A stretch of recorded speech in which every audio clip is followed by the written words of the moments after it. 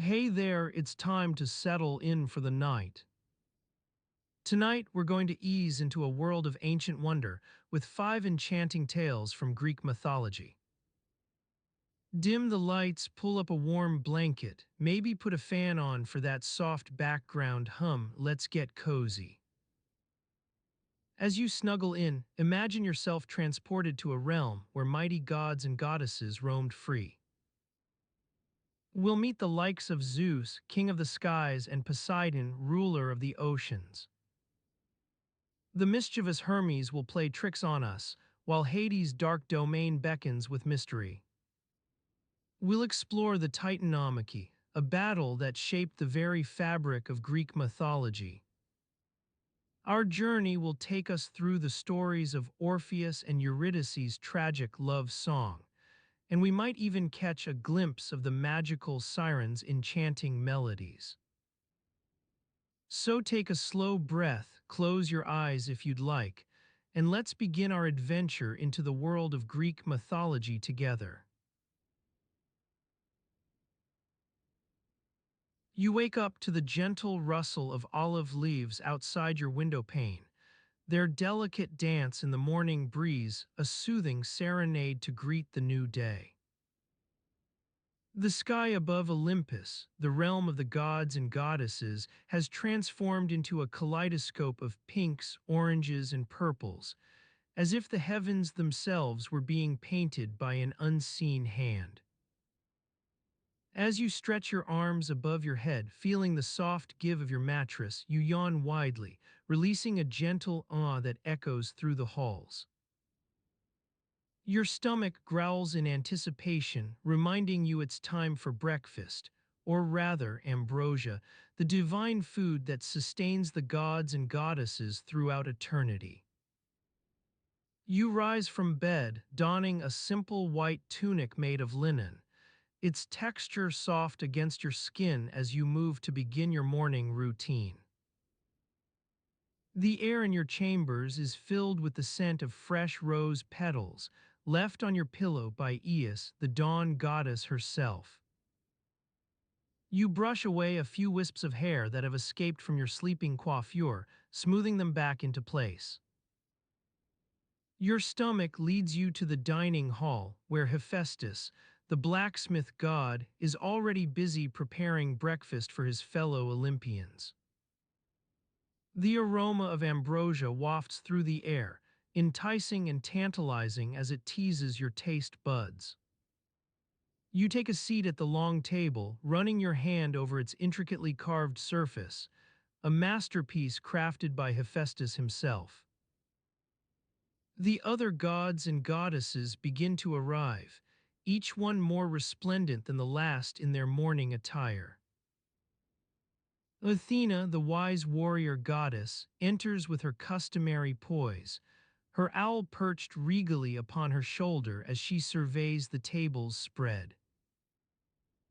Meanwhile, Dionysus, the god of wine and revelry, bursts into the hall, laughing boisterously as he flails his arms about like a bird taking flight.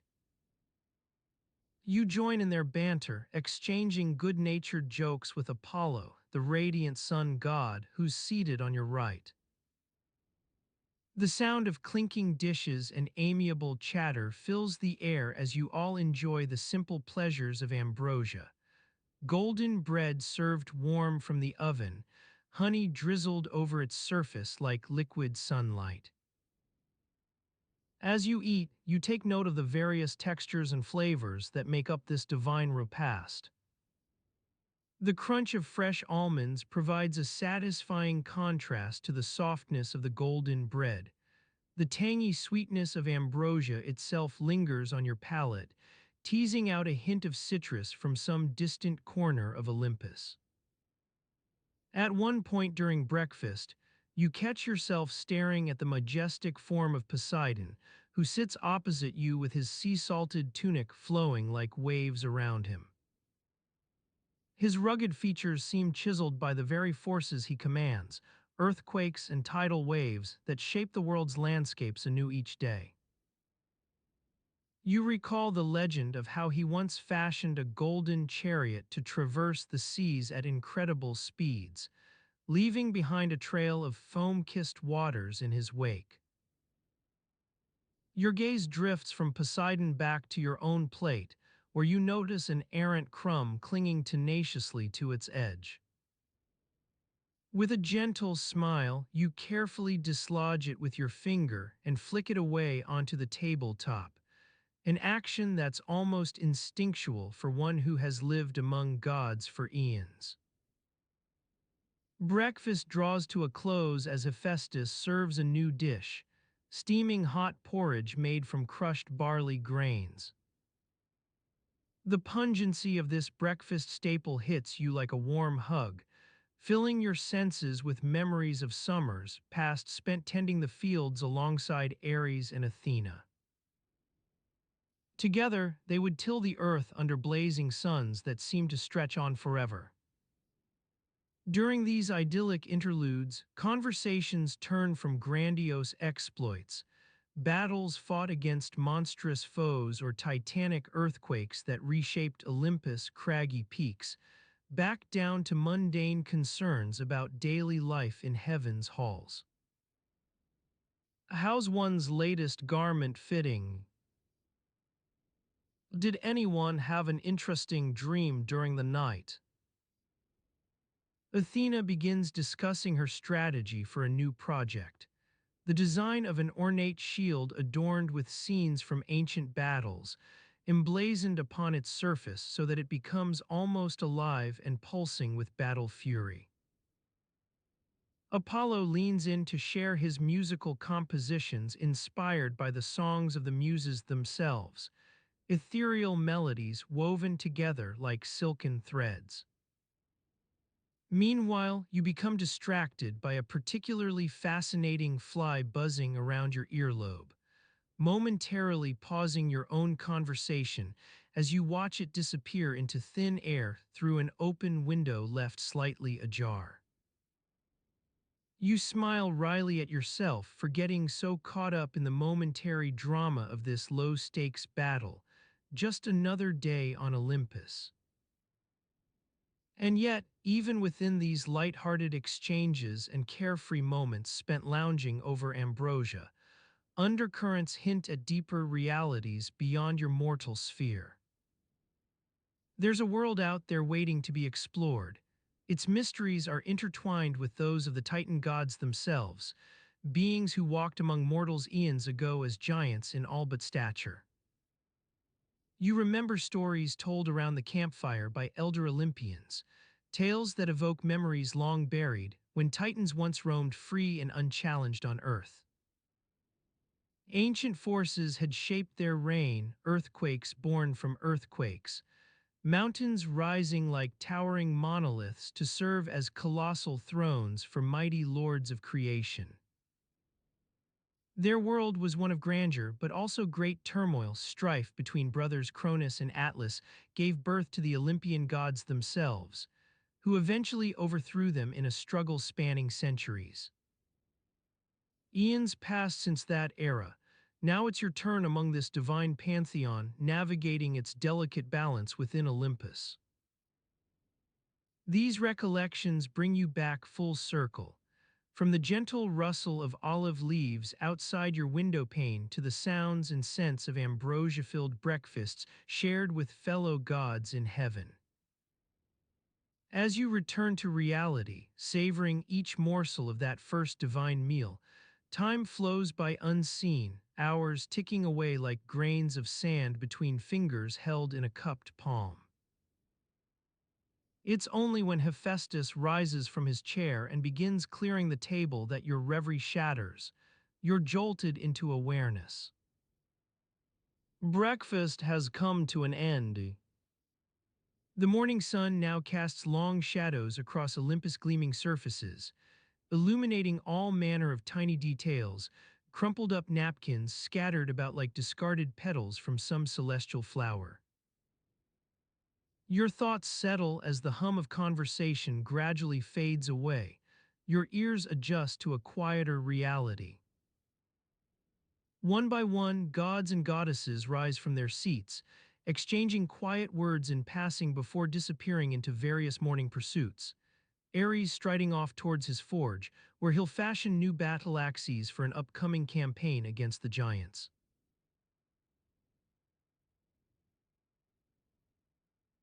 As Ares disappears into his forge, a faint clang of metal on stone echoes through the halls of Olympus, mingling with the soft murmur of conversation and the gentle rustle of togas being adjusted for the day ahead. The air is alive with the scent of fresh bread wafting from the kitchens, where Hephaestus's assistants are busy preparing the morning offerings to Zeus. You find yourself standing at the edge of a grand courtyard, surrounded by towering marble pillars that seem to stretch up to the sky like sentinels guarding the gates of paradise. The sun casts long shadows across the stone floor, illuminating the intricate patterns of gods and goddesses in various states of repose or activity. To your left, Athena is engaged in a heated discussion with Poseidon about something, perhaps the optimal allocation of marine resources. Or maybe it's simply their long-standing debate over whose turn it was to use the sacred bathtub last week. As you take in the scene before you, your gaze falls upon a small group gathered near the central fountain. They seem to be deliberating on some pressing issue, their faces creased with concern and their hands gesturing emphatically as they speak. You notice that Aphrodite has somehow managed to snag a spot at the center of this discussion, her golden hair shining like a beacon in the morning light. As you observe this assembly, you can't help but wonder what exactly is transpiring here. Is it perhaps another iteration of their ongoing debate about who gets to reserve the best seats for the upcoming harvest festival? Or maybe they're simply trying to decide on the most suitable color scheme for Aphrodite's new chariot, a pressing concern that seems to have taken precedence over, say, saving humanity from certain doom.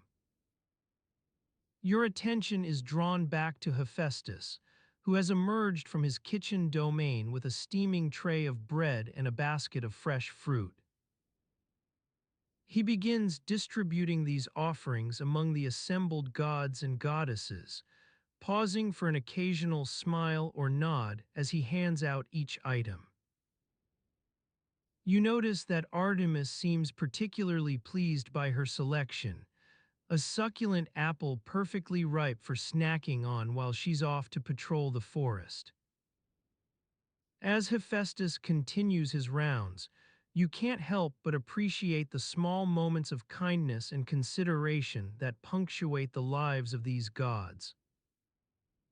It's almost as if they're trying to maintain some semblance of normalcy amidst their otherwise divine routines, like humans might strive for a spot of tea on a busy morning. As Hephaestus disappears into the kitchen once more, you take in your surroundings anew. The sounds and scents have shifted slightly.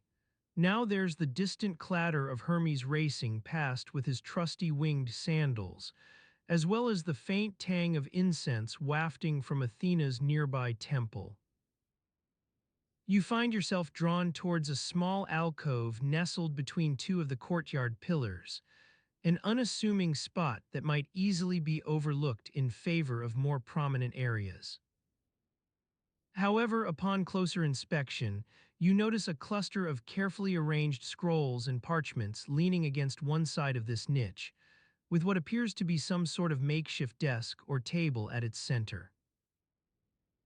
As you lean in for a better look, you realize that Demeter, goddess of agriculture and patron deity of the household, is seated here, surrounded by stacks of papers and quills. Her brow furrows in concentration as she ponders over an intricately drawn diagram on one scroll, occasionally pausing to consult another document or jot down some hastily scribbled notes. You find yourself intrigued by Demeter's task. Whatever project has brought her to this quiet corner seems fraught with complexity. Perhaps it involves reorganizing the distribution of grain shipments. Or maybe she's simply trying to devise a schedule for allocating public toilets in Olympus. Yes, you catch your breath at that precise moment as Demeter scribbles down something in hasty pencil marks on one parchment. Public toilets in Olympus. This is what passes for excitement among the gods. It seems not battles fought or prophecies fulfilled, but rather a mundane scheduling conundrum that threatens to upend their entire day. You can almost hear Demeter's inner monologue, but if we allocate those toilets near the east fountain, won't that create congestion around the morning prayers? Not to mention disrupting the sacred ablutions of Poseidon. Your gaze drifts towards nearby Athena, still engaged in her earlier conversation with Poseidon, their animated discussion now centered on the finer points of toilet placement. It appears they're about to arrive at a consensus. Poseidon proposes shifting the toilets by precisely 37.3 degrees eastward from their current position. Athena counters that this will inevitably lead to water damage, necessitating costly repairs and potential disruptions during upcoming festivals. Meanwhile, as you continue to observe Demeter's handiwork, her brow furrows in growing concern over some aspect of toilet placement. Perhaps it involves a delicate balance between divine convenience and the logistics of celestial architecture. Her eyes narrow slightly as she consults another parchment, fingers steepled together in contemplation. As the morning wears on, you grow accustomed to this scene unfolding before you. You find yourself drawn into Demeter's world, imagining her waking moments, perhaps an early stroll through Olympus gardens, admiring the carefully tended flowers and herbs, followed by a quick breakfast with Hephaestus or Poseidon over shared stories of their latest projects. You become lost in these small pleasures as they seep into your consciousness like morning dew on marble pillars. Whispers among friends about whose turn it is to clean the sacred fountain, murmurs about which Olympian deity will be responsible for hosting this week's reception, an event that promises to bring together a dizzying array of guests from across the cosmos. Oh, and Demeter. She remains resolute in her pursuit of toilet scheduling perfection, calculating distances between pillars and plotting optimal routes through Olympus' narrow alleys. Her brow furrows ever deeper as she grapples with the very real conundrum that is scheduling public toilets on Mount Olympus. How does this chapter unfold next? You are walking through the bustling streets of ancient Olympus, surrounded by the gentle chatter and clinking of pottery from the nearby market stalls. The sun was high overhead, casting a warm glow over the terracotta rooftops as you made your way to the grand temple dedicated to Athena, goddess of wisdom. Your stomach growled with anticipation, having skipped breakfast in favor of an early morning prayer session. As you approached the temple gates, the sweet scent of fresh olives and honey wafted out from within, mingling with the earthy smell of sacred stones. You had been tasked by your mother to bring a special offering, a batch of handmade soap infused with the essence of lavender, said to have calming properties on even the most troubled of minds. Upon entering the temple, you were greeted by the stern but kind-eyed priestess who oversaw Athena's daily rituals. She nodded in approval as you presented her with the soaps, which she promptly unwrapped and examined with a discerning eye. Ah, my child, she said, these look almost worthy of the gods themselves. You beamed proudly at this praise. As you stood there chatting with the priestess, your attention was drawn to the nearby altar where several members of Athena's sacred sisterhood were gathered around a large wooden tub filled with steaming water. They were busy preparing for the daily ablution ritual, an essential practice that allowed them to wash away not only their physical impurities, but also the accumulated energies from the previous day. You watched in fascination as they carefully poured various herbs and oils into the bubbling waters, releasing fragrances of lemon verbena and rose petals. The air was filled with a heady aroma, transporting you momentarily back to your own home's herb garden, where your mother lovingly tended her prized chamomile plants. One of Athena's priestesses caught sight of you observing from afar. She beckoned for you to join them, offering an inviting smile as she handed you a small wooden cup filled with warm water and herbs. Come, she said gently, help us purify the sacred temple and perhaps yourself in the process. You accepted her offer, carefully pouring some of the fragrant liquid over your hands while trying not to spill it on the intricately carved stones beneath. As you worked alongside them, scrubbing off stubborn stains and rinsing away lingering fatigue, a soothing melody began to build within your mind, a soft hum that harmonized with the lapping water's gentle song. As they washed their faces, necks, and hands in turn, each sister offered an individual prayer or whispered promise of devotion. Their voices blended like whispers on the wind, an unassuming yet sacred litany woven into the fabric of everyday temple life. You noticed that even when speaking softly to one another, these women somehow managed to convey a sense of reverence without ever raising their voices. Their ritual came full circle as they dried each other with tender care and offered kind words in lieu of praise or criticism. The air was filled not only with the scent of cleanliness, but also an intangible atmosphere that spoke volumes about Athena's own values: compassion, selflessness, and harmony between body, mind, and spirit. After assisting them for a while longer, you took your leave to visit the nearby olive groves, a haven where Athena often roamed beneath her sacred trees. As you wandered through rows of stately trunks, leaves rustling softly above, an occasional breeze carried faint whispers on its breath, snippets from conversations long past or wisps of ancient prophecies. In this tranquil atmosphere, your thoughts drifted to the task that had brought you here in the first place, a practical consideration now taking precedence over any lingering fatigue.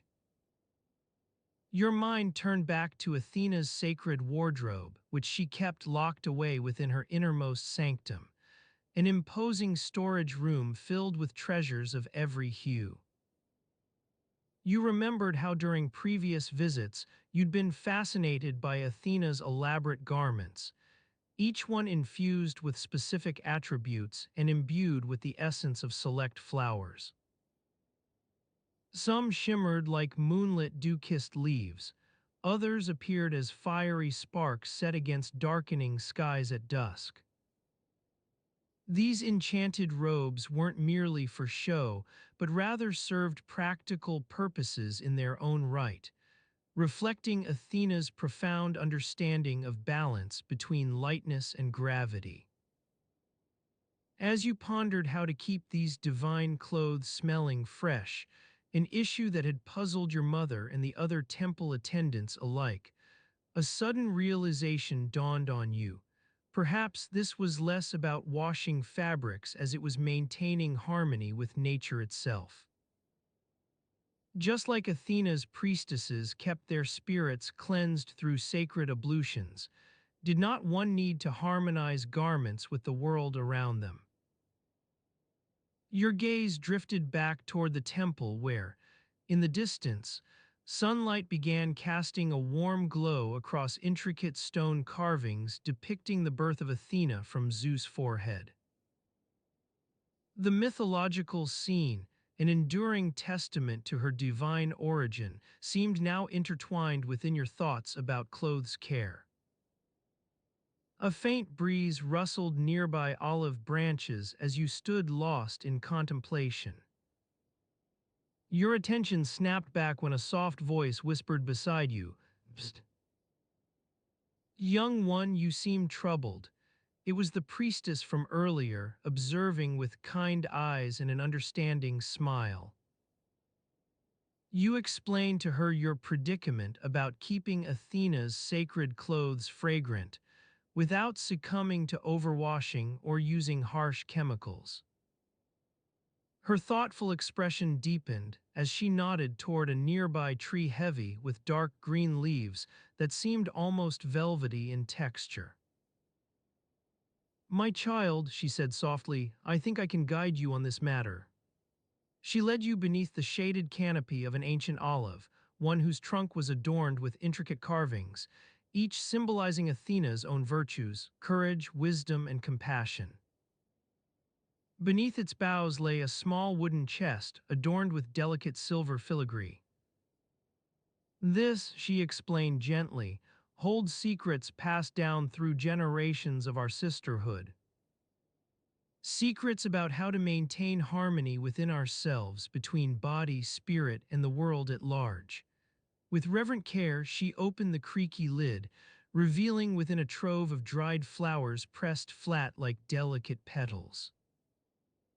Among these treasures lay lavender buds from the region around Argus, rose petals imbued with sunlight during dawn's golden hour, chamomile blooms infused with moonlight, and whispers of ancient wisdom. Each flower had been carefully collected at specific times to capture its essence, a knowledge passed down through generations, an art form now almost lost in modern times. "These," she said softly, "hold the key to maintaining balance within your own world just as Athena's sacred garments do." She pointed out how each dried petal was meant not merely for washing clothes, but rather for awakening awareness of one's connection with nature. This subtle distinction marked a turning point, an acknowledgement that true freshness didn't come from overpowering scents or aggressive detergents, but instead through understanding the deeper harmony that existed between all living things. A gentle breeze rustled nearby olive branches as you pondered this new perspective on clothes care, one woven with threads of compassion, balance, and harmonization. As you stood amidst the olive grove, lost in thought about the intricacies of textile care and its connections to the divine realm, the warm sunlight began to peek over the horizon. The gentle breeze carried with it a faint hint of wild thyme and rosemary, a fragrance that seemed almost otherworldly yet somehow familiar, much like the gods themselves. You took a deep breath, feeling the morning dew on your skin, and gazed out at the landscape unfolding before you. In the distance, the majestic silhouette of Mount Olympus began to emerge from the misty veil that shrouded its peaks during dawn hours. The golden light danced across its snow-capped summits, casting long shadows across the valleys below. Your stomach growled in anticipation as you thought about the day's offerings, a simple breakfast spread on the family's modest hearthside table, olives, fresh bread, and perhaps some leftovers from last night's meal. The memory of your mother's cooking wafted through the air, mingling with the scent of roasting embers and wood smoke. As you made your way back to the village, the sound of bleating sheep echoed through the valley, accompanied by the occasional lowing of a cow in the nearby fields. You navigated the narrow pathways winding between the stone-built homes, their terracotta roofs glowing warmly as they absorbed the morning sunbeams. Your sandals made soft, crunching sounds on the dusty trail. You wore them because your feet were still damp from washing with cold water before dawn. The memory of that refreshing ritual lingered in your mind. A sense of calm washed over you, carried by the cool water's promise to cleanse and revitalize for another day. You walked past the public fountain, where villagers would gather later to share stories and gossip while drawing their daily supplies from its stone basin. For now, it stood quiet, with only a few wisps of steam rising like ethereal whispers into the morning air. A group of children were already at play nearby. They chased each other in circles around the ancient olive tree, laughing as they tried to reach its lowest branch. As you approached your home, the aroma of cooking wafted through the doorway, a mixture of rosemary and garlic infusing the scent of slow-cooked meat. Your stomach growled louder now. It seemed like an eternity since last night's meal had been devoured. You slipped off your sandals at the entrance, leaving them to rest beside the clay pitcher filled with yesterday's water. The morning light spilled through the doorway in warm pools and shadows as you entered the kitchen. The fire crackled softly on its hearthstone bed, embers still glowed from last night's cooking efforts. Your mother stood by the central table, a simple wooden board where breakfast would soon be laid out. She was arranging a few choice olives around a wedge of fresh bread. Kukla mu, she said gently as you approached, using an affectionate term that meant my little sweetheart in your native tongue. I made some extra flatbread for you to take on the road today. She handed you a warm loaf wrapped in a linen cloth. Its scent enveloped you like a gentle hug. You smiled and gave her a quick peck on the cheek, inhaling deeply as you did so. It was always this simple gesture that filled your senses with love. Evharisto, you replied softly, thanking her for the care and thoughtfulness shown in every detail of daily life, be it bread or words. As you prepared to leave, the sounds outside began to shift toward morning's full bloom. Birdsong swelled into a joyful cacophony. Merchants were calling out their daily wares from nearby market stalls. You took one last glance at your mother before heading back outdoors. She was watching over her children and weaving a simple thread of calm amidst the day's chaotic tapestry. With the flatbread wrapped safely in its cloth, you set off toward Mount Olympus once more. This time, though, it wasn't to offer sacrifices or seek guidance. Today, you were bound for a very different purpose, navigating the crowded roads leading up to the mountain where your father served as a humble but esteemed official. The thought of facing the throngs made you feel like an ant compared to the towering giants of human endeavor. Officials and merchants vying for space on these narrow paths that wound their way toward Olympus gates. But with each step forward, something within you shifted. It became apparent that life was less about grand gestures or divine interventions than small acts of kindness, a pinch of patience when faced with the mundane, and an appreciation for the beauty hidden in every passing detail. As the road began its ascent into the mountain's foothills, you noticed more travelers joining your path. Some wore their finest linens, adorned with intricate brocade patterns, a testament to their status as merchants or traders seeking audience with Olympus' esteemed rulers. Others walked alone, lost in thought. Perhaps they were petitioners or pilgrims bearing messages for the gods. The air thickened with tension and anticipation among these travelers. Everyone carried their personal burdens, each hoping to secure an audience with one of the Titan gods or goddesses who resided within Mount Olympus' hallowed halls. You navigated through this sea of hopeful faces, some displaying confidence, others radiating desperation. Yet all shared a common goal, seeking favor from those who govern both realms, mortal and divine.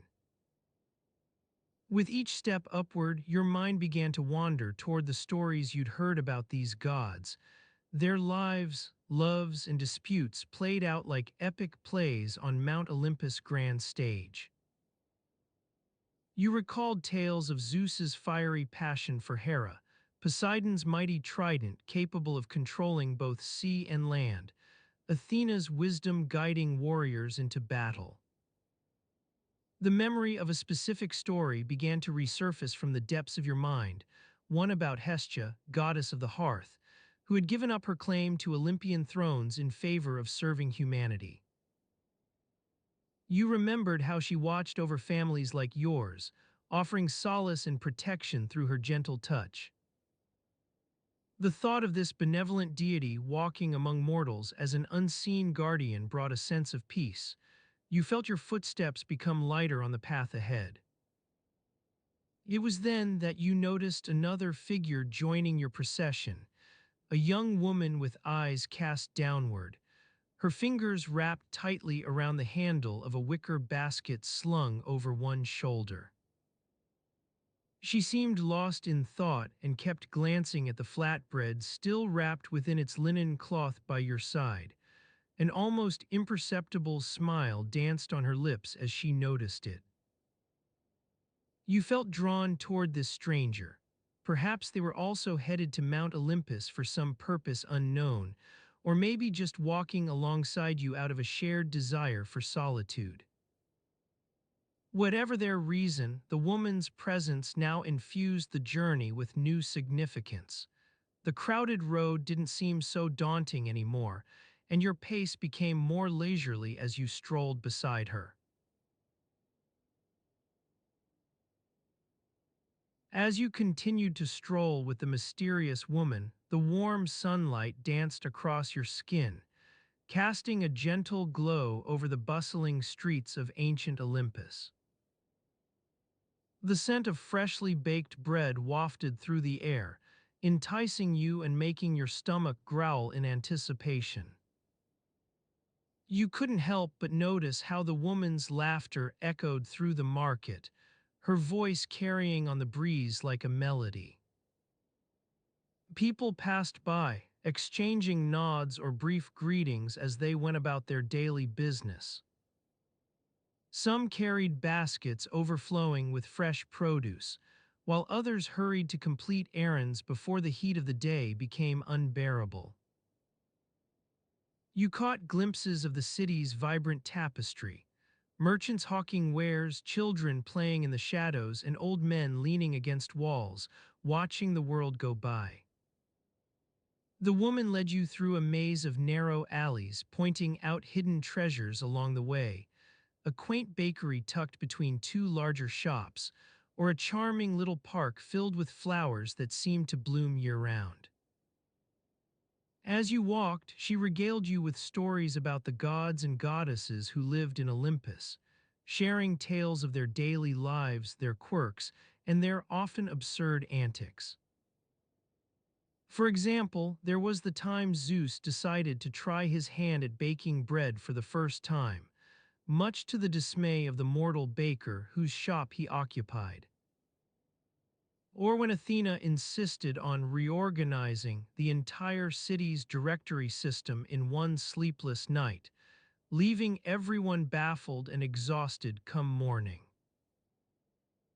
You chuckled at these stories, feeling a sense of camaraderie with this mysterious woman who seemed to possess an intimate knowledge of Olympus's inner workings. Your footsteps slowed as you entered a quieter section of town, where the buildings grew taller and the streets narrower. You passed beneath a grand archway, adorned with intricate carvings depicting various scenes from mythology. Here, amidst the tranquil atmosphere, was the lunch break for gods and goddesses, an odd term that the woman had mentioned earlier in passing. It seemed that even the deities of Olympus needed time to rest their feet and recharge before tackling another busy day.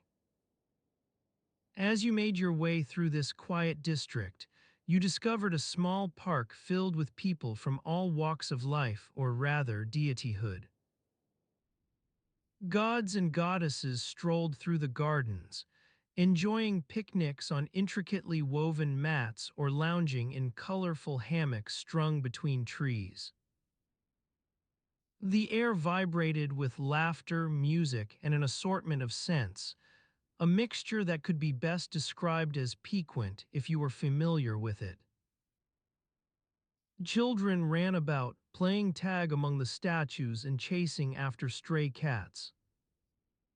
Others engaged in games like Spot the Mythological Reference, which seemed to involve pointing at various carvings on nearby buildings.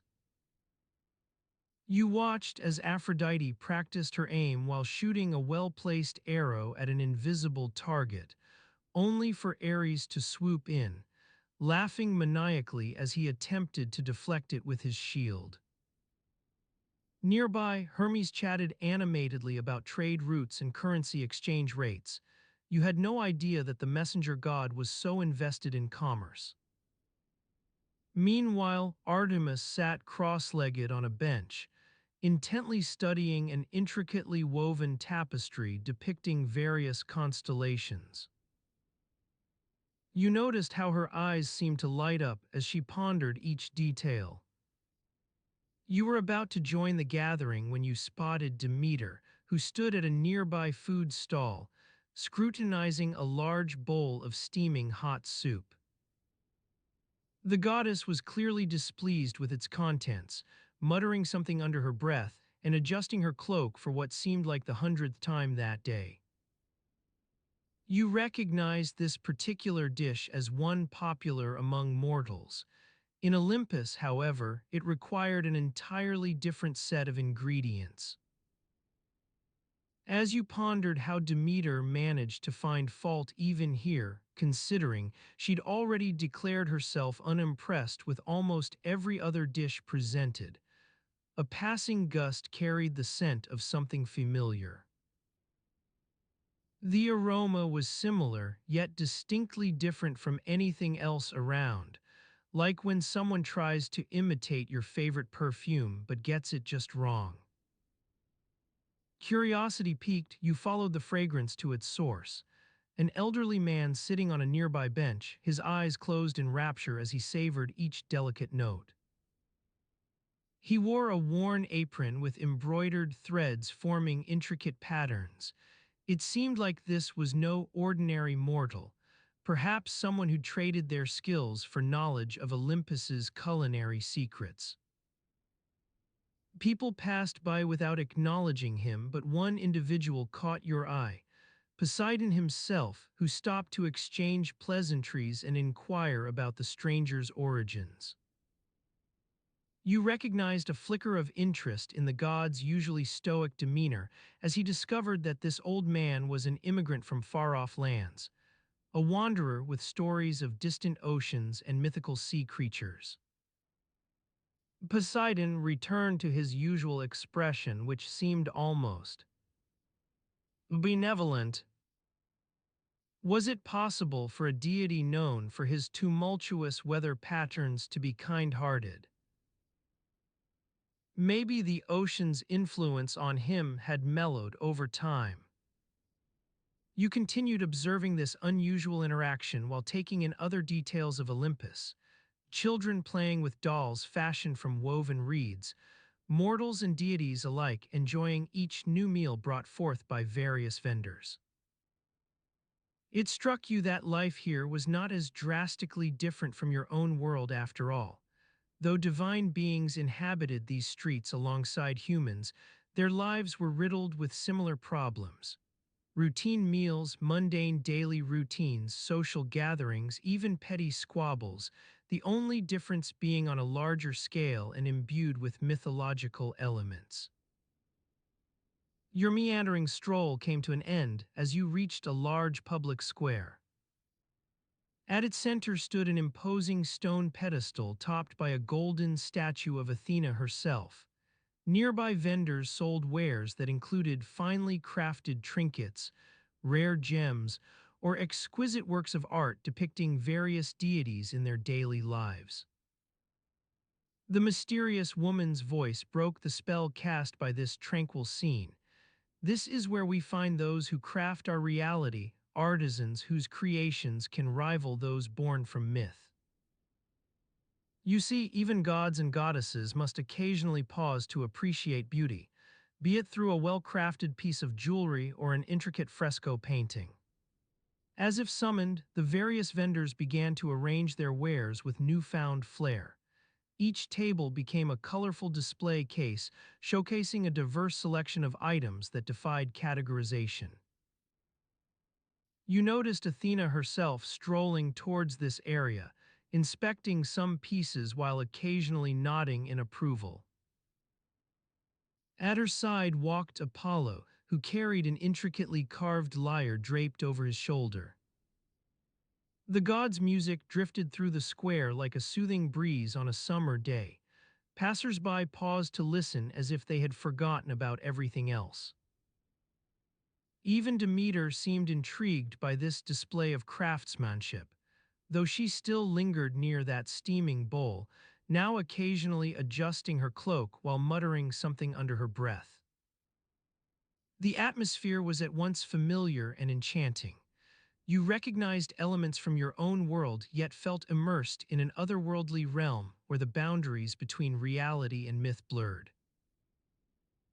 You had entered a place where daily life unfolded alongside legendary tales, stories that spoke to the universal struggles we all face, albeit with divine interventions. And so, as you stood amidst this vibrant tapestry of people, objects, scents, sounds, and colors, it became clear why Athena's presence at your side was crucial. She embodied a fusion of both worlds, guiding mortal footsteps through mythological landscapes while illustrating that even the gods shared an interest in everyday pursuits. As you continued your stroll through the agora, Athena's presence remained a constant companion to your everyday thoughts and actions. She navigated alongside you with an air of nonchalance, her piercing gaze occasionally darting towards the surrounding stalls, as if monitoring the intricate web of human commerce unfolding around you. Your feet carried on their own rhythm, guided by the sun-baked cobblestones beneath them. The dust kicked up by each step mingled with the scent of fresh bread wafting from a nearby bakery, a tantalizing aroma that teased your senses and stirred an unspoken craving within. You couldn't help but pause in front of this particular stall, drawn to the promise of warm, fluffy loaves straight from the oven. Athena's attention wavered for a moment as she watched you succumb to the allure of fresh bread. She leaned forward slightly, her eyes sparkling with an amused glint, a subtle nod acknowledging your mortal weakness for simple pleasures. You smiled quietly to yourself, recognizing this unspoken understanding between you and Athena, that even in the realm of mythological gods, there existed moments where even their refined sensibilities could appreciate the allure of something as mundane as fresh bread. As you waited patiently in line, a sense of tranquility settled over you, one that had nothing to do with the impending arrival of your loaf. It was an awareness born from Athena's steady presence at your side. She embodied this quiet confidence that even amidst the frenzied chaos of mortal life, there existed moments where everything could be put into perspective. As a customer ahead of you reached for their turn to purchase bread, they absent-mindedly knocked over a basket filled with various types of olives. The clatter sent shivers through your fingers as they gripped the worn wooden handle of your shopping bag, an involuntary reaction that would have gone unnoticed were Athena not beside you. With her quick thinking and agility, she deftly intervened on behalf of the hapless customer by swiftly grabbing a handful of nearby olives and replacing them in their basket. The vendor's apologetic smile only momentarily interrupted his focused attention to rearranging his goods. Your eyes exchanged an unspoken understanding with Athena as you realized this small act wasn't merely about salvaging groceries, but rather maintaining the delicate balance between commerce, chaos, and everyday life. Athena moved on from this brief interlude without a word, her focus shifting once more towards guiding you through the agora. The soundscape surrounding you, merchants hawking their wares, children playing tag in the shade of nearby awnings, continued to swirl around your senses like an ever-changing dance. Meanwhile, Athena's calmness seeped into your being, nudging aside any lingering tension as she subtly redirected your gaze towards a small stall tucked away between two larger market stalls. Here stood an elderly vendor with sun-lined skin and eyes that crinkled at the corners when he smiled, his face etched with countless lines of experience. His wares were neatly arranged before him, showcasing rows upon rows of sandals in various stages of repair or awaiting sale. Athena's interest seemed piqued by this unassuming presence amidst the bustling marketplace. Her eyes sparkled as if anticipating some hidden significance within the vendor's tranquil demeanor. You trailed behind Athena, sensing an unfamiliar curiosity building inside you, a desire to understand why she would draw your attention towards this simple stall selling sandals. Upon closer inspection, it became clear that these weren't just any ordinary shoes, but intricately crafted masterpieces of Greek craftsmanship. Intricate patterns were woven into the leather straps, depicting various sea creatures in vibrant colors. Delicate perforations adorned with tiny beads shimmered like miniature constellations under the afternoon sun. Athena watched as you carefully examined each pair on display, her voice barely above a whisper. In ancient Greece, sandals played an essential role, both practical and symbolic. A person's footwear revealed their social standing, occupation, or even spiritual inclinations. Her eyes wandered towards the vendor, whose fingers deftly weaved new straps onto worn-out soles. As you continued to browse through this array of handcrafted shoes, Athena delicately guided your thoughts toward an essential aspect of life in ancient Greece: the value placed on resourcefulness and adaptability. Sandals were more than just a piece of footwear. They represented resilience, as evident from the vendor's tireless repair work or the intricacies woven into each pair. Your eyes began to explore every detail, taking note not only of the sandals' craftsmanship, but also their practical applications within everyday life. How worn-out straps could be repaired by resourceful hands, and the importance placed on reusing materials. You sensed a deeper significance hidden beneath Athena's words, one that spoke about living in harmony with your environment. As you stood amidst this collection of sandals, it became apparent why Athena had led you toward this unassuming stall. This was an opportunity not only to appreciate Greek craftsmanship, but also understand the intricacies woven within everyday life, where practicality met artistic expression and resourcefulness created value. Athena's eyes locked onto yours as she spoke in a hushed tone. "You should always carry a spare pair of sandals." The words carried weight beyond their literal meaning, hinting at Athena's larger point about adaptability. In this quiet moment amidst the bustling agora, you grasped why carrying an extra pair was more than just preparation for unexpected rain or mud. It represented the essence of resilience. Athena smiled softly as she watched your understanding grow, her eyes never leaving yours even as they seemed to dance with a knowing glint.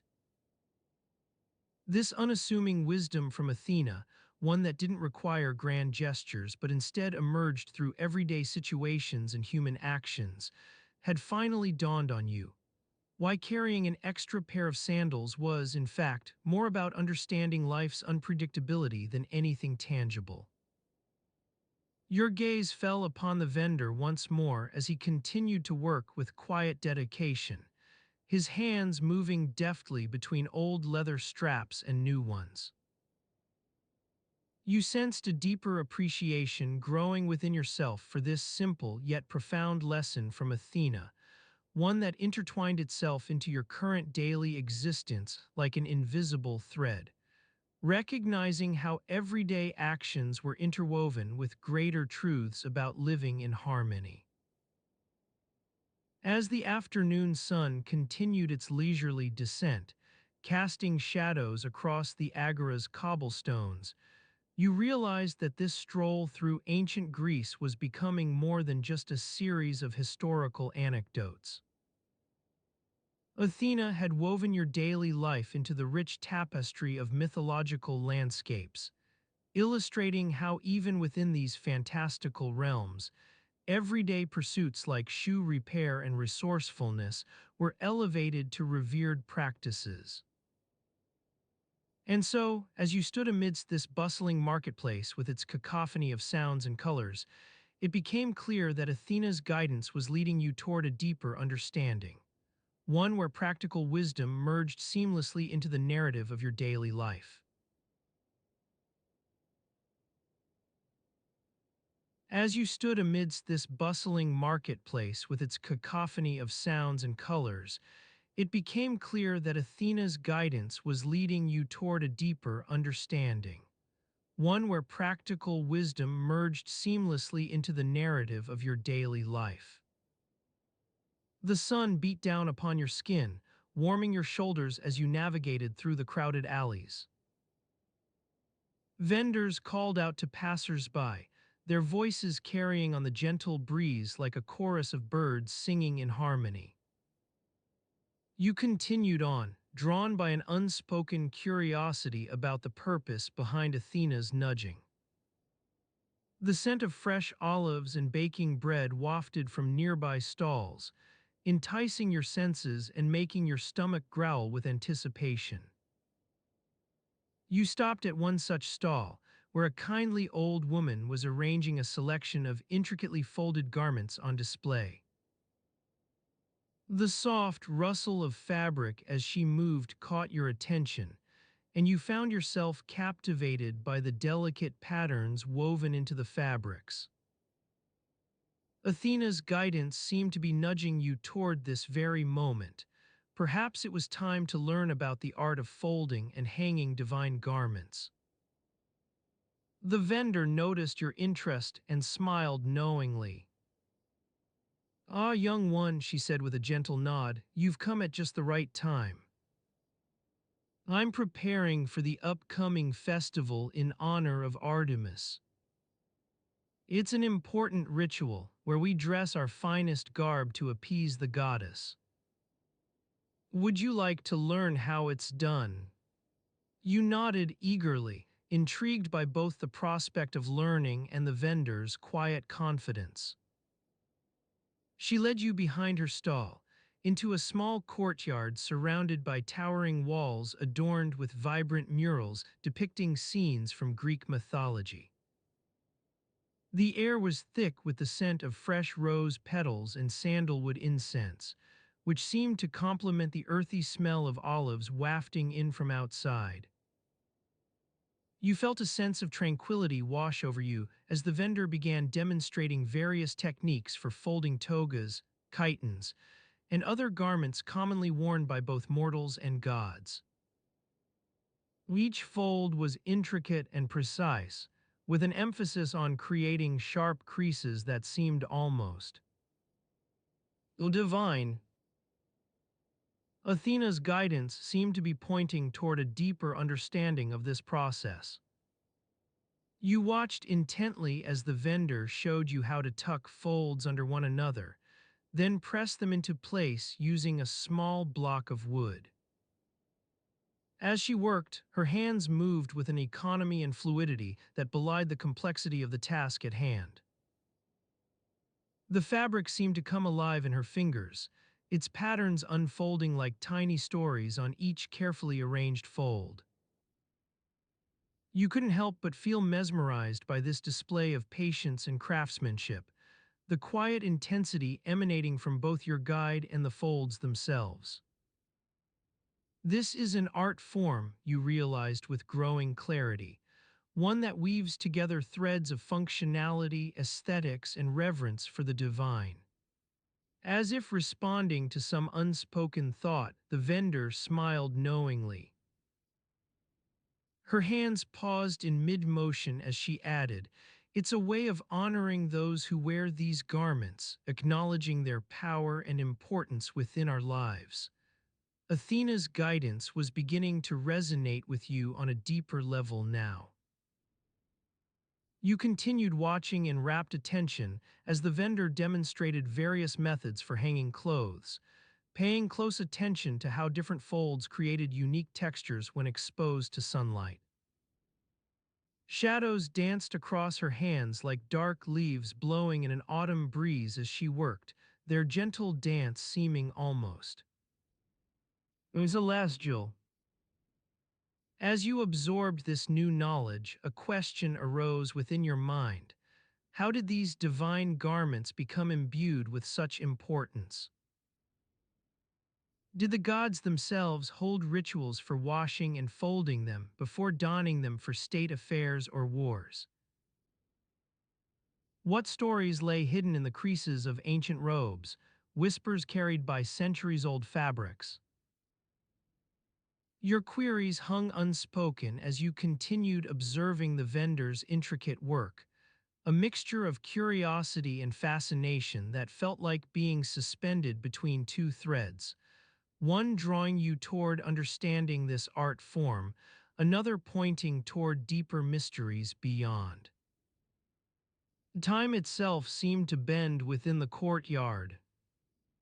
Hours passed in an instant, though your focus remained intensely focused on these minute details.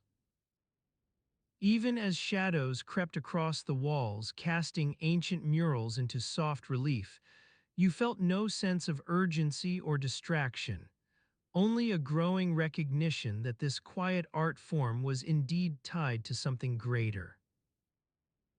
The vendor finished demonstrating her techniques, pausing for a moment as she looked at you with an air of gentle expectation. You realized then that Athena's guidance had led you toward understanding not just the practical aspects, but also their deeper significance within the world of gods and mortals alike. As you stood there amidst this tranquil courtyard filled with the scent of rose petals, your mind began weaving together threads from mythology and everyday life, each strand connecting to form a tapestry that would soon become apparent. This fusion felt like both discovery and revelation, as if Athena herself was leading you toward hidden truths waiting to be uncovered. With the gentle breeze carrying whispers through nearby olive groves, the sounds of distant markets receding into calmness, it became clear that your journey had merely begun, one where practical wisdom merged with mythological narratives.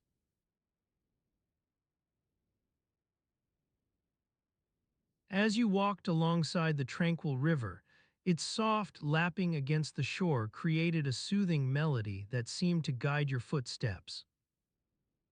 The warm sun cast dappled shadows on the stone path ahead, making it appear as if nature itself was weaving an intricate tapestry of light and shade. You breathed in deeply, taking in the scent of damp earth and greenery, feeling invigorated by the crisp morning air. As you strolled through this serene landscape, your thoughts wandered to the realm of the gods, specifically, to the inner workings of Mount Olympus' daily scheduling committee. It was a group responsible for allocating time among the pantheon's busy deities, ensuring their various pursuits and projects remained on schedule. You had always been fascinated by the intricacies of divine time management. You found yourself standing before the gleaming bronze gates of the committee's chambers, adorned with intricate carvings depicting scenes from mythology. The sound of gentle chimes echoed through the air as you pushed open the gate, entering a spacious room filled with an assortment of divinely appointed officials. There was Kronos, the timekeeper, busily scribbling on scrolls with his stylus, Helios' daughter Eos sorting through a pile of gemstones and polished metals, and Poseidon's son Triton carefully scheduling aquatic events. As you watched this scene unfold, it became clear that even gods require some semblance of organization. You observed the committee members engaged in lively discussions about how to allocate time for upcoming festivals, sacrifices, and other divine appointments. Kronos would occasionally glance up from his scrolls, raise an eyebrow at a suggestion, and then offer words of wisdom on the importance of prioritizing tasks. You noticed that even amidst this meeting, tiny distractions occurred, like when one committee member accidentally knocked over a jar of ambrosia, releasing its sweet aroma into the air. The room filled with the heavenly scent as they quickly gathered it up before anyone got too distracted by the tantalizing fragrance. It was small moments like these that revealed the everyday nature of even divine existence. At this particular gathering, Poseidon had raised concerns about a recent scheduling conflict, his planned fishing expedition coinciding with Athena's martial training session in nearby woods. Kronos listened attentively to both sides before proposing an adjustment, shifting the timing of the fishing trip and allowing Athena to reschedule her session for another day. As you continued observing this meeting, it struck you that these gods, despite their grandeur, still had everyday problems much like humans do. They argued over trivial things: who ate the last batch of ambrosia, or why was Hephaestus late again with his latest project. Even in a realm where time itself was woven into being by Kronos' careful hands, there existed an underlying sense that some divine beings were more organized than others. You took note of the way the committee interacted, friendly teasing between friends like Artemis and Apollo, along with moments of deep consideration when faced with particularly knotty scheduling issues. Their conversations flowed as smoothly as a river on a summer's day, effortless and meandering, yet always tending towards resolution. It was clear that managing time in this divine realm involved not just planning, but also an acute awareness of each deity's priorities, interests, and even their quirks. You observed how Aphrodite would often sneak off to attend unscheduled meetings with her favorite gods, resulting in minor adjustments being made on the fly, usually leaving everyone else a bit bewildered by these sudden changes. Your attention turned toward Eos as she sorted through the pile of gemstones. She was meticulously categorizing each item based on its color and luster. Her brow furrowed in concentration as she carefully placed an emerald next to a sapphire, creating miniature piles that reflected her inner orderliness. As you watched her work, it occurred to you that even gods need their own systems for organizing the intricate details of daily life, much like humans rely on routines and habits. As this meeting drew to its close, the committee began discussing upcoming projects: Zeus' plans for a grand harvest festival, Ares' training sessions with his new squad of divine warriors, and Hestia's ambitious goal to cook an entire meal using only ambrosial ingredients. Kronos pulled out a scroll, carefully marking dates on it while nodding along in approval. You sensed the collective sigh that seemed to emanate from the room as everyone realized they still had so much work ahead of them, no matter how divine their endeavors may be. Poseidon leaned forward and said, "As always, I suppose we'll have to adjust our schedules when Hera decides to pay us an unexpected visit." A ripple of laughter ran through the committee before Helios' daughter added her voice. "Remember last week, when she insisted on attending Athena's martial session mid-lesson?" The gods shared a knowing smile among themselves, for in this realm, even divine scheduling was subject to adjustments based on the whims and fancies of their esteemed colleagues. It struck you that perhaps it wasn't so different from mortal existence after all. Unexpected interruptions were just part of life. You continued observing as Kronos stood up, signaling the end of the meeting. "Let us now focus our attention toward creating an updated calendar for Mount Olympus grand events," he declared, his voice commanding without being overly formal. The committee members nodded in agreement and began dispersing to their respective duties, some lingering behind to finalize a few last-minute arrangements. With each deity returning to their tasks, the room gradually emptied of its divine occupants. You found yourself standing alone near Ea's sorting station. Her emeralds glimmered softly on one pile while her sapphires shone brightly beside them, awaiting her return to finish categorizing and organizing with equal care. In this serene, golden light-drenched space, something clicked within you. Perhaps the secret of effective time management lay not in grand plans or elaborate systems, but rather in the everyday details. The way gods like Ea sorted gemstones, Poseidon adjusted fishing trips, Kronos coordinated divine appointments, each small task and conversation was a reminder that even the mighty can be overwhelmed by life's intricate tapestry. And so, as you stood there amidst this tranquil room filled with divinely ordered routines, it seemed almost natural to blend in.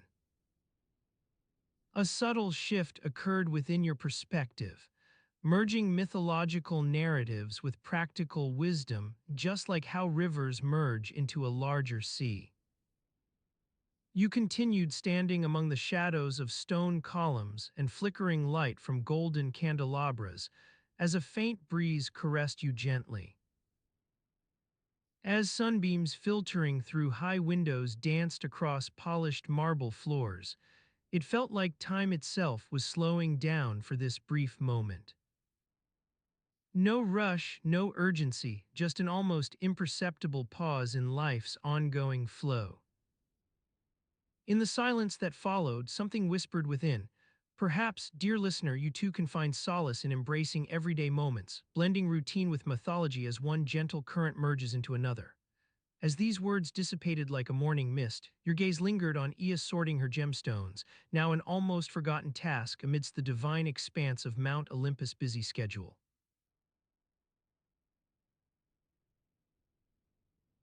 As your gaze lingered on Ea sorting her gemstones, you found yourself pondering the curious case of breakfast cereals inspired by ambrosia fruits.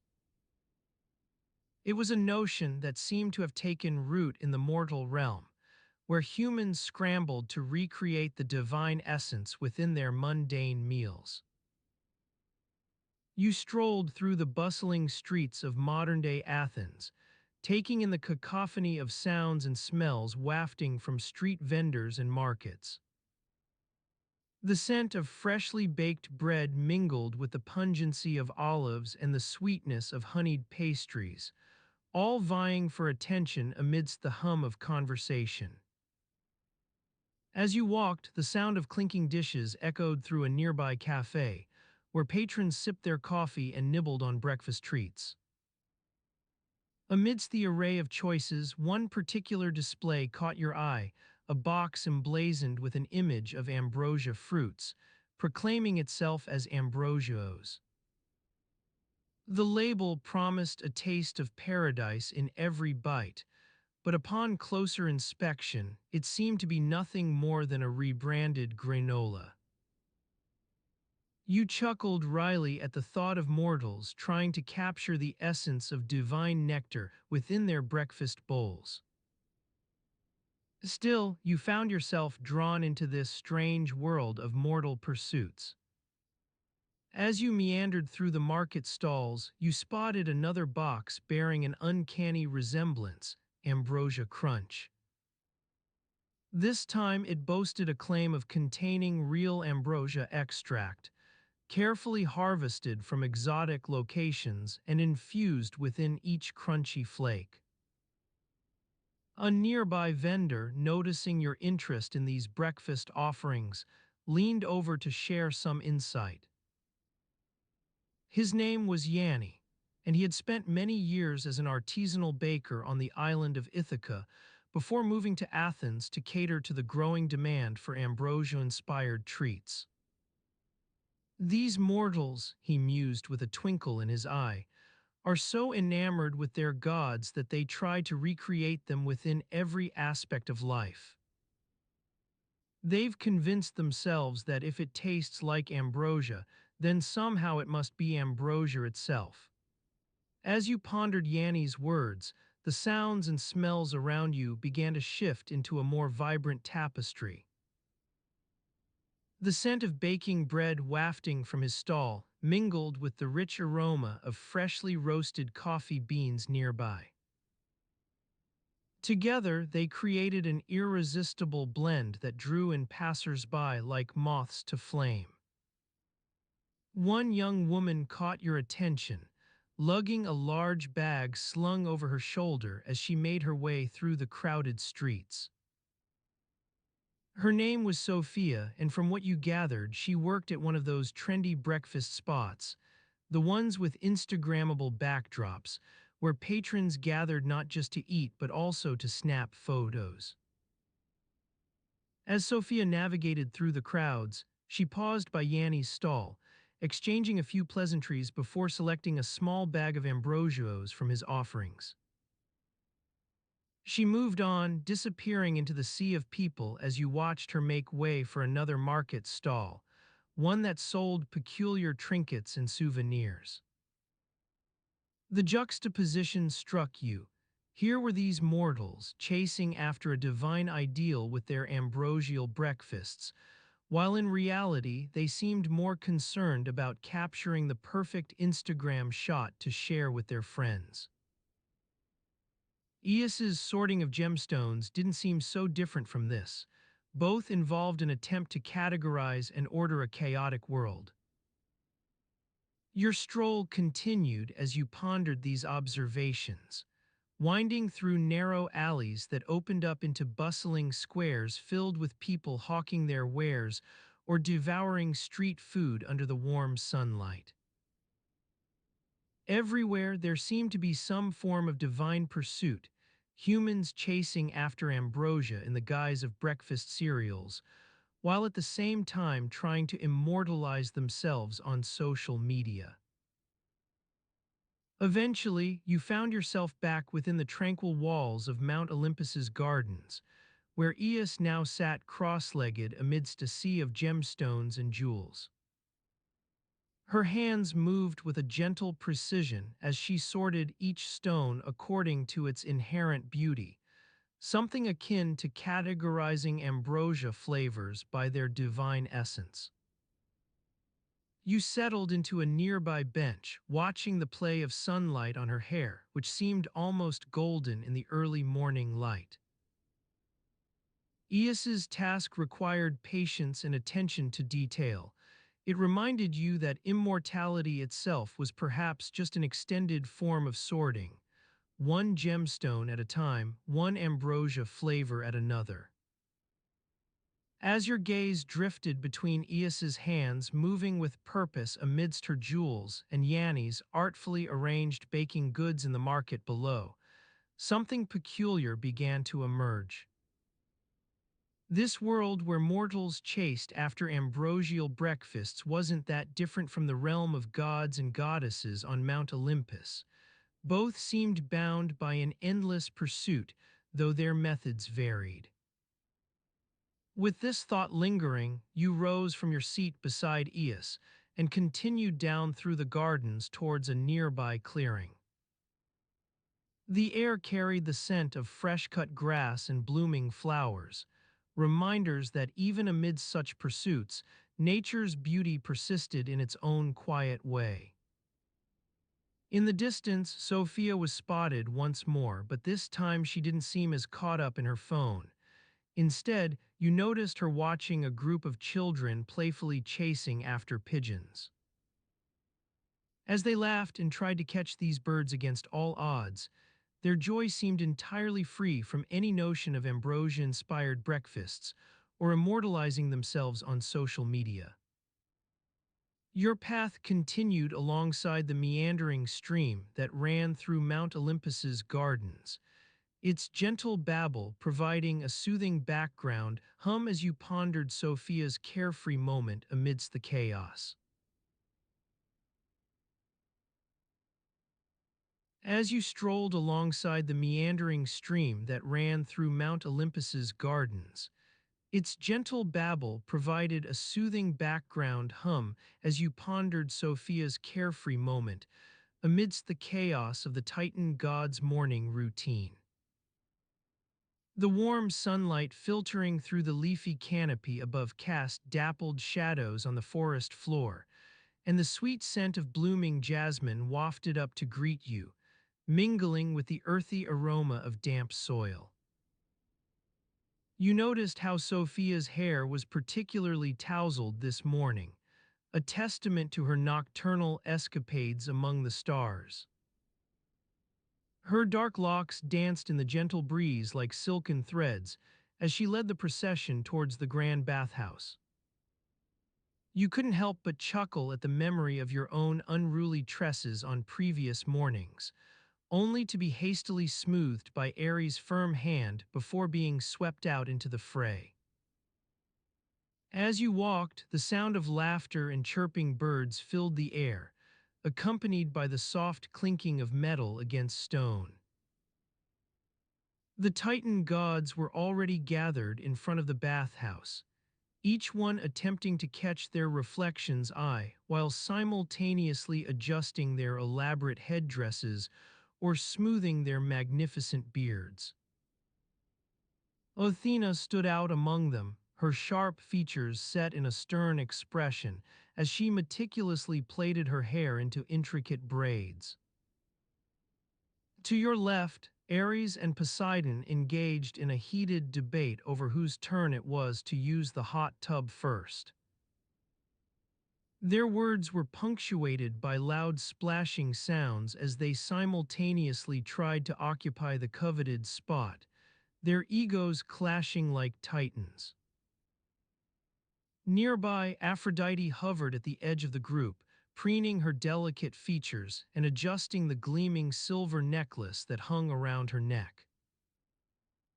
The air was filled with an assortment of scents, sandalwood incense wafting from the bathhouse's entrance, the sweet aroma of fresh fruit scattered about on marble platters, and a hint of salt water carried on the breeze, likely courtesy of Poseidon's arrival earlier that morning. Every now and then, the sound of clinking cups or mugs echoed through the gardens as one of the gods sipped from an earthenware vessel, taking a moment to pause amidst their routine. The sun climbed higher in the sky, casting longer shadows across the forest floor, making you feel more at ease with each passing minute. You observed how Hera moved among her fellow deities, discreetly checking on the various rituals underway while offering words of gentle encouragement whenever necessary. It was as if she were the embodiment of a serene morning mist, softening any potential conflict before it arose. Sophia continued to lead the procession towards the bathhouse, pausing occasionally to consult with Athena or exchange playful glances with Ares. Her presence seemed to have an unspoken effect on those around her. Aphrodite's fidgeting lessened. Poseidon relaxed his stance, allowing a hint of amusement to creep into his features. Upon reaching the grand doors, Sophia motioned for you to join the gathering, while deftly sidestepping Ares' light-hearted teasing about her untamed locks. As one, they swept through the entrance, disappearing from view amidst a flurry of activity, splashing sounds, gentle laughter, and soft whispers. The sound of running water echoed softly within the bathhouse's walls as you stepped inside to join them. The air was thick with steam that clung to your skin like a warm caress, carrying scents of sandalwood, lavender, and lemongrass into the heart of the structure. Gently sloping terracotta mugs filled with water sat on intricately carved pedestals, each carefully arranged according to individual preferences. You felt yourself becoming part of their intimate gathering as you navigated through the mist-shrouded corridors toward the central pool. It was as if, for a brief moment, the grandeur and power of Olympus receded into the background, leaving only the quiet rhythms of morning routine, with its trivial concerns about whose turn it was to bathe first or which beauty treatment would be most effective in taming unruly hair. Upon reaching the bathing pool's edge, you observed how Athena leaned forward, carefully examining her reflection as she applied a delicate layer of golden dust onto her eyelids. The soft clinking sound from Poseidon's nearby water vessel signaled his return to the hot tub, signaling that, for now at least, his battle with Ares had reached an uneasy truce. Aphrodite hovered close by, delicately stroking Athena's shoulders while engaging in a hushed conversation about the latest gossip among the gods. Hera moved quietly through their midst, gently guiding Sophia toward her chosen bathing spot as they chatted over whose turn it was to try out the new rose petal soap. The gentle lapping of water against stone created an almost hypnotic cadence, drawing your attention back to the soothing soundscape that enveloped you like a warm blanket. You found yourself becoming more immersed in their quiet morning rituals, observing each subtle gesture as if caught within a slow-motion dream. Sophia's effortless smile, Athena's focused dedication to her beauty routine, Ares' light-hearted jests aimed at his fellow gods. And yet, amidst all this tranquility, it was impossible not to notice the lingering sense of unease beneath their carefree exteriors. Perhaps it stemmed from knowing that, despite their grandeur and power, even immortals have days when nothing quite feels right, like mornings where breakfast tastes off or beauty treatments leave skin feeling too dry. As you stood at the edge of this gathering, surrounded by sounds, scents, and gentle murmurs, a faint realization began to creep into your awareness that these gods were not so different from mortals after all, with their individual quirks, insecurities, and carefully guarded secrets. Their grandeur seemed almost tenuous, like the ebb of morning's golden light as the sun climbed higher in the sky.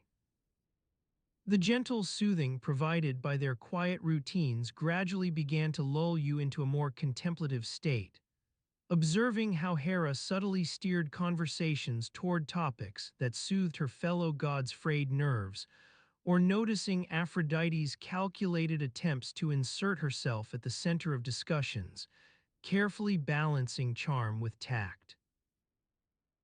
Sophia and Athena exchanged playful glances as they paused amidst their bathing routines, an unspoken understanding fluttering between them like a hummingbird alighting briefly on a nearby branch.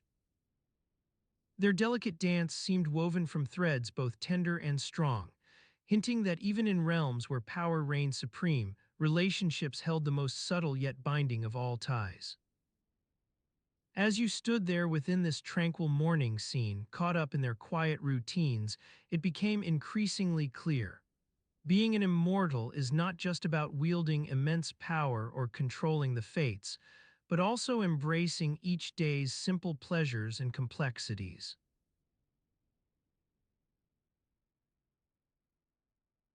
As you stood there within this tranquil morning scene, caught up in their quiet routines, it became increasingly clear. Being an immortal is not just about wielding immense power or controlling the fates, but also embracing each day's simple pleasures and complexities.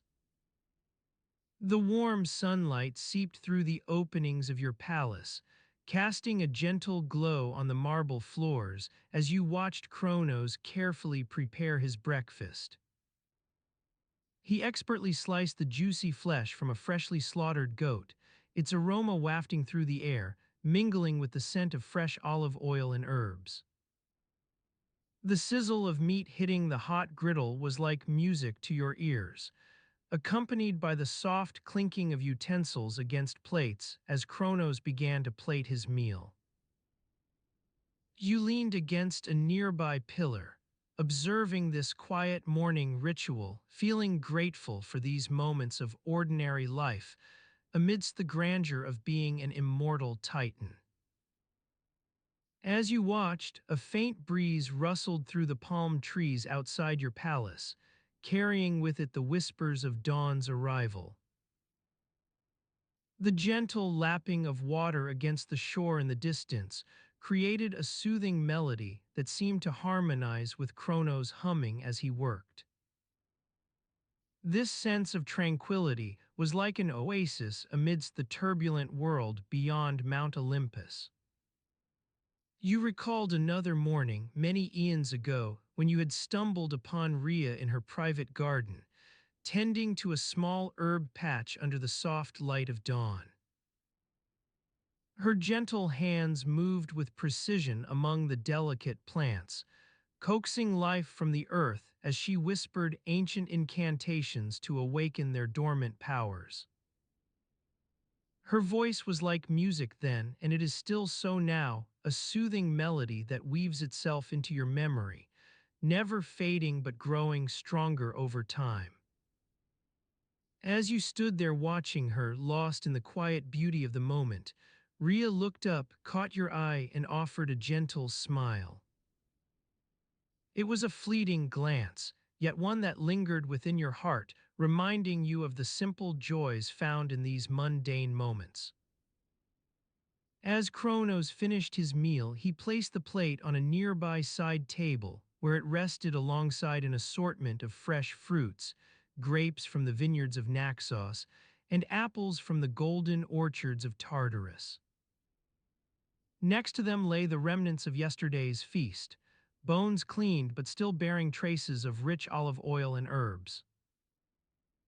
These details seemed insignificant against the grand tapestry of immortal life, yet they spoke volumes about your kind, a deep appreciation for both simplicity and abundance.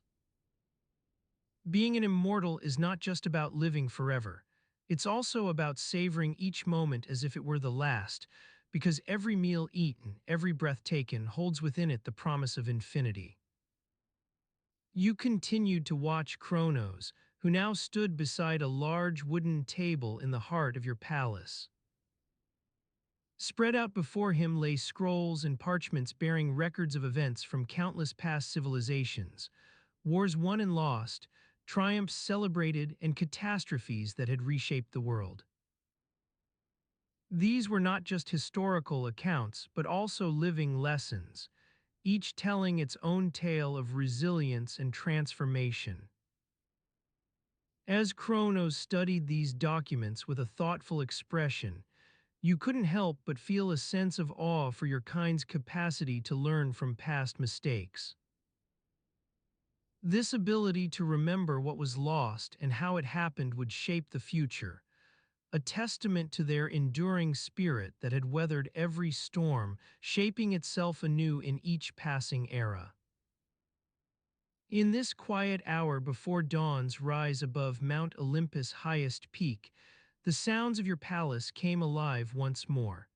The soft murmur of distant voices as servants stirred from their chambers, the creaking of wooden beams underfoot as they made their way to tend to the morning chores.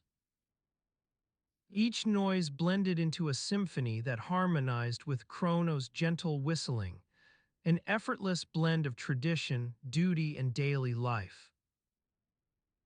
You felt yourself becoming part of this orchestra, your senses heightened as you absorbed every note within it, each whispered promise of another day unfolding like a fresh manuscript to be written. In these moments before dawn's splendor illuminated the world beyond your palace walls, being immortal meant living within time itself, witnessing the passage from night into light. As you stood there amidst this stillness and quiet movement, Chrono's gaze fell upon yours, his eyes crinkling at the corners as he nodded in acknowledgement. In that instant, a connection was formed, not just of kinship or power, but one born from shared experience, understanding the beauty found within each day's complexities. The world outside your palace walls would continue its relentless dance through history, civilizations rising and falling like sea waves, their stories told by those who came after them. Yet here in this tranquil morning scene all seemed at peace, a reflection of what being an immortal means, embracing both the grand and the mundane, finding solace within each moment's texture.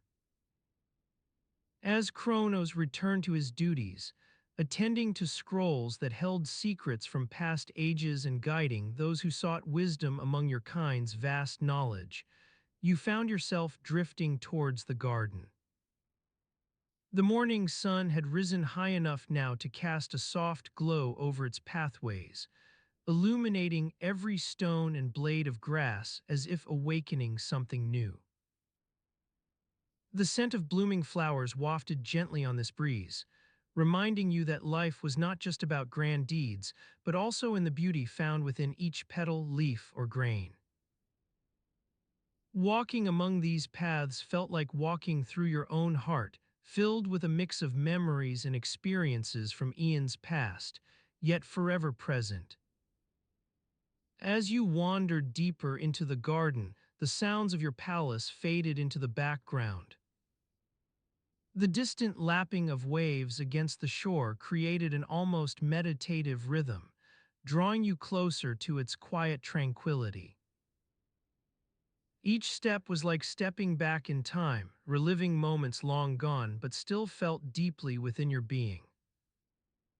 Your path led you past a small pond that reflected the sky's gentle hue, as if trying to mimic its serenity. On its banks grew a mix of flowers and herbs, their colors blending together in an intricate dance of nature's palette. Each bloom seemed to tell a story of resilience, not just against time itself, but also against the world's relentless change. As you stood there by this pond, surrounded by these stories told through petals and leaves, it became clear that being immortal meant living within each moment, as if eternity itself hung in balance on every breath taken. It was about embracing both power and simplicity, grandeur and quiet beauty, triumphs and failures, for in the end they all contributed to a tapestry rich with life's complexities. The sun continued its ascent above Mount Olympus peak, casting its rays across your palace grounds like an artist painting on canvas.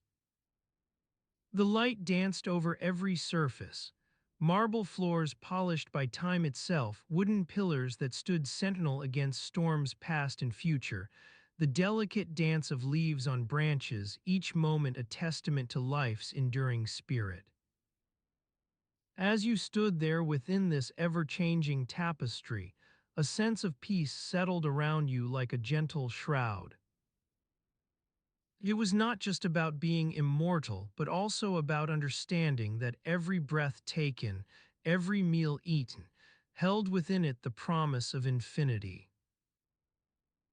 And with that realization came an acceptance, one born from embracing both grandeur and simplicity. As the day unfolded its wings above Mount Olympus' highest peak, you felt a part of something greater than yourself. Not just a titan, but also a guardian of moments, each holding secrets to the past while whispering promises for the future. As you stood on the threshold of the palace, a gentle breeze whispered secrets to your ears, carrying with it the faint scent of roasting meats and fresh herbs from last night's dinner party still lingering in the air. The sound of soft chatter and clinking glasses had long since faded into silence, but the echoes of laughter and merriment still resonated within these stone walls, reminding you that even the most majestic of halls can be reduced to a flurry of chaos with just one poorly timed jest. You took a deep breath, letting the musty smell of old tapestries and polished marble fill your lungs as you stepped into the quiet morning light. The palace attendants had already begun their daily routine, scurrying about like ants on a mission, each one focused solely on their own designated task. Some were busy sweeping away crumbs and spills from last night's feasting, while others tended to the delicate flower arrangements that adorned every available surface. As you made your way through the halls, your feet clicking softly against the cool marble floor, you noticed how each attendant moved with a practiced sense of purpose, their steps light and efficient as they went about their work. They were an army of miniature titans, armed not with mighty clubs or blazing torches, but with tiny brooms, dusters, and polishing cloths. You followed one such attendant into the great dining hall, where the remnants of last night's banquet still lay scattered across the tables. A few stray olives here, a crumb-encrusted plate there. The air was thick with the smell of wine and roasting meats, but it wasn't unpleasant. Rather, it was like being enveloped in a warm hug from an old friend who always managed to make you feel welcome. As you watched, this particular attendant worked her way around the room, expertly sweeping up crumbs and scraps while simultaneously chatting with another servant about their shared love of fresh bread. Their conversation wove in and out of the gentle hum of background chatter, creating a soothing melody that seemed tailor-made for drifting off to sleep on a warm summer afternoon. Meanwhile, you wandered over to the great windows, where sunlight struggled to penetrate the dense tapestries that hung like heavy drapes between them. The light was soft and muted, casting long shadows across the floor as it fought its way through the rich colors of the fabric. You stood there for a moment, letting the gentle warmth seep into your skin, feeling the weight of centuries bearing down upon you. All those dinners passed, each one a testament to the enduring power of human connection and camaraderie. As you turned away from the windows, your gaze fell upon a small group of attendants huddled around a nearby table. They were engaged in an animated discussion about last night's entertainment, or rather its lack thereof. One attendant was adamant that the poet who had been hired to recite verse after dinner was nothing short of terrible, while another insisted he'd never heard such sublime words flow from mortal lips. Their laughter and argument grew more heated by the minute, until you found yourself smiling wryly at their antics. It was a familiar scene, one played out countless times in palaces across ancient Greece, servants bickering good-naturedly over matters great and small while their masters slept peacefully above them. You wandered on, leaving the attendants to their lively debate as you continued your circuit of the palace. You passed by halls filled with glittering treasures, gold and silver vases adorned with delicate frescoes, precious gems set into intricate jewelry that sparkled like miniature suns in the soft light. Your footsteps echoed through empty corridors where once mighty figures had walked, kings and queens, heroes and gods. Now only whispers remained of those who'd come before you. Faint echoes of laughter, clinking glasses, and distant music carried on the breeze, as if beckoning you deeper into the heart of this ancient place. You moved with a sense of detachment, observing all around you without truly participating in the bustle. Your thoughts were elsewhere, perhaps replaying some long-forgotten conversation or worrying about an upcoming task, but your body remained present within these walls, a silent guardian watching over moments both grand and mundane. As the morning wore on, the light outside grew stronger, casting shadows across the palace floor that seemed to dance in time with the gentle hum of human activity. You wandered past rooms filled with the sweet scent of fresh bread baking in ovens, where attendants worked tirelessly to produce an endless supply of golden brown loaves. Their laughter and chatter carried on the air as they expertly shaped each loaf into a perfect circle before placing it upon wooden racks to cool.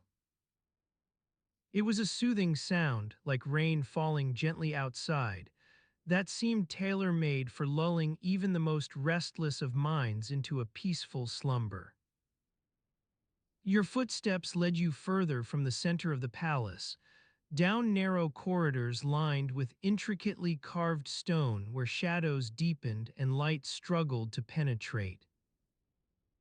The air grew cooler here, carrying whispers of dampness and forgotten corners, places that seemed lost in time itself, their secrets hidden behind thick veils of dust and disuse. You paused before a small door tucked away in one such corner, its surface adorned with delicate carvings depicting the very gods you'd been born to serve. The door creaked softly as it swung open beneath your touch, revealing a narrow stairway leading down into darkness, an invitation to explore secrets hidden far below this mighty palace. But for now, at least, that was not your path. Instead, you continued on through the winding corridors, following the gentle hum of human activity until you reached the great courtyard beyond. Here, sunlight poured in like liquid gold, illuminating a scene from some forgotten dream. Servants laughing as they tended to the lush gardens surrounding this ancient heart. Their laughter mingled with the songs of birds flitting between flower beds, each note and trill blended seamlessly into an earthen symphony that lulled even your weary mind into stillness. You stood there for a moment, letting this tranquil scene soak into your bones as you watched attendants expertly pruning vines, their hands moving in time with the rising sun. Their conversation wove together like strands of fine silk, delicate and intricate, each word carefully chosen to fit perfectly within its designated place within this greater tapestry.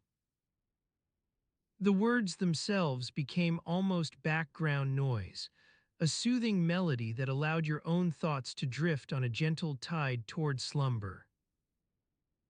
As you stood there, bathed in the golden light of morning, it seemed as though time itself was slowing down, stretching out each moment like putty between fingers, allowing you to savor every last detail before letting go.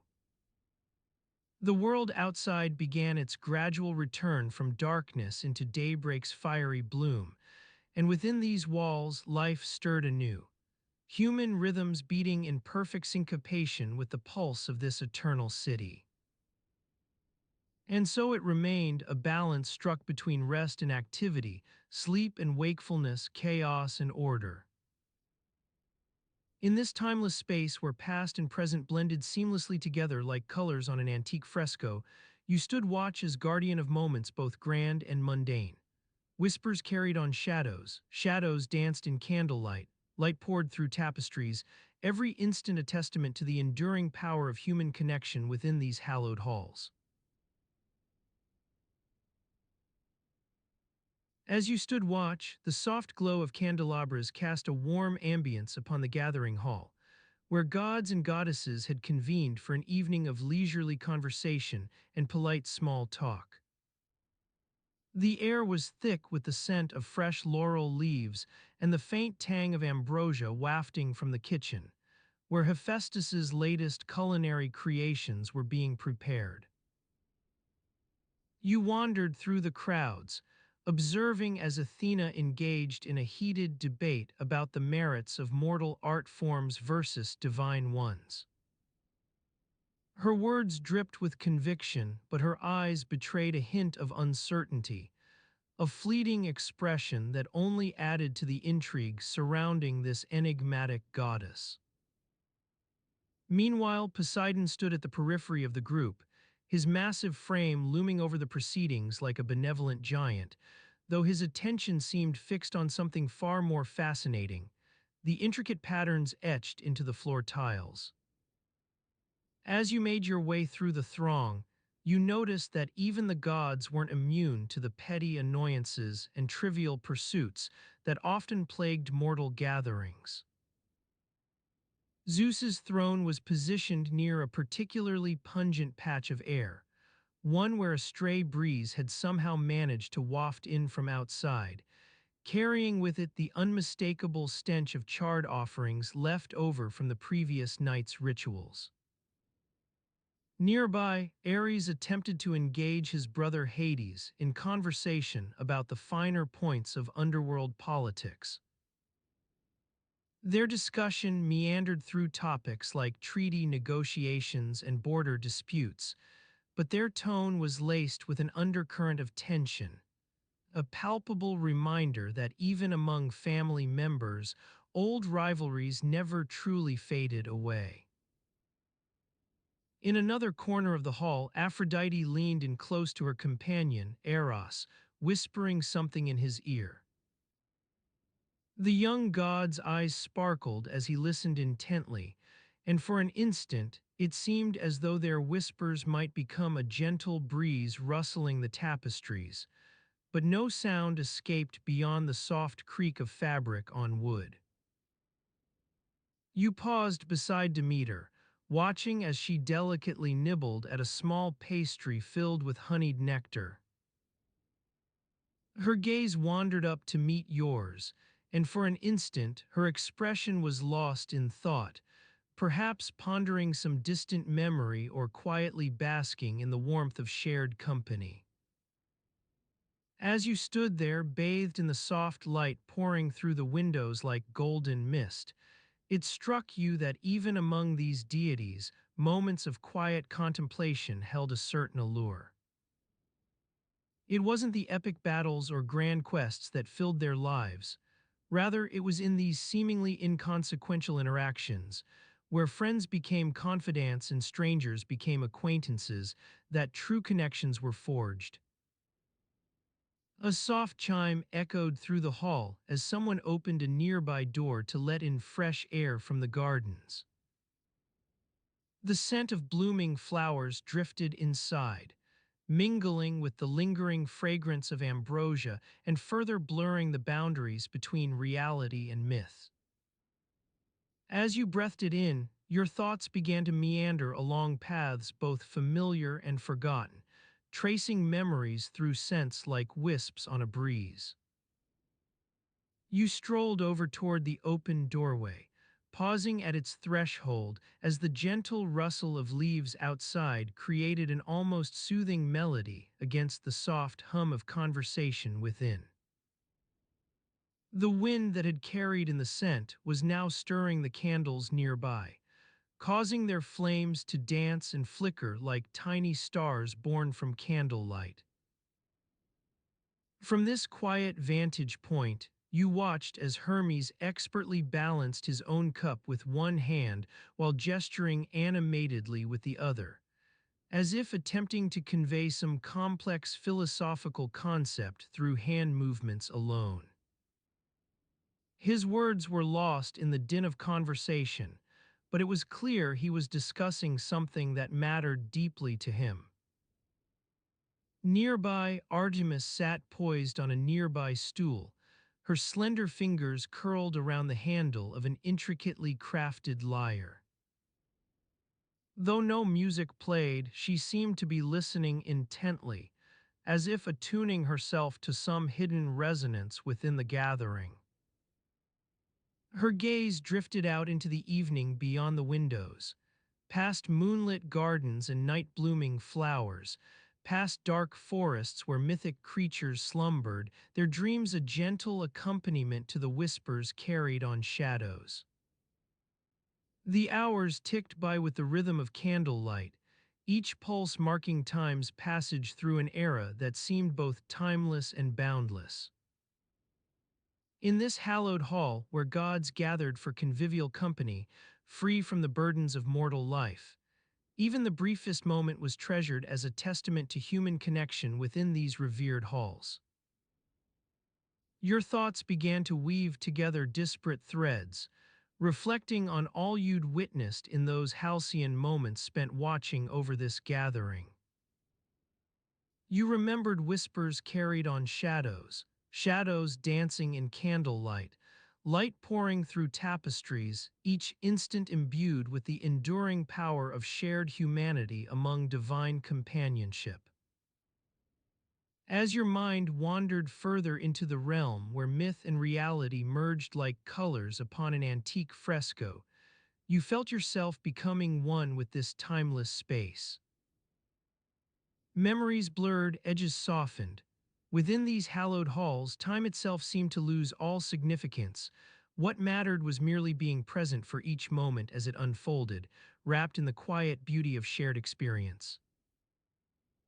The warm glow of candlelight and scents from ambrosia mingled together in a soothing tapestry that enveloped you.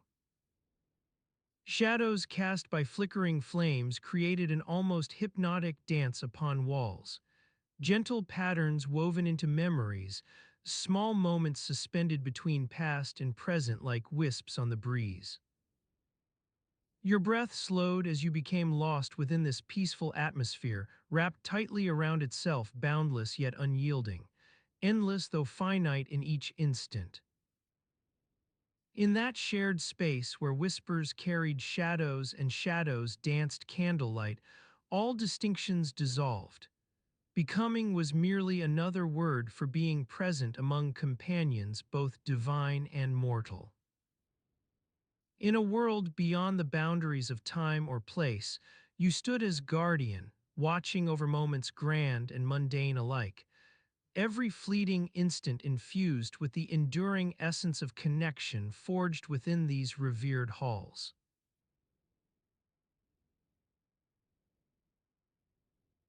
As you stood watch over the eternal tapestry of moments, a gentle breeze rustled the threads of time, carrying with it whispers of forgotten eras and half-remembered tales. The soft susurration of leaves against stone walls created an intimate lullaby, as if the very fabric of existence was being serenaded by an unseen choir of rustling silks and creaking wooden beams.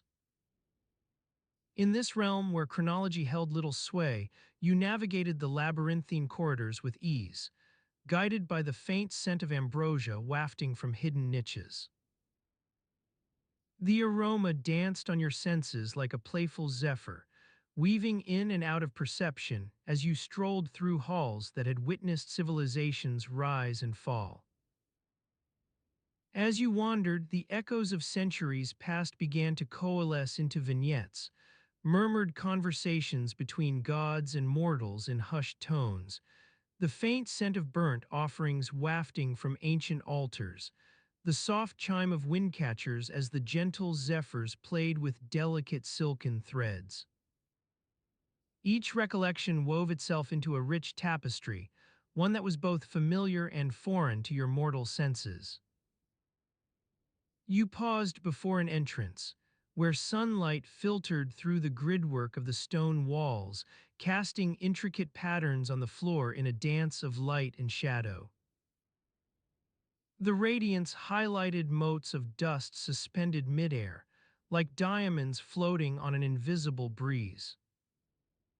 As you stood there, a faint memory stirred, the rustle of sandals against pavement as mortals made their way to offerings at a distant temple. A gentle tug on your sleeve brought you back to the present, or rather, to this timeless realm where past and future blurred into a seamless expanse. You turned to behold an image that defied explanation. Aphrodite, goddess of love and beauty, stood before you with a mischievous twinkle in her eye. "Ah, guardian," she said, her voice as melodious as the song of a nightingale, "you seem lost in thought once more. I fear for your mortal form, so accustomed to wandering these halls without respite." You chuckled at the gentle reprimand, and Aphrodite smiled knowingly, her lips curling into a subtle smile that hinted at secrets shared between the gods. "I ponder the intricacies of blending in," you admitted, "of navigating the mortal realm with ease. The threads of time are so fragile here, one misstep can unravel an entire tapestry." Aphrodite nodded sympathetically as she stepped closer to you, her presence radiating a soothing warmth that calmed your troubled thoughts. "Ah, yes, mortals often forget that blending in is not merely about concealing oneself, but also about understanding the rhythms of their world. It begins with something as simple as a tire." She gestured toward an adjacent chamber where silken fabrics hung like rainbow-hued veils, each one shimmering softly under the gentle light. "When visiting the mortal realm," Aphrodite continued, "you must choose garments that allow you to move unseen yet remain discernible from the shadows. Mortals are creatures of habits and custom. They notice details as fleeting as a zephyr's caress." You wandered into the chamber with her, where colors danced across fabrics like aurora borealis on a midnight sky. You ran your fingers over silken textures. One whispered secrets of moonlit gardens, another rustled with memories of rain-drenched streets. "Observe," Aphrodite said, selecting a fabric that shimmered in shades of indigo and silver. "This is the hue of night skies after a summer storm has passed. It holds the essence of mystery without being too pronounced, an invisible cloak woven from threads of wonder." As you lifted the silk to your face, its scent transported you back to forgotten hours spent stargazing on mountaintops. Starlight-infused wisps danced in the breeze like whispers of celestial secrets. "Ah," Aphrodite whispered beside you, her breath a soft susurration against your ear. "The essence of night itself, how easily it blends with mortal surroundings. Wear this fabric, and you will blend as seamlessly into their world." The light within the chamber began to shift, as if shadows themselves were responding to your presence. Faint outlines of trees swayed in a midnight breeze outside. Moonlight filtered through openings between stones on an ancient wall nearby. "You see," Aphrodite said with a gentle smile, "the key lies not only in what you wear but also how it makes you feel. The resonance within must be attuned to the rhythms of mortals. Their world is as much about textures and scents as it is about grand deeds." As she finished speaking, an unseen melody wove its way through your consciousness, a lullaby that resonated deep within your being, reminding you that connection was forged not just in great events, but also in the quiet moments shared between strangers. The chamber's atmosphere began to shift, colors dissolving into soft hues as morning dew kissed stone walls outside. You realized, with a gentle jolt of awareness, that time itself had grown still, like an unstrung lyre awaiting the touch of its master hand. "You are free now," Aphrodite whispered in parting, her voice barely audible above the silence, "to explore this realm anew. Remember, It is not just what you wear, but how your presence resonates within their world that will allow you to blend. As she vanished into the labyrinthine corridors like a moonbeam lost on its journey across dawnlit skies, you stood alone before the fabrics, an echo of your footsteps lingering in the stillness. In this quiet space where chronology held no sway, the threads of time began to weave anew, and with each passing instant, another moment coalesced into being. Your gaze fell upon a particular silk, one woven from silver filaments that shone like moonlight after a summer storm had passed. Its scent brought forth memories of stargazing hours spent on mountain tops, celestial secrets whispered by an unseen breeze. You reached out to touch the fabric once more, and as your fingers made contact with its texture, a quiet realization settled within you. Blending in was not merely about attire, but also about harmonizing one's essence with that of mortals. As you stood amidst the lush greenery of Demeter's farm, the soft rustle of wheat and barley leaves beneath your feet was like a gentle lullaby to your ears. The warm sunlight danced across the ripening crops, casting intricate shadows on the ground, a tapestry woven from threads of gold, brown, and emerald green.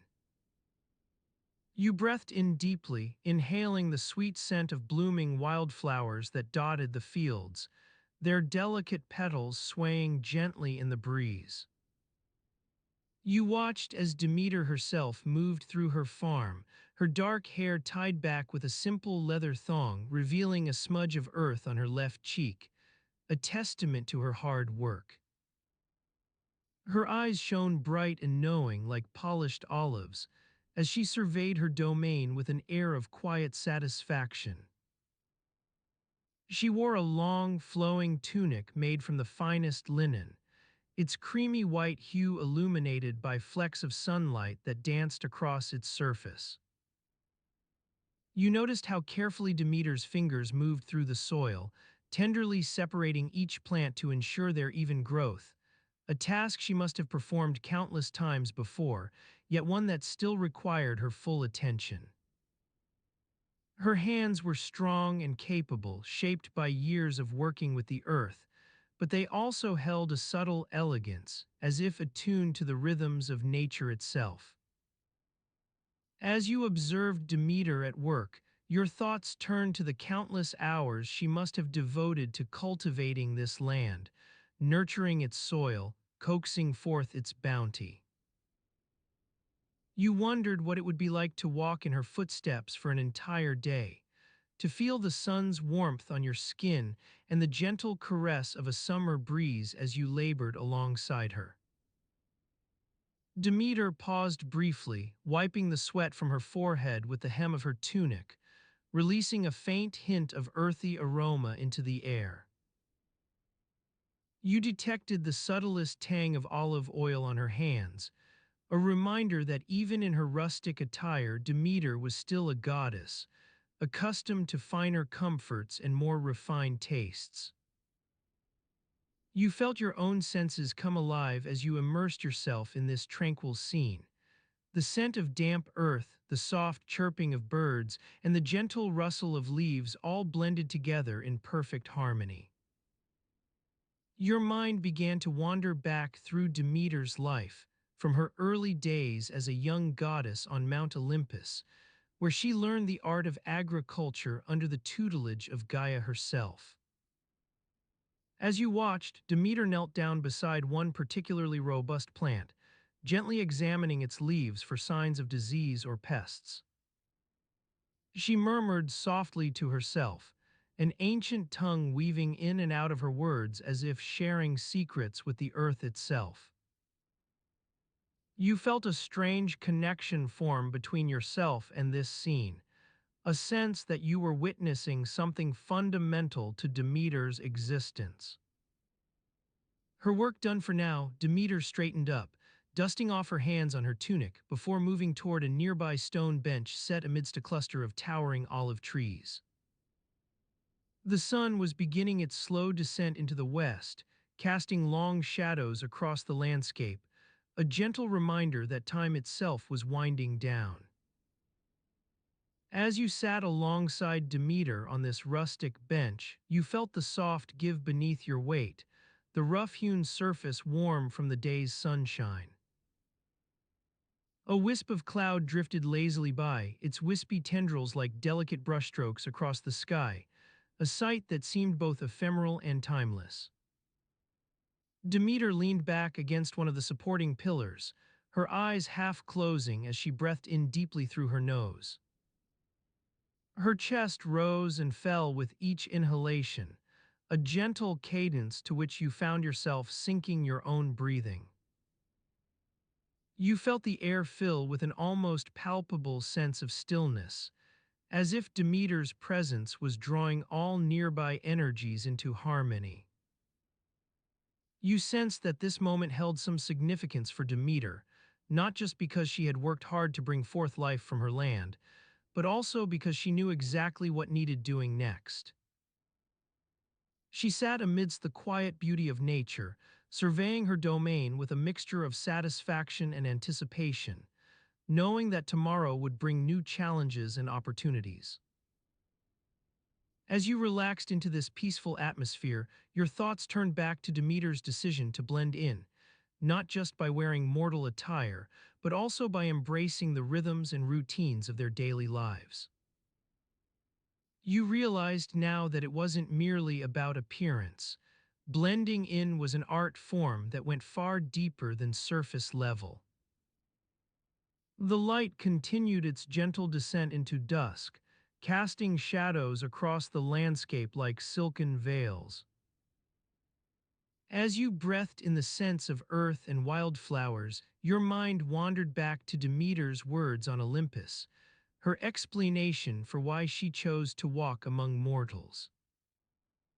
She had said it was about understanding them better, learning their ways and appreciating their struggles.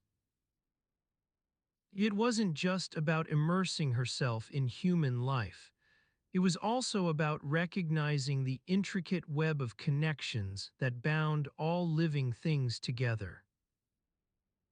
You remembered how Demeter spoke with quiet reverence when discussing her relationships, not as mere goddess mortals, but as kindred spirits linked by a shared appreciation for the land.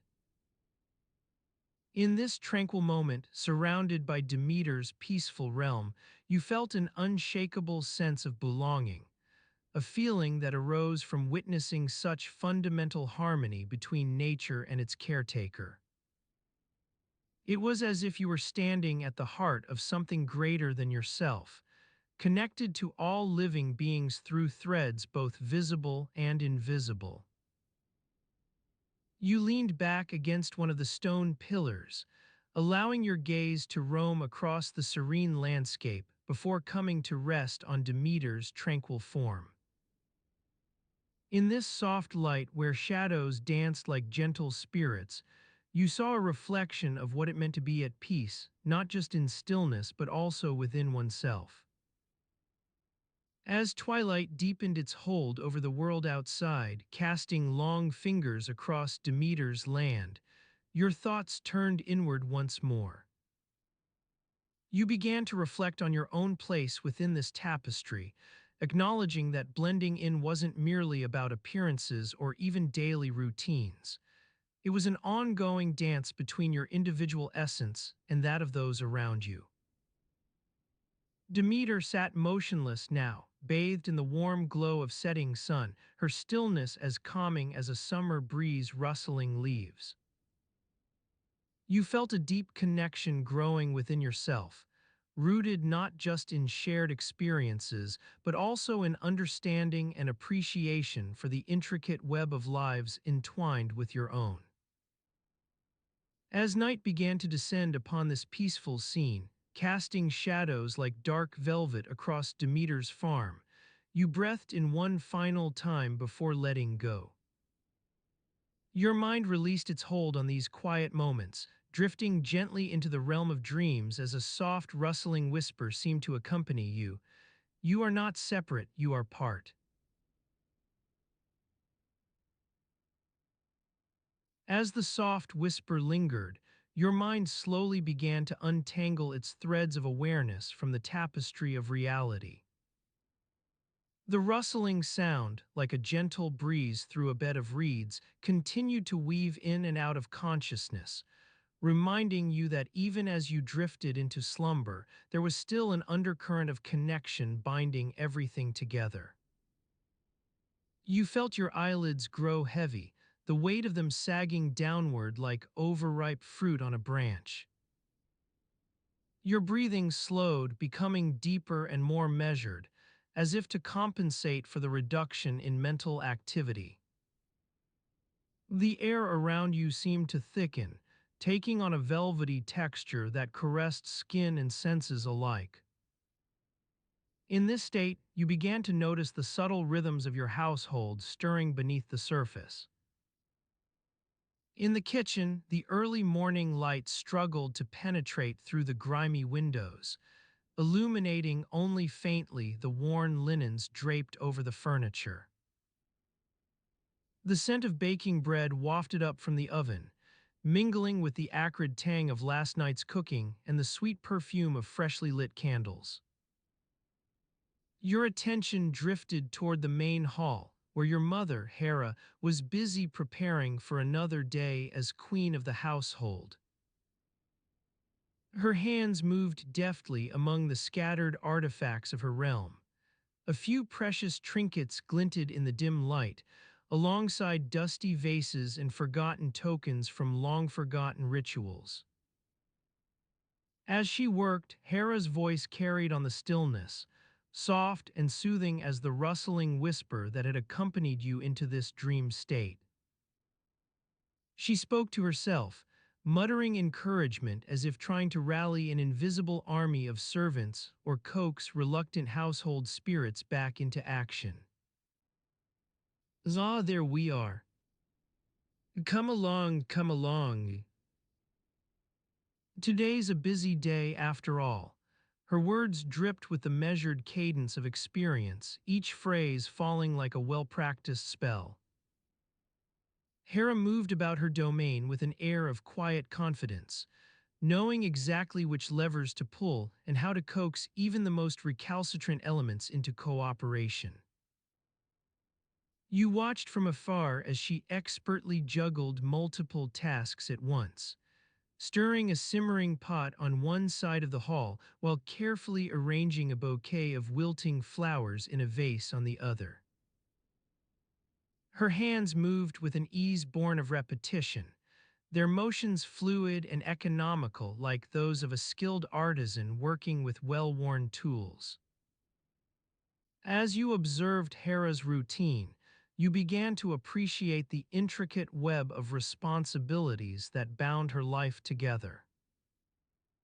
She was not just queen, she was also caregiver, manager, priestess, all these roles woven seamlessly into one persona.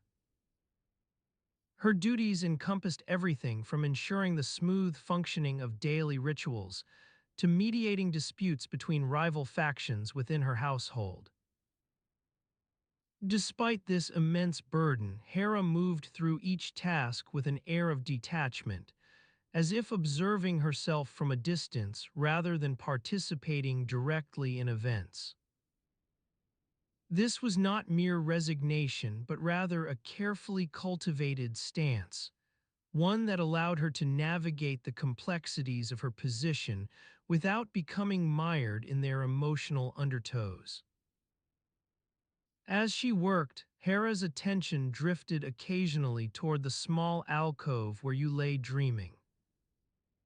Her gaze lingered on your peaceful form for an instant before returning to its duties. In this fleeting moment, a hint of tenderness crept into her expression, a softening that spoke volumes about the depth of her love and concern for those under her care. The morning light continued its gradual ascent, casting longer shadows across the hall as Hera finished preparing breakfast for the day's activities ahead. The air grew warmer with each passing moment, filled with an increasing density of scents. Baking bread mingled with cooking oil, spices wafted up from hidden compartments, and the faint tang of herbs hung suspended in midair like a promise. Your mother's voice carried on, steady as a lullaby, guiding you through this topsy-turvy world where household gods vied for attention alongside mortal concerns. As her words merged with the quiet soundscape, sizzling meat, clinking pots, and faint whispers from unseen quarters, your mind began to weave its own responses into the tapestry. In a distant corner of the hall, a faint hum arose as one of Hera's attendants carefully stirred the embers in the hearth. The air vibrated with this gentle thrumming, like the quiet buzzing of cicadas on a summer afternoon, an almost imperceptible reminder that even within the stillest moments, there was always an undercurrent of activity waiting to be noticed. As you basked in the warmth and light, your thoughts began to turn toward the challenges ahead. You recalled Hera's words from last night. Today we face a multitude of tasks, not just those for household and realm, but also for our own inner worlds. Her eyes had shone with an unspoken message as she spoke these words, one that hinted at a deeper understanding between her and the gods, an acknowledgement that even in times of turmoil, there was always room to acknowledge one's own place within the greater web. With this realization came a subtle shift in perspective. The world no longer seemed quite so vast or intimidating. Instead, it appeared as a multifaceted jewel, its facets reflecting countless perspectives and experiences waiting to be explored. In this expanded view, you felt your connection to Hera, and by extension, to the entire realm of gods and mortals alike, grow stronger. As the morning sun continued its steady rise, casting an ever-changing tapestry across walls and floors, Hera finished her tasks with a satisfied nod. Her hand stilled for a moment as she surveyed the transformed hall. The air was filled now with an almost palpable expectation, like the quiet anticipation before the start of a grand festival. Your mother's gaze drifted toward you once more, this time lingering on your peaceful form with a deepening sense of affection and understanding. For in that instant, it seemed as though she had grasped something fundamental, not just about her role or duties, but also about the fluid boundaries between self and world. In this quiet moment before the day's chaos erupted, Hera stood poised at the threshold, poised to navigate once again the intricate web of responsibilities, rituals, and personal growth that made up her life as queen. And in doing so, she offered a subtle yet powerful reminder. Even amidst turmoil or uncertainty, there existed a deeper truth waiting to be acknowledged, one that connected all beings within this vast tapestry of existence. As your mother's eyes met yours, their depths seemed to whisper an invitation into the very heart of dreams themselves. The rustling sound resumed its gentle hum, urging you toward an understanding of the intricate dance between worlds and selves, a realm where even in slumber, one could still feel the presence of Hera guiding her people through life's vast expanse. The air continued its soft murmur as morning light crept across walls and floors, bathing all within its warm glow. Your eyelids felt heavier now, weighed down by an almost imperceptible yawn, a subtle sign that even in dreams, one remained connected to the greater reality beyond. As the whispers of Hera's guidance faded into the distance, you drifted toward sleep with a sense of tranquility and belonging, aware that no matter where life might lead or what challenges lay ahead, there would always be this unspoken connection weaving through it all. an enduring reminder that even in slumber, one remained part of something greater than oneself.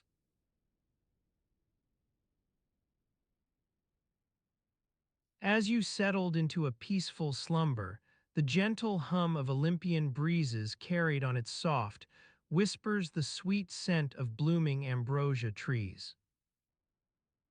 Their delicate petals swayed in harmony with the lullaby-like rustling of leaves as night descended upon Mount Olympus, casting long shadows across the gleaming marble floors. The air grew thick with an otherworldly stillness, punctuated only by the occasional hooting of nocturnal owls or the distant rumble of a titan's thunderous snores. You had just drifted off to sleep when a soft chime echoed through your dreamscape, the gentle tolling of Zeus' sacred bell.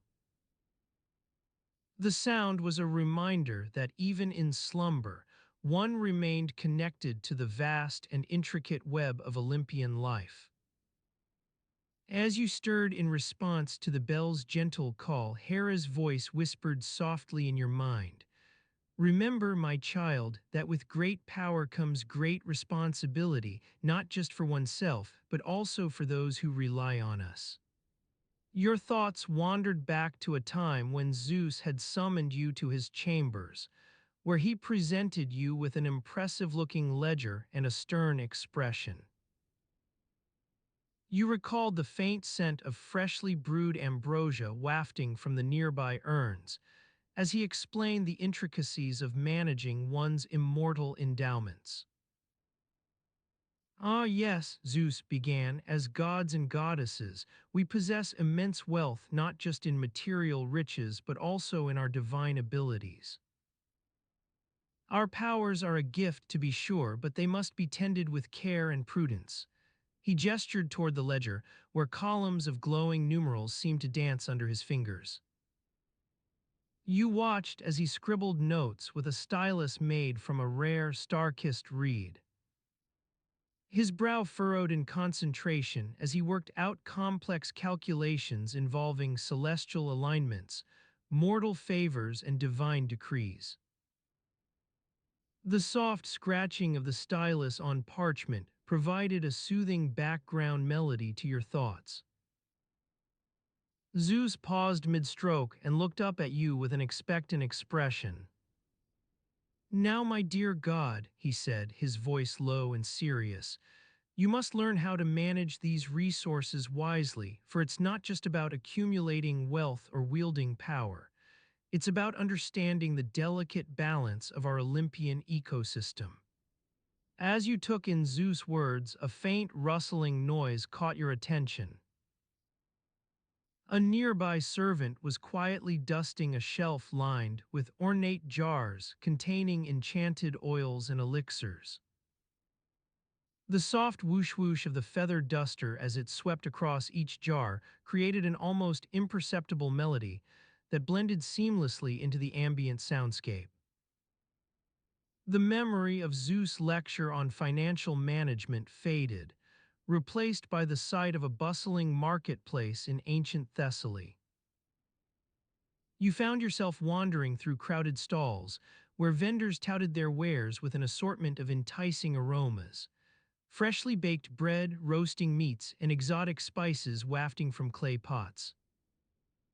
You navigated past a stall offering what appeared to be hand-woven tapestries depicting scenes from Olympian mythology.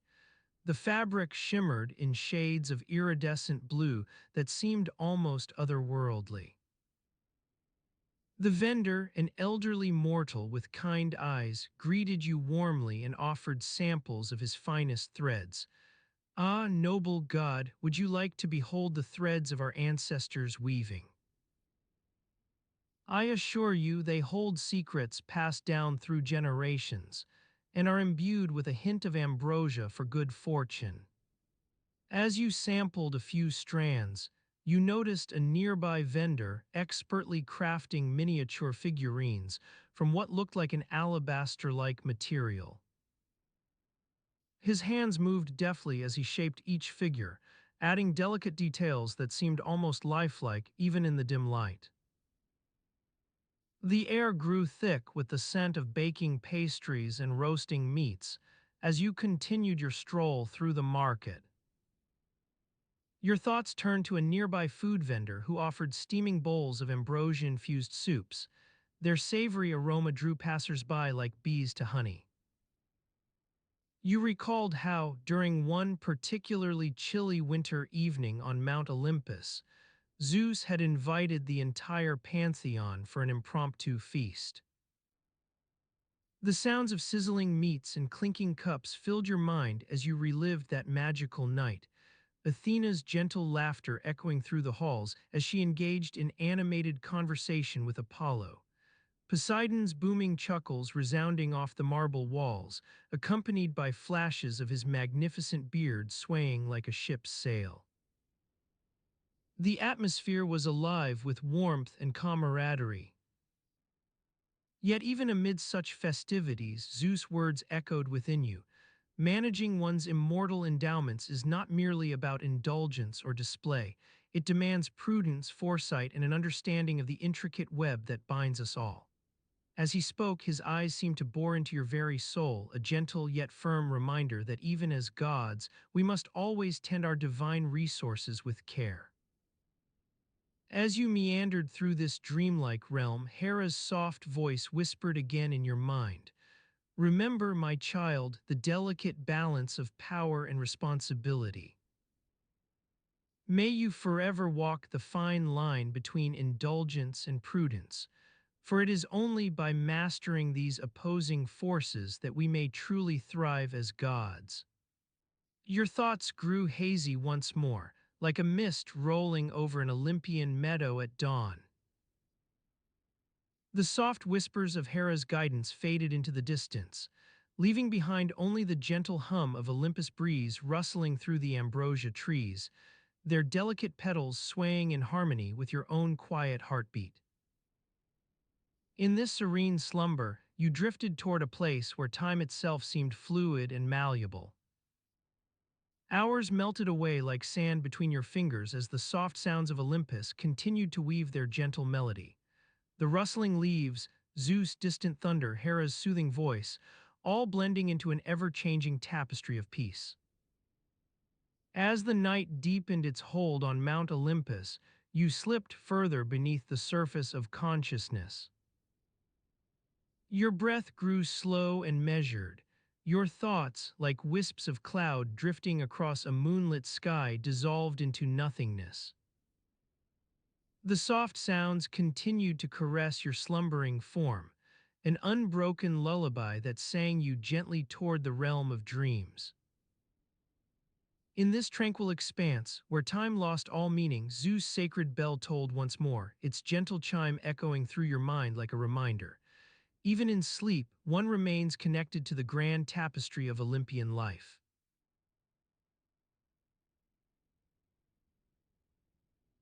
As you lay there, surrounded by the soothing sounds of Olympus' gentle breeze, rustling through the leaves of the sacred olive trees, Zeus' bell continued to resonate within your mind like a soft echo.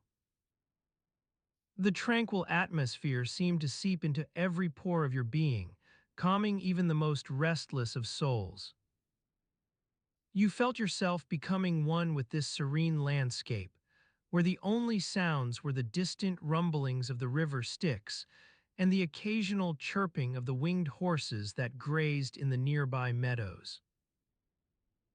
With each passing moment, you began to notice the subtle changes within your surroundings. The soft light filtering through the windows cast a warm glow upon the faces of those seated at the breakfast table, Athena, with her wise eyes sparkling like dew-kissed leaves. Poseidon, his rugged features set in an endearing scowl as he sipped from a golden chalice.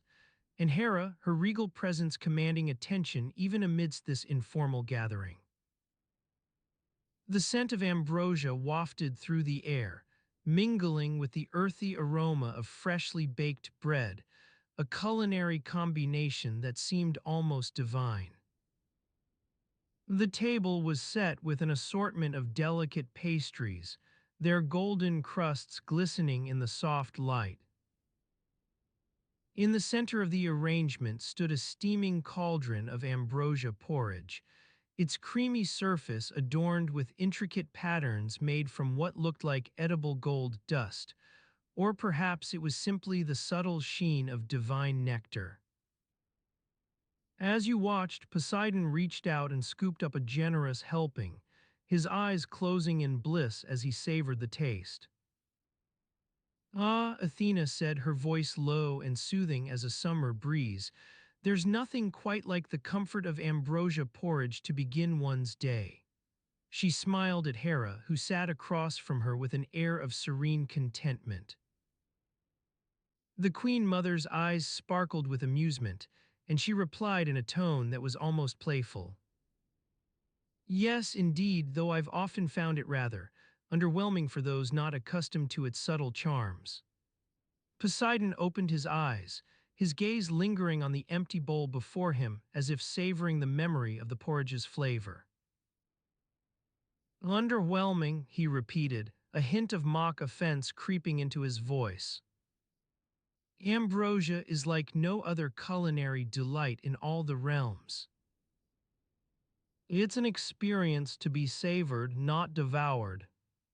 Athena chuckled softly, her eyes sparkling with mirth. Ah, but that's precisely where you err, dear Poseidon. Ambrosia isn't merely a food for the gods, it's an event. A ritual. One must approach it with reverence and patience, allowing its flavors to unfold upon one's palate like the petals of a sacred flower. As they spoke, the group continued their leisurely breakfast, engaged in conversation that flowed as smoothly as the nearby river Styx. You listened intently, mesmerized by the ebb and flow of this Olympian dialogue, so full of wit, wisdom, and quiet humor. At one point, Hera leaned forward, her eyes narrowing thoughtfully as she addressed Poseidon. Tell me, dear brother, have you given further consideration to your proposal regarding the governance of the Eastern Sea territories? The god's expression turned somber for an instant before he replied in measured tones. Ah, yes, I've been pondering this matter at length. I believe our current administration, with its emphasis on freedom and navigation, has inadvertently created a power vacuum that could prove disastrous if not addressed. We must adapt our policies to better balance the competing interests of sea god and mortal alike. Athena nodded thoughtfully, her eyes never leaving Poseidon's face as she spoke. I concur with your assessment, brother. But perhaps we might also consider revisiting the old boundaries, those established by Zeus himself when he first allocated territories among us. It seems to me that our current system has grown unwieldy in recent times.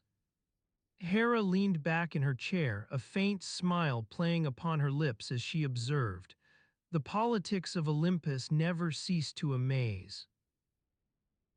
I recall the time Zeus decreed that the seasons would henceforth be governed by the cycles of the moon, only for Poseidon to promptly challenge his edict with an argument that bordered on, well, let's just say creative reinterpretation. Poseidon looked sheepish, a hint of embarrassment creeping into his rugged features. Ah, but Hera always had a way of poking fun at my more ambitious endeavors, he said wryly. The conversation continued in this vein, meandering and gentle, as the morning sun climbing over Olympus hills.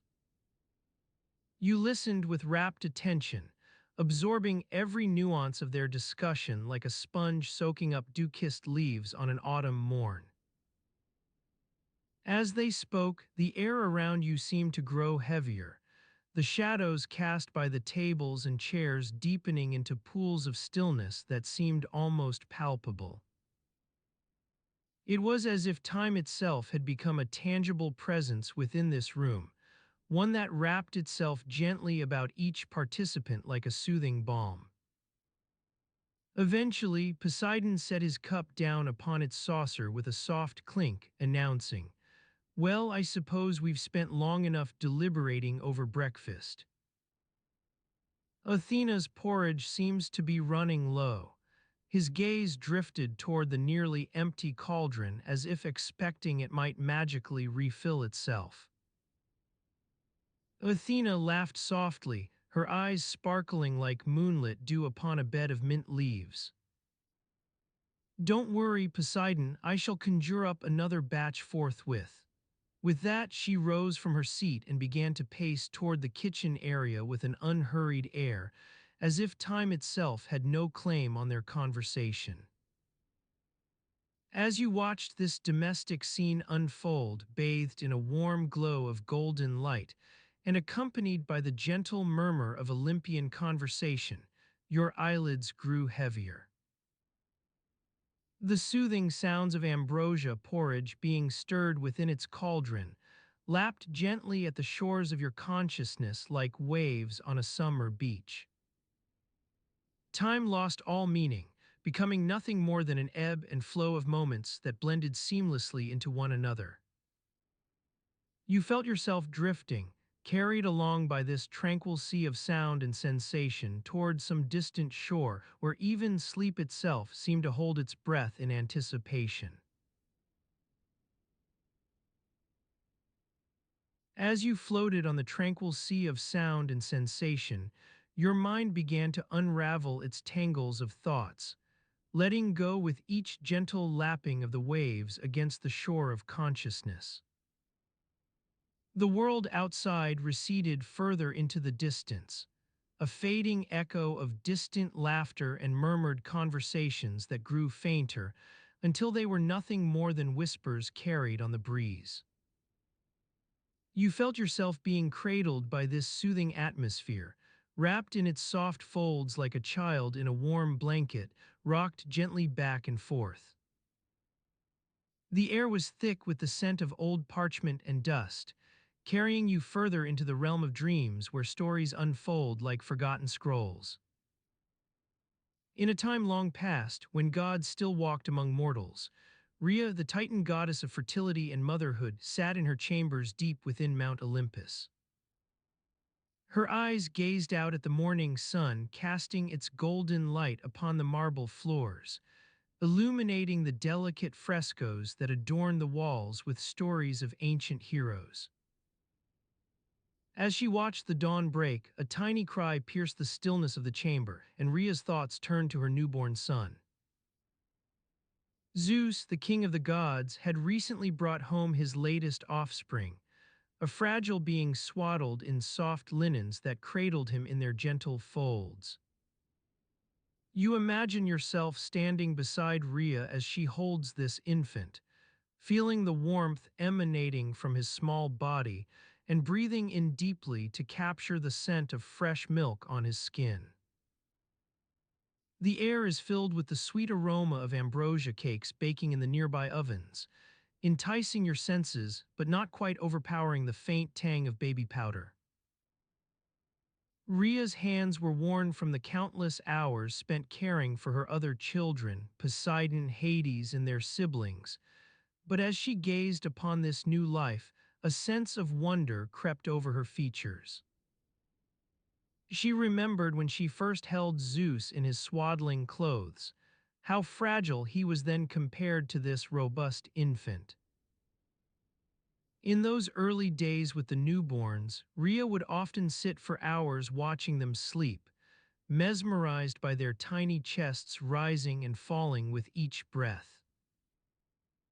These quiet moments allowed her a respite from the trials of motherhood, negotiating disputes among siblings, soothing hurt feelings, or simply trying to keep up with the endless needs of these divine children.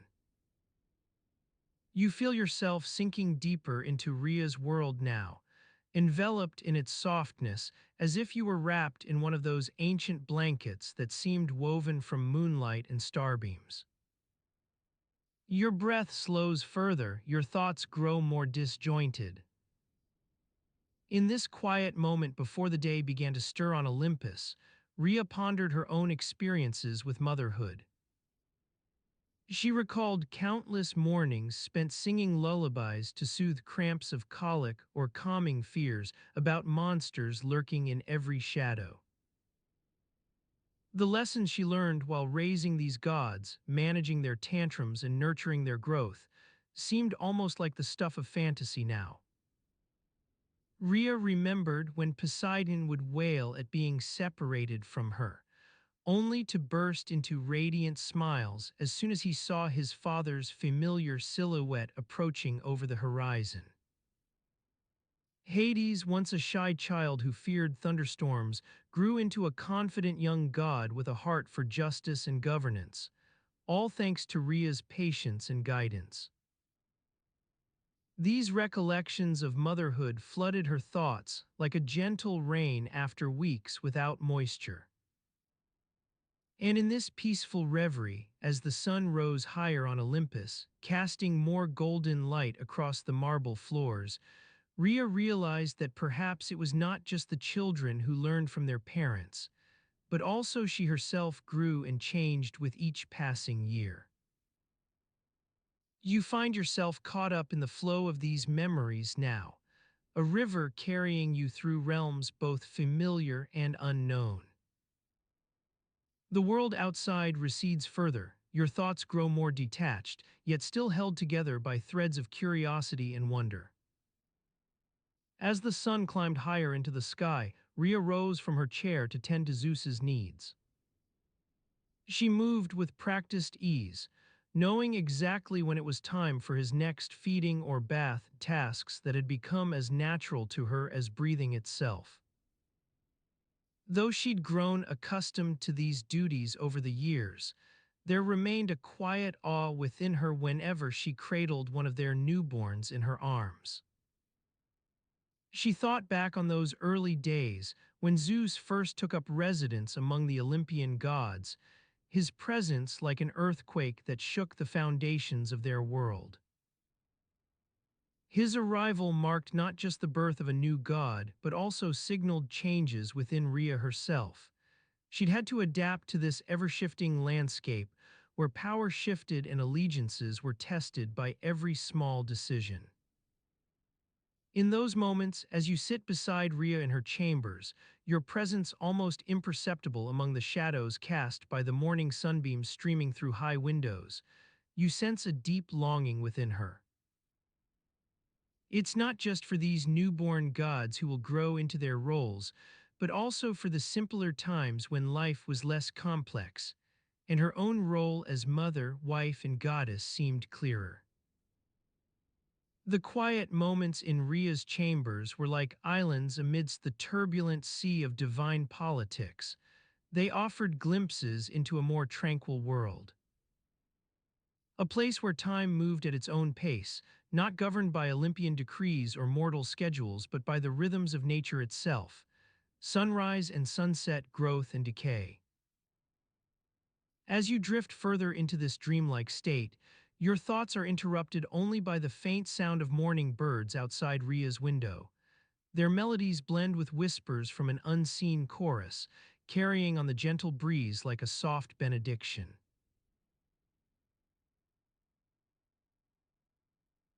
As you drift further into this dreamlike state, your thoughts are interrupted only by the faint sound of morning birds outside Rhea's window. Their melodies blend with whispers from an unseen chorus, carrying on the gentle breeze like a soft benediction. The warmth of the sun seeps through the windowsill, casting a golden glow upon the marble floor as it slowly awakens from its slumber. You find yourself standing in front of your wardrobe, nestled deep within Mount Olympus' lush gardens. Your space is limited, much like the gods and goddesses who reside here. Every inch counts, and so does the tidiness of your belongings. As you gaze upon the rows of intricately carved wooden shelves, a faint scent of cedarwood wafts up to greet you. Your hand instinctively reaches for the delicate silver latch that secures the wardrobe door, its gentle creak echoing through the stillness as it swings open. A warm breeze carrying whispers from Zeus's throne room stirs the folds of your garments, rustling them with a soft serenade. The faint hum of the Olympian lyre drifts in on the wind, weaving an enchanting melody that underscores the mundane task at hand. You begin to sort through the contents of your wardrobe, rummaging for items you've misplaced or forgotten amidst the bustle of divine duties and festivities. In this tranquil setting, with the soft lapping of morning dew against the marble floor as a soothing accompaniment, the act of tidying becomes almost meditative. Your fingers brush against an embroidered silk shawl that still carries the faint scent of Athena's garden.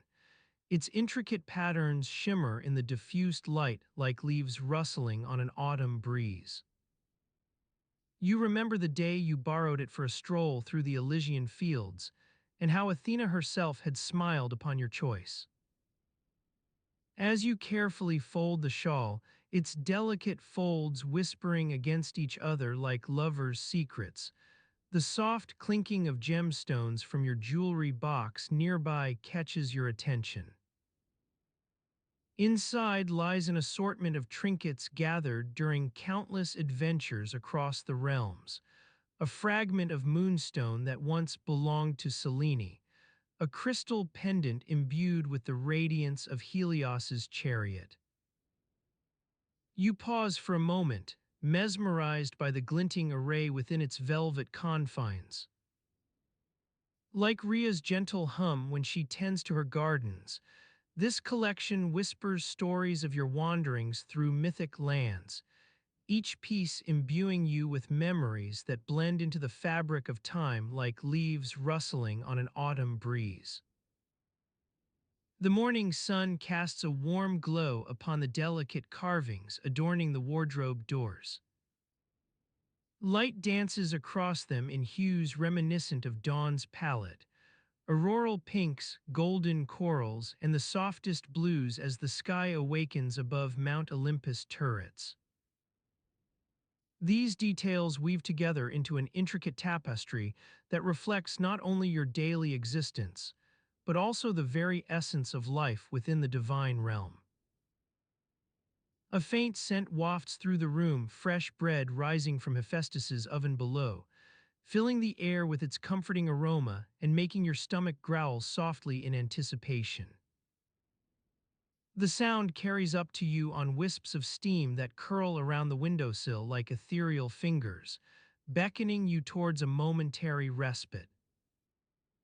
Your gaze drifts away from your wardrobe as you ponder your next move. Attend Hephaestus's baking session and partake in his legendary bread-making ritual or continue tidying up. The decision weighs lightly upon you, much like the gentle rustle of dry leaves on an autumn breeze, a reminder that every moment carries its own significance within this divine realm. The morning light has now reached a level where shadows barely dance across your walls. A soft chime from outside heralds the arrival of Apollo's chariot as he sets off to greet the dawn in his sacred domain, leaving behind an ethereal aura reminiscent of silver birch leaves on the forest floor. Within this tranquil setting, tidying up becomes less a chore than a way to appreciate the intricate web of relationships within Mount Olympus. Every item you carefully fold or place back into its designated space whispers stories of those who have used it before, the gods and goddesses whose footsteps have walked these halls, the mortals welcomed as guests in divine hospitality. The soft clinking of your jewelry box grows quiet once more, but the memory lingers like a gentle echo on the wind. Your gaze returns to the rows of shelves within your wardrobe, now filled with an assortment of memories and mementos, each one telling its own tale about life among the gods.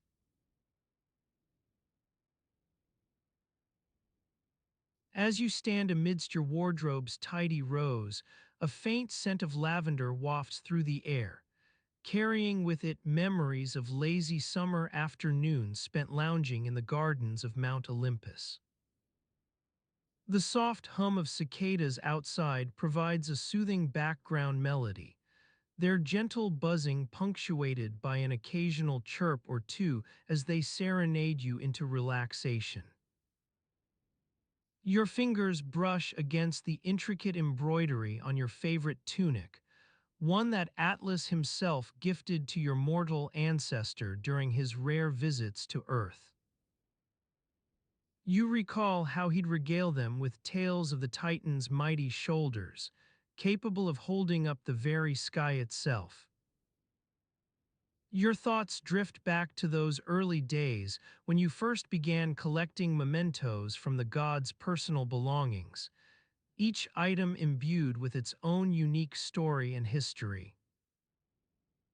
Your gaze lingers on a particularly worn-out sandal, tucked away in a corner shelf.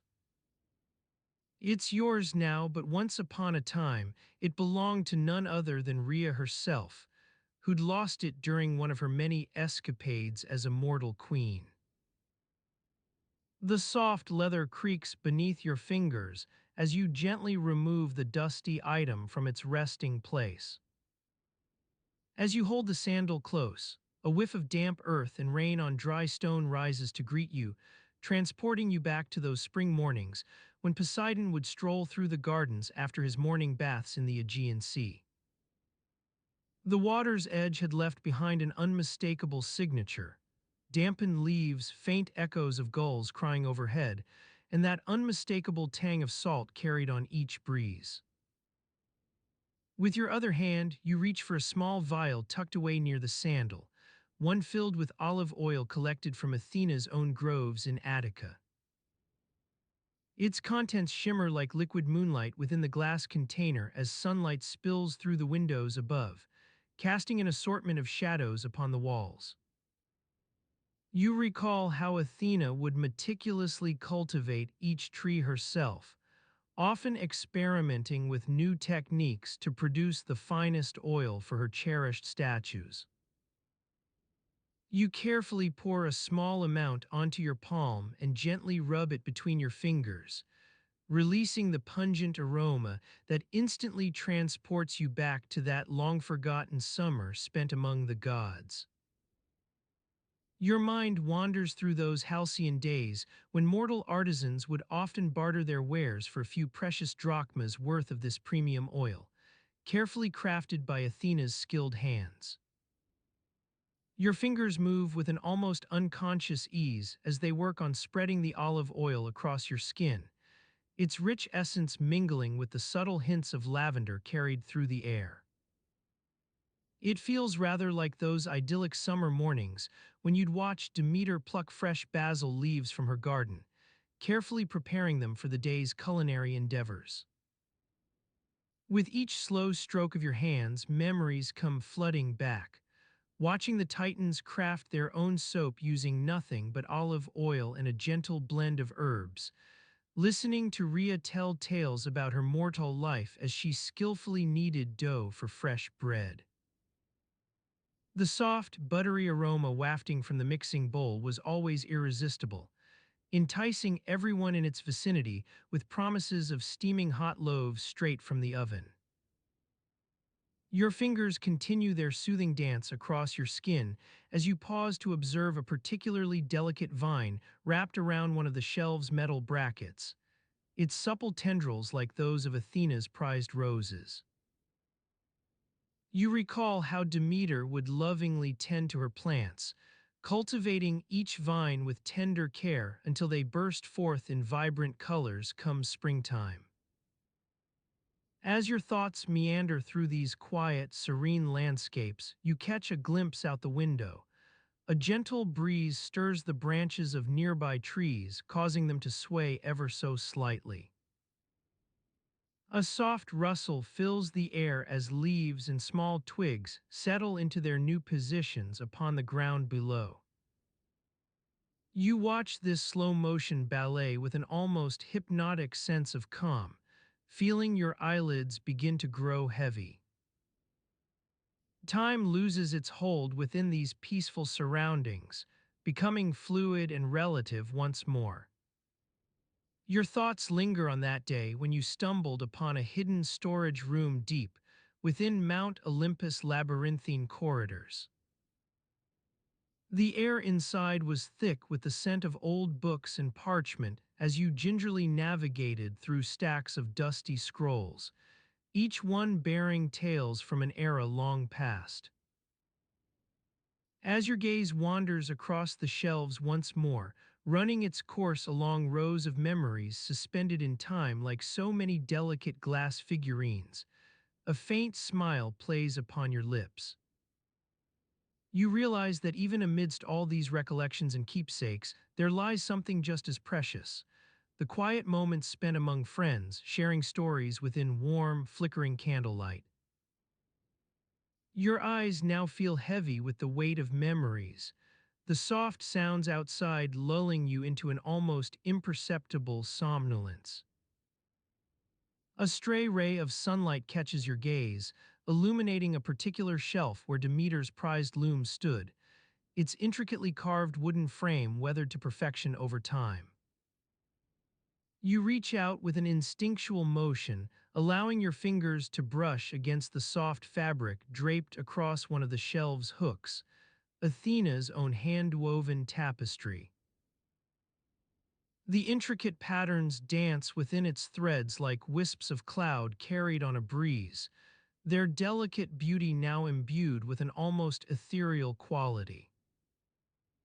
The air around you grows quieter still as your thoughts wander through those halcyon summer days when Poseidon would stroll along the Aegean's shoreline, carrying his beloved lyre to serenade the sea itself. The music seemed woven into the very fabric of time, each refrain harmonizing with the world's symphony in perfect synchrony. Your fingers now move almost involuntarily as you cradle Athena's tapestry within your arms, feeling its gentle texture against your skin, releasing a soft sigh that seems to carry on its own quiet breeze. The sounds outside have grown softer still, distant chirping of birds giving way to an almost imperceptible lullaby carried by the wind. The last wisps of sunlight dance across Athena's tapestry like leaves rustling within an autumn breeze, their delicate patterns weaving together with memories, mementos, and moments suspended in time. As your gaze drifts into a drowsy haze, you feel yourself becoming one with this quiet scene, where every sound blends with the rhythms of nature to create a soothing symphony that gradually carries you away. Time dissolves into its fluid essence as your eyes grow heavier still, their slow closure accompanied by the soft whispering of memories carried on an almost imperceptible breeze. As your eyelids finally succumb to their relentless exhaustion, time dissolves into its fluid essence, becoming one with the soft whispering of memories carried on an almost imperceptible breeze that rustles through the leaves of the olive trees outside. The sun's warm rays, now a gentle caress rather than a fiery blaze, dance across your skin as you bask in their languid embrace. In this tranquil state, you find yourself transported to the realm of ancient Greece, where the gods and goddesses of Olympus once walked among mortals. You stroll through the agora, taking in the vibrant colors and lively chatter of the marketplace as people go about their daily lives. The scent of freshly baked bread wafts from the nearby ovens, mingling with the aroma of roasting olives and the sweet fragrance of blooming flowers. You pass by a group of young men engaged in a heated debate over the merits of various philosophical schools. Their animated discussion is punctuated by bursts of laughter and the occasional raised eyebrow as they attempt to outdo one another in their display of erudition. Nearby, an elderly woman tends to her vegetable garden, carefully pruning the leaves of her prized tomatoes while muttering to herself about the latest gossip from the nearby village. As you wander through this bustling scene, your attention is drawn to a small group huddled around a wooden table near the city gate.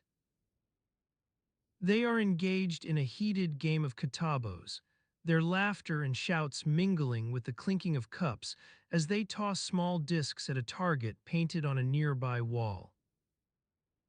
Among them stands Athena, goddess of wisdom, her piercing gray eyes shining with amusement as she expertly targets a particularly recalcitrant disc. Her long, curly brown hair is tied back in a loose knot, and her white tunic is cinched at the waist by a wide leather belt adorned with tiny golden bells that tinkle softly as she moves.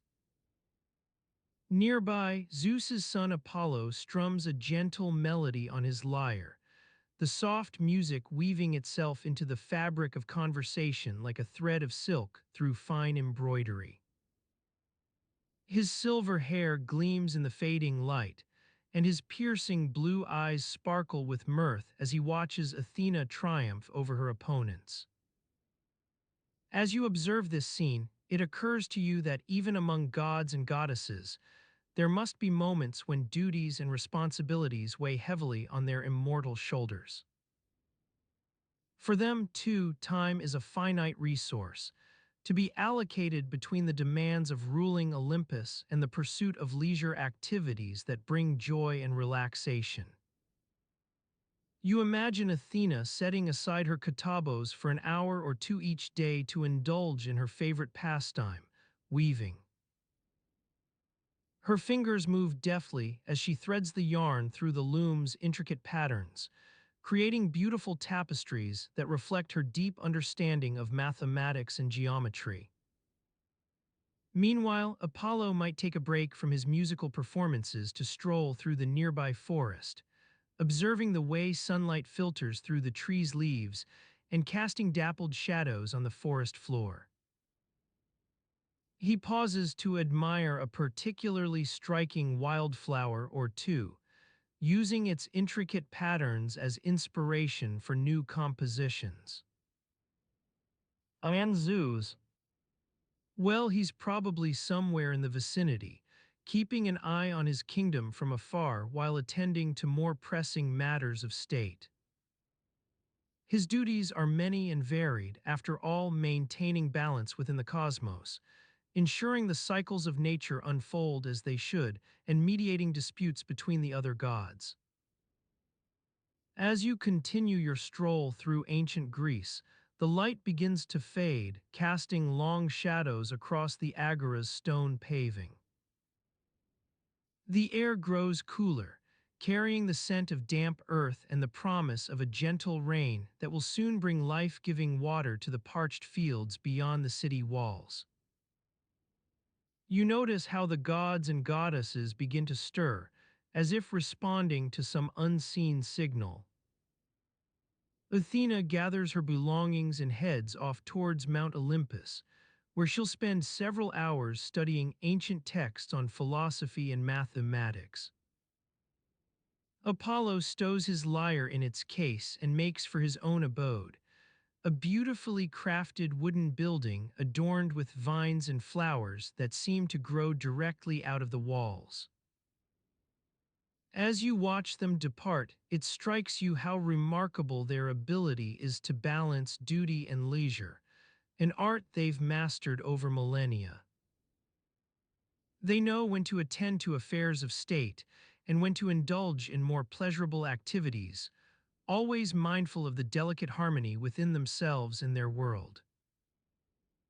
In contrast, your own days often feel like a juggling act, with multiple responsibilities competing for attention at any given moment. You strive to prioritize tasks effectively, but the constant barrage of demands on your time can leave you feeling overwhelmed and drained. Perhaps it's worth taking a cue from these immortal gods, learning how they allocate their precious hours, and making space in our own lives for pursuits that bring us joy and relaxation. After all, as Athena might say with a wise smile, A well-balanced life is like a perfectly woven tapestry. One thread of duty must be complemented by another of leisure. As the evening deepens, the stars begin to twinkle above, casting their soft light upon the agora's stone paving. The air grows quieter now as people retire to their homes for rest and contemplation. You find yourself at a tranquil spot overlooking the city, where you can watch the sun dip slowly below the horizon. A gentle breeze stirs the leaves of nearby olive trees, causing them to rustle softly in the fading light. With each passing moment, your eyelids grow heavier still, their slow closure accompanied by the soft whispering of memories carried on an almost imperceptible breeze that seems to carry you along with it, into a world where time itself is fluid and malleable. As you drift further into the realm of dreams, where time dissolves like mist evaporating under the warmth of a golden sun, your mind begins to wander back to a bygone era, one in which gods and goddesses walked among mortals, their lives intertwined with those they created. It is an age of mythic tales, whispered around campfires long after the flames have died down, when the stars twinkled like diamonds scattered across the velvet expanse of night. You find yourself standing amidst a lush forest, surrounded by trees that seem to stretch up towards the sky in slender silhouettes, their leaves rustling softly in the gentle breeze. The air is alive with the sweet scent of blooming wildflowers and the earthy smell of damp soil, rich and fertile from the spring rains. As you breathe in deeply, your senses are transported back to a particular morning, one that begins like any other for Artemis, goddess of the hunt, moonlight, and childbirth. Your day starts before dawn breaks over the horizon, when the world is still shrouded in darkness, yet alive with anticipation. You walk alongside Artemis as she stirs from her slumber, her eyes fluttering open to greet a new day. Her chambers are simple, adorned with minimal furnishings, a few fine tapestries woven by mortal hands, a collection of well-polished spears leaning against the walls like sentinels, and a beautiful lyre, its strings tuned softly in anticipation. Her hair is long and dark as the night sky, cascading down her back like a waterfall of shadows. She rises from bed with an ease that belies her divine strength, her movements fluid as she begins to prepare for another day on the hunt. You watch as she washes her face with cold water drawn from a nearby spring, feeling invigorated by its clarity. The room is filled with a faint scent of myrrh and rose petals, carried on the breeze through open windows that let in the night's chill but also allow for the fresh dawn air to enter. Artemis dresses quickly, donning a simple tunic made from the finest linen, and cinching it at her waist with a belt adorned with small bones that reflect her connection to the hunt. She steps out into the courtyard of her temple, where you follow closely behind as she takes in the surroundings.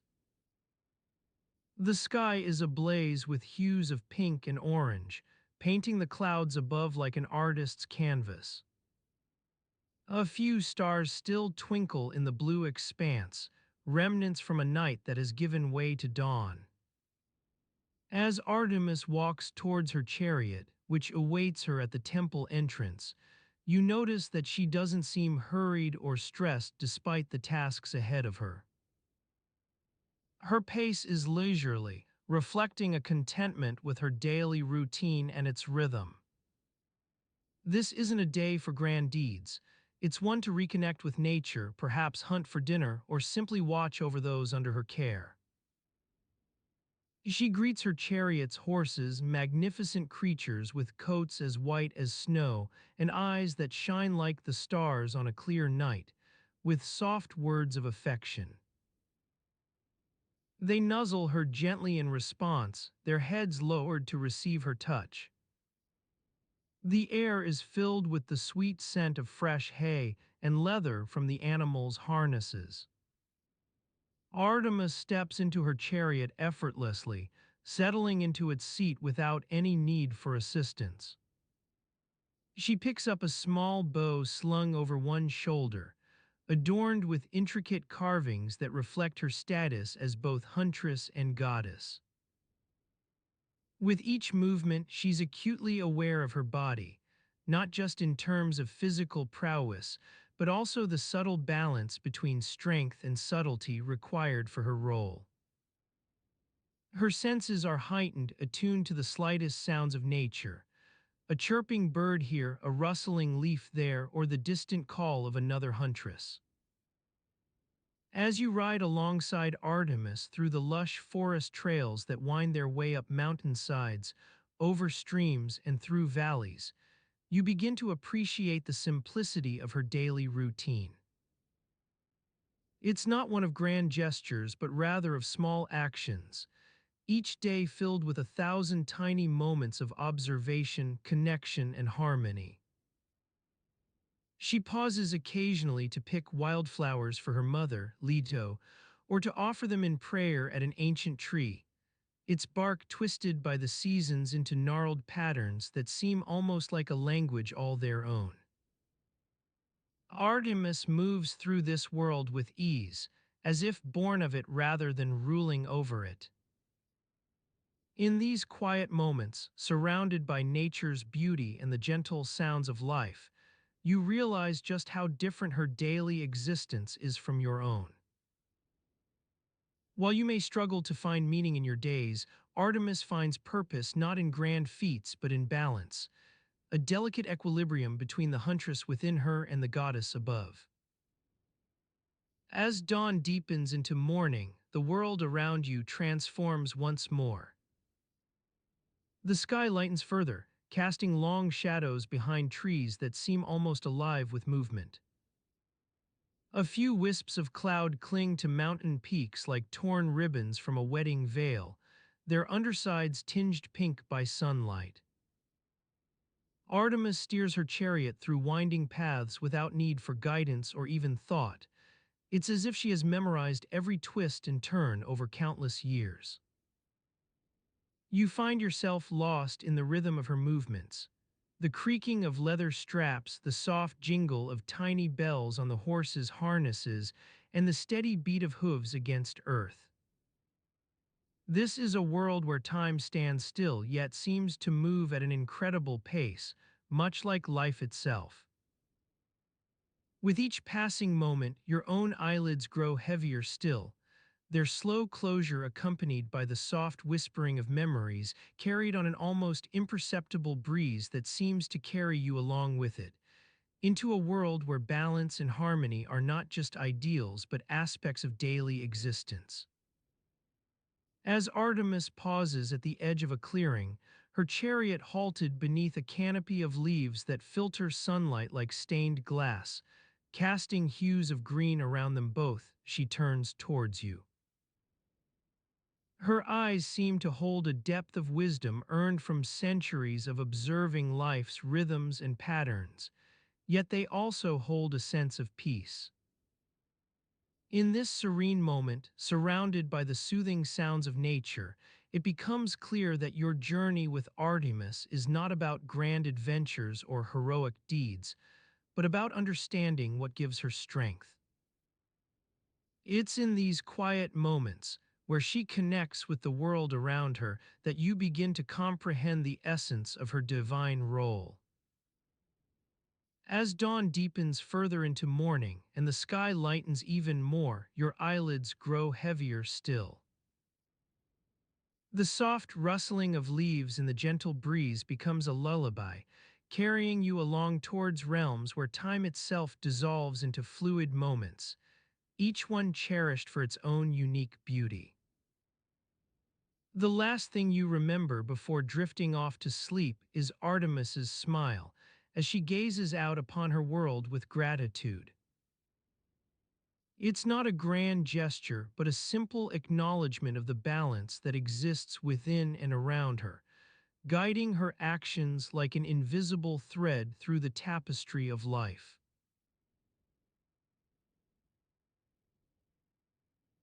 As she walked back to her quarters, the soft rustle of her sandaled feet on the stone floor echoed through the corridors of Mount Olympus's palace. The faint scent of ambrosia wafted from the nearby kitchen, where the palace chefs were preparing dinner for the gods and goddesses. Her stomach growled at the prospect of a meal soon to come, perhaps some roasted meats, steaming vegetables, or even those delightful little honey cakes that seemed to be her favorite weakness. She smiled to herself as she climbed the stairs, thinking about how odd it was that, despite being immortal, they all still managed to develop preferences and quirks like mortals. The palace staff meetings were always a highlight of her day, not because anything particularly exciting ever came up, but because it gave her an opportunity to catch up on gossip and share in the collective frustrations that seemed to plague even the gods. As she entered her quarters, she was greeted by the warm glow of candles flickering in the sconces. She dropped onto a nearby stool, running a hand through her hair as she began to unlace her sandals. The soft creaking of leather and the gentle groaning of wooden floorboards accompanied her as she settled into the quiet routine that would precede dinner. The sound of murmured conversations drifted from down the corridor, probably Zeus's latest decree or Poseidon's rant about some sea god nonsense. She closed her eyes, letting out a contented sigh as the warmth and scent of incense enveloped her. It was one of those moments where everything felt just right with the world. She thought back to this morning's staff meeting, the usual assortment of gods and goddesses, all trying to manage their respective domains while maintaining some semblance of order within the palace walls. Athena had been a bit testy about some issue with her owl scouts, while Ares grumbled about the lack of decent meat at the local butcher shops. Demeter had spent most of the meeting complaining about the state of the gardens, something to do with overgrown plants and neglectful gardeners. She shook her head as she recalled how the poor woman often got lost in her own world, forgetting that everyone else was already familiar with the intricacies of palace politics. The meetings themselves were a peculiar institution on Mount Olympus. They served no particular purpose other than providing an excuse for everyone to gather and socialize, sharing stories about their various domains, offering advice when requested or unsolicited, and generally enjoying one another's company in the quiet hours before dinner. Despite its somewhat aimless nature, she rather enjoyed these gatherings. There was something soothing about listening to Hephaestus's tales of his latest craftsmanship endeavors, or Aphrodite's gossip-filled accounts of her favorite mortal's romantic entanglements. She even found herself looking forward to Hermes's arrival each week, not just because he brought news from the mortal realm, but also for the way he seemed to light up a room with his irrepressible charm. The door creaked open behind her as one of the palace servants entered with a tray bearing an assortment of small dishes. Her stomach growled louder now that she knew food was imminent, perhaps some juicy meats or fresh vegetables, accompanied by those delicious little cakes she'd mentioned earlier. She turned to smile at the servant, who nodded politely and set down the tray before backing out into the corridor once more. The soft clinking of silverware against plates echoed through her quarters as she picked up a small dish, inhaling deeply, that enticing mix of herbs and spices wafting from the food always seemed to stir something within her. As she took her first bite, flavors exploded across her palate, a delicate balance of sweetness and savory notes. She closed her eyes, letting out a sigh of contentment as the taste transported her back to countless other meals shared with friends and family amidst the palace's bustling corridors. Time ticked on at its own pace within these walls, an ever-shifting tapestry woven from threads of divine presence, mortal intrigue, and mundane daily life. She took another bite, savoring each morsel as she drifted into a comfortable reverie, lost in the soothing rhythms of palace existence. Hours passed, or maybe just minutes. It was difficult to tell when time itself seemed so fluid on Mount Olympus. The soft glow from candles casting shadows across her quarters created an otherworldly atmosphere, almost like being enveloped by some mystical aura that only existed within these palace walls. She finished the last morsel of food, feeling a quiet sense of satisfaction wash over her as she pushed back from the table. Her stomach was content now, it seemed to take care of itself in such situations. She rose from the stool, padding softly across the floorboards toward her bed, which lay shrouded by an intricate canopy adorned with patterns that danced like fireflies under candlelight. The evening air outside carried a gentle breeze, bearing whispers of leaves rustling through olive trees below the palace walls. The soft creaking of branches and distant chirping provided a lulling background hum, reminding her that even in this divine realm, nature held sway over all, including those immortal residents who called it home. With each passing moment, fatigue began to creep into her limbs like autumnal shadows seeping across the palace grounds. She yawned quietly, feeling a subtle shift within herself as sleep's gentle allure beckoned. As she settled under the canopy of her bed, its intricate patterns seeming to sway gently in time with the breeze outside, the soft glow from candles cast long shadows across the room, an enchanted landscape born from flickering candlelight and whispered conversations carried on by palace staff. Her eyelids began their slow descent towards slumber, carrying her off into realms both real and imagined. As she slipped deeper into repose, Hestia's thoughts wandered to her daily routine, a symphony of mundane tasks that filled her days with purpose and comfort. You are standing in the grand hall of her palace, surrounded by the gentle glow of candles and the soft murmur of whispers from the other gods as they too prepare for their own slumber. The air is thick with the scent of roasting meats and freshly baked bread wafting from the kitchen, where Hestia's team of skilled cooks toil away. The clanging of pots and pans provides a soothing background hum, punctuated by the occasional shout or laughter as they work in harmony, their movements choreographed like a well-rehearsed dance.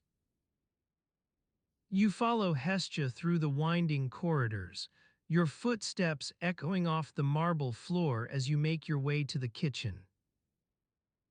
The warm light spilling from within is a beacon of comfort on this chilly evening, beckoning you toward the cozy hub of activity that lies beyond.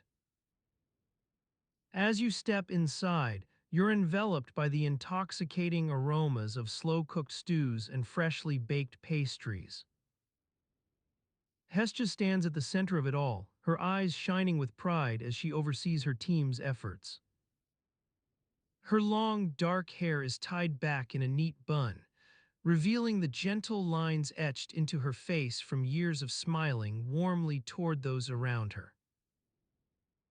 A smudge of flour on her cheek hints at the chaos that lies beneath her composed exterior, for even Hestia, goddess of the hearth and home, can't escape the occasional mishap.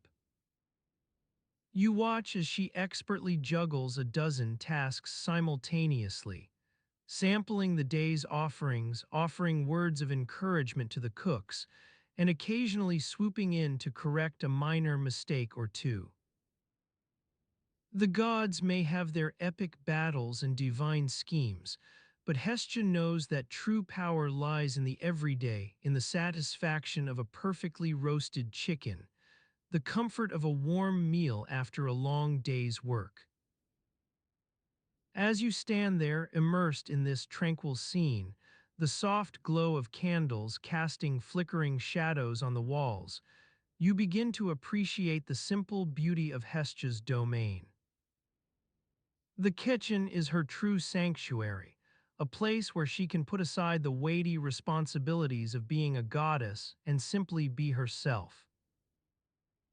You notice the way the light dances across her face as she smiles at one of the cooks, whose hands are stained with a particularly stubborn sauce. It's a small moment, easily overlooked by those who would rather focus on grand gestures or mighty deeds, but for Hestia, this quiet exchange is what truly matters. In this instant, you feel your own worries and cares begin to slip away, like the ebb of a tide receding from the shore. The evening wears on, the kitchen slowly emptying as one by one. The gods take their leave, each carrying with them a small morsel or token of appreciation for Hestia's tireless efforts. You watch as she packs up the remains of dinner, leftovers destined to become tomorrow's meals, carefully wrapped and stored away in her pantry. As you help her tidy the kitchen, your hands brushing against hers, you feel an odd sense of camaraderie with this goddess who has dedicated herself to the mundane arts of cooking and caregiving. It's a feeling that defies explanation. Perhaps it's simply the knowledge that even among gods, there exists a deep appreciation for the simple things in life.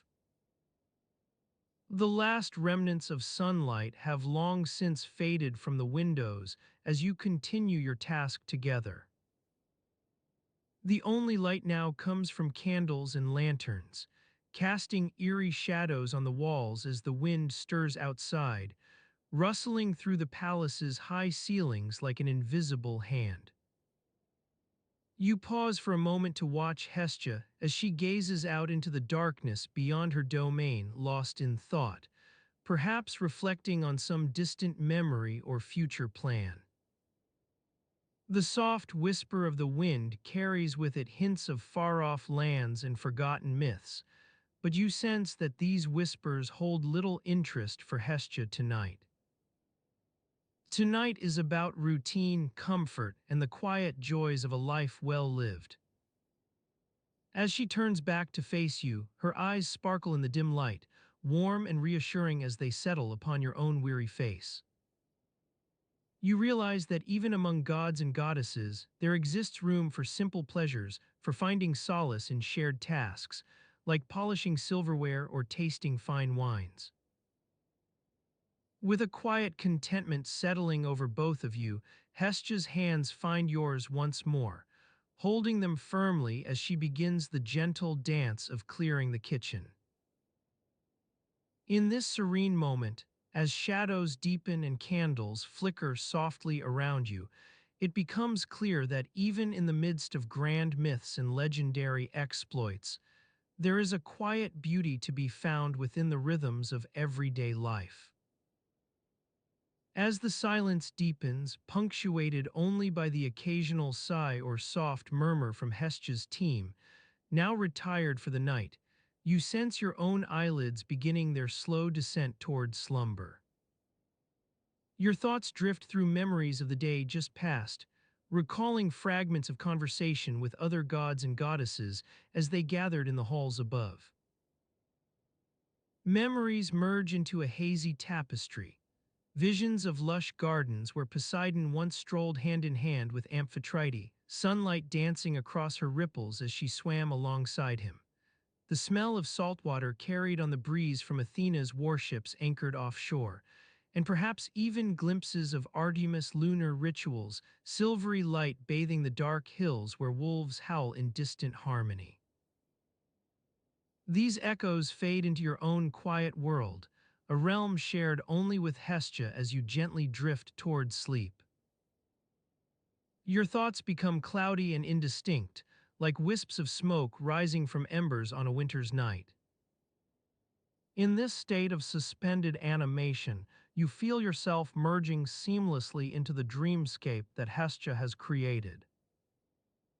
You are now fully immersed within her subconscious, floating effortlessly among the realms she weaves so skillfully. Together with her, you'll navigate mythic landscapes and secret gardens hidden deep within Olympus' storied heart. But for now, as your breathing slows to match hers, it's enough simply to rest alongside Hestia in this kitchen sanctuary, where warmth and comfort have been distilled into an art form all their own. In the stillness that follows, you feel a weightlessness settle over both of you, free from cares or burdens. As stars begin to twinkle through the windows above, your eyes grow heavy with the promise of dreams yet to come. In this quiet space between wakefulness and slumber, Hestia's gentle hand wraps gently around yours once more. With an unspoken understanding that only a goddess like her could convey, she begins to guide you deeper into the realm of Morpheus' kingdom, where shadows will grow darker still but also softer. There lies no danger in these dreams, merely the possibility for shared exploration and rediscovery within Hestia's heart. As your last memories fade away with each passing moment, like ripples dissipating across a peaceful lake on a windless day, you find yourself lost once more in her domain of slumbering gods. You are surrounded by an endless expanse of soft, velvety darkness, like a warm blanket that envelops you completely. The air is heavy with the scent of blooming flowers and fresh earth, transporting you to a place far removed from the hustle and bustle of everyday life. As your last memories fade away with each passing moment, like ripples dissipating across a peaceful lake on a windless day, you find yourself lost once more in her domain of slumbering gods. The gentle lapping of waves against the shore is replaced by the soothing hum of distant chanting, a soft melody that seems to emanate from everywhere and nowhere at the same time. You wander through this mystical realm, your footsteps quiet on the lush grass that covers the ground like a thick carpet. The stars above twinkle with an otherworldly light, casting an ethereal glow over all around you.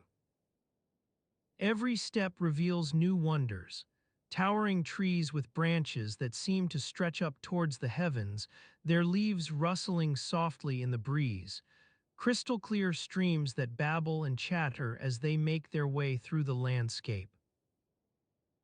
As you wander deeper into this enchanted world, you begin to notice subtle changes in your surroundings. The air grows warmer, filled with an intoxicating aroma of roasting meats and freshly baked bread. Your stomach growls softly in response, reminding you that even here, in a realm dedicated to slumbering gods, hunger can be a persistent companion. You follow the scent towards a clearing, where you find yourself standing at the edge of a grand feast hall. The tables are laden with an astonishing array of delicacies: golden brown roasted meats, platters piled high with steaming vegetables, and pyramids of sweet pastries that seem to defy gravity by staying upright. Seated at the center of this banquet is King Cronus himself, surrounded by his retinue of Titan gods and goddesses. They are all engaged in lively conversation, their laughter and chatter mingling with the clinking of silverware on fine china. The atmosphere is convivial, yet you sense a subtle undercurrent, as if even these divine beings can't quite relax when gathered together. To one side of King Cronus sits his son Zeus, looking every inch the benevolent ruler that he is. His eyes are warm and kind, but there's something faintly restless about him, like a caged bird straining against its bars. Nearby, Poseidon broods quietly to himself, his gaze fixed on some point in the distance as if lost in thought. Rhea, mother of all these gods, sits at the far end of the table, her expression serene and watchful. She seems to be observing her children with a mixture of affection and concern, as one might tend a garden filled with rare flowers that require delicate care. As you observe this gathering, you begin to pick out individual conversations amidst the general hubbub. Athena is regaling an audience with tales of her latest exploits in the mortal world, battles won, wisdom gained, and cunning strategies employed. Hephaestus chuckles good-naturedly as he listens, his eyes shining with a quiet warmth. But not everyone seems entirely at ease. Tantalizing scents waft from the kitchen, roasting meats that promise untold delights, yet you notice that several of the gods appear to be avoiding certain dishes altogether. You begin to sense a subtle undercurrent. There's something amiss here, some unseen tension beneath the surface. King Cronus rises from his seat, his movements fluid and commanding as he surveys the gathering before him. His voice booms out across the room, warm but firm, like a gentle breeze rustling leaves on an autumn day. My dear children, he begins, I have called this feast to celebrate our continued blessings in the mortal realm. Theirs is a world of endless change and uncertainty, yet we remain steadfast as ever guardians of order and wisdom. Zeus nods thoughtfully, his expression solemn for once. Poseidon's gaze remains fixed on some distant point, but Rhea's eyes flicker towards her son with interest. As your host, Cronus continues, I am pleased to offer a special dish in honor of our gathering, something I have commissioned from the finest chefs in Olympus. The kitchen doors swing open, and out comes Hephaestus himself, bearing an enormous platter adorned with steaming meats. The aroma wafts through the room like a promise. Roasted lamb on skewers, dripping honey-glazed ham, delicate pastry pockets filled with spiced apples. Your stomach growls in anticipation as you watch this grand feast unfold before your eyes. But something nags at the back of your mind, an intimation that even this bounty may be tinged by some unforeseen consequence. The gods and goddesses begin to serve themselves from the platters, their laughter and chatter mingling with the clinking of silverware on fine china. The air is filled with joyous noise, but you sense a subtle undercurrent, as if each guest has brought his or her own unique brand of madness to this gathering. You wander closer to King Cronus's table, trying not to draw attention to yourself as you navigate the crowded room. Your senses are overwhelmed by the sights and scents around you. Every dish seems to promise some new delight, yet your stomach is filled with an uneasy sense that something may go awry. Yet even in this realm of slumbering gods, where mortal cares seem far removed from everyday concerns, the mundane details still hold sway. Even here, at a banquet attended by divine beings, you can't help but be aware of the peculiarities and absurdities that govern human, and perhaps not so human life. As the feast wears on with its endless parade of delicacies and laughter-filled conversations, your thoughts grow hazy, like ripples spreading out across a quiet pond. You feel yourself becoming lost once more in this domain of slumbering gods. As you feel yourself becoming lost once more in this domain of slumbering gods, The gentle hum of the world around you grows softer still. The rustle of leaves outside your window, the creaks and groans of the old wooden frame, all blend into a soothing melody that carries you further away from wakefulness. You recall the tale of Prometheus, who stole fire from the gods to give to humanity. But as you drift deeper into slumber, his story becomes a distant memory, replaced by the familiar sensations of your own body relaxing.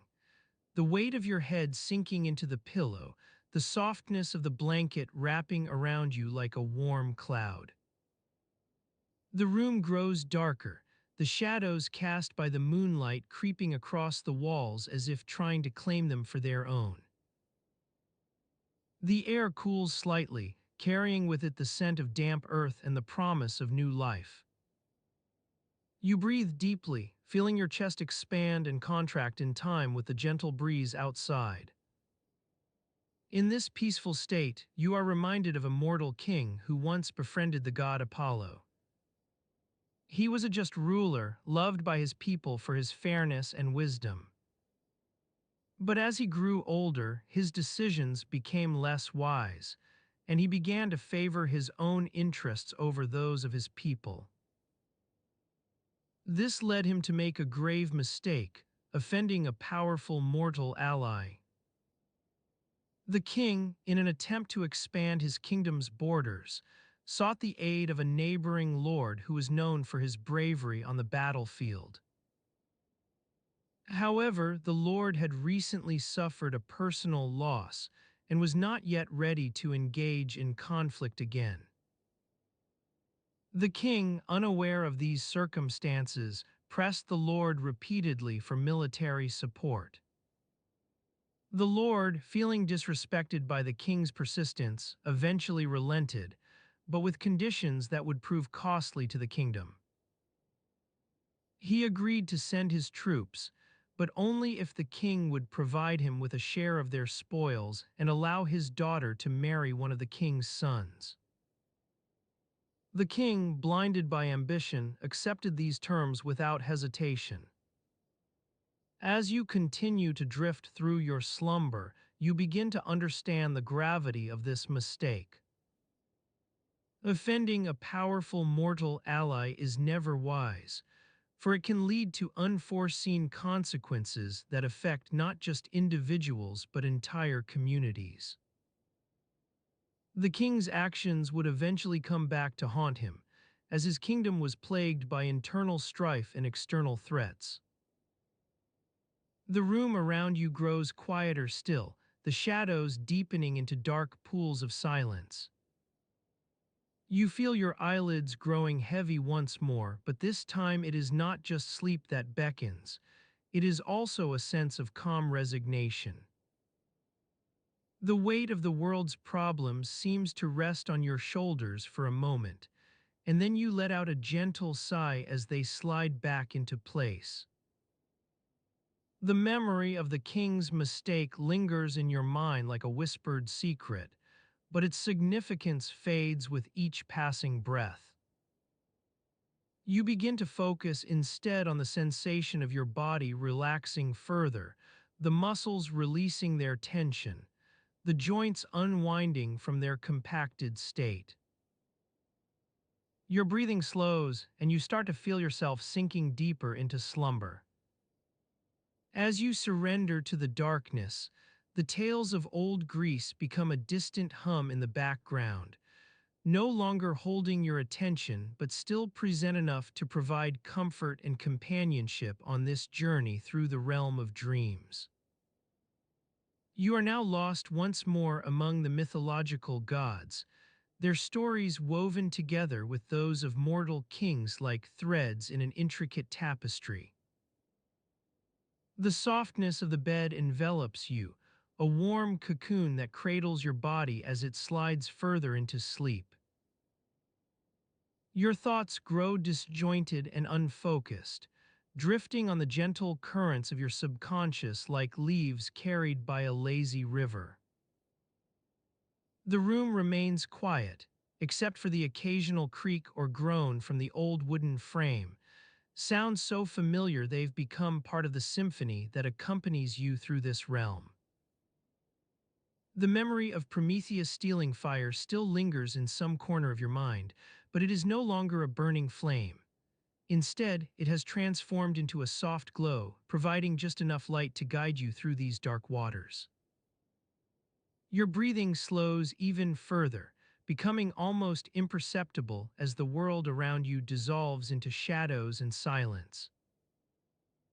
In this peaceful state, where the boundaries between reality and myth blur, you find yourself recalling another tale, one of the Titan gods who ruled over the universe during its early days. They were a mighty pantheon, governing the earth, sea, sky, and underworld with an iron fist.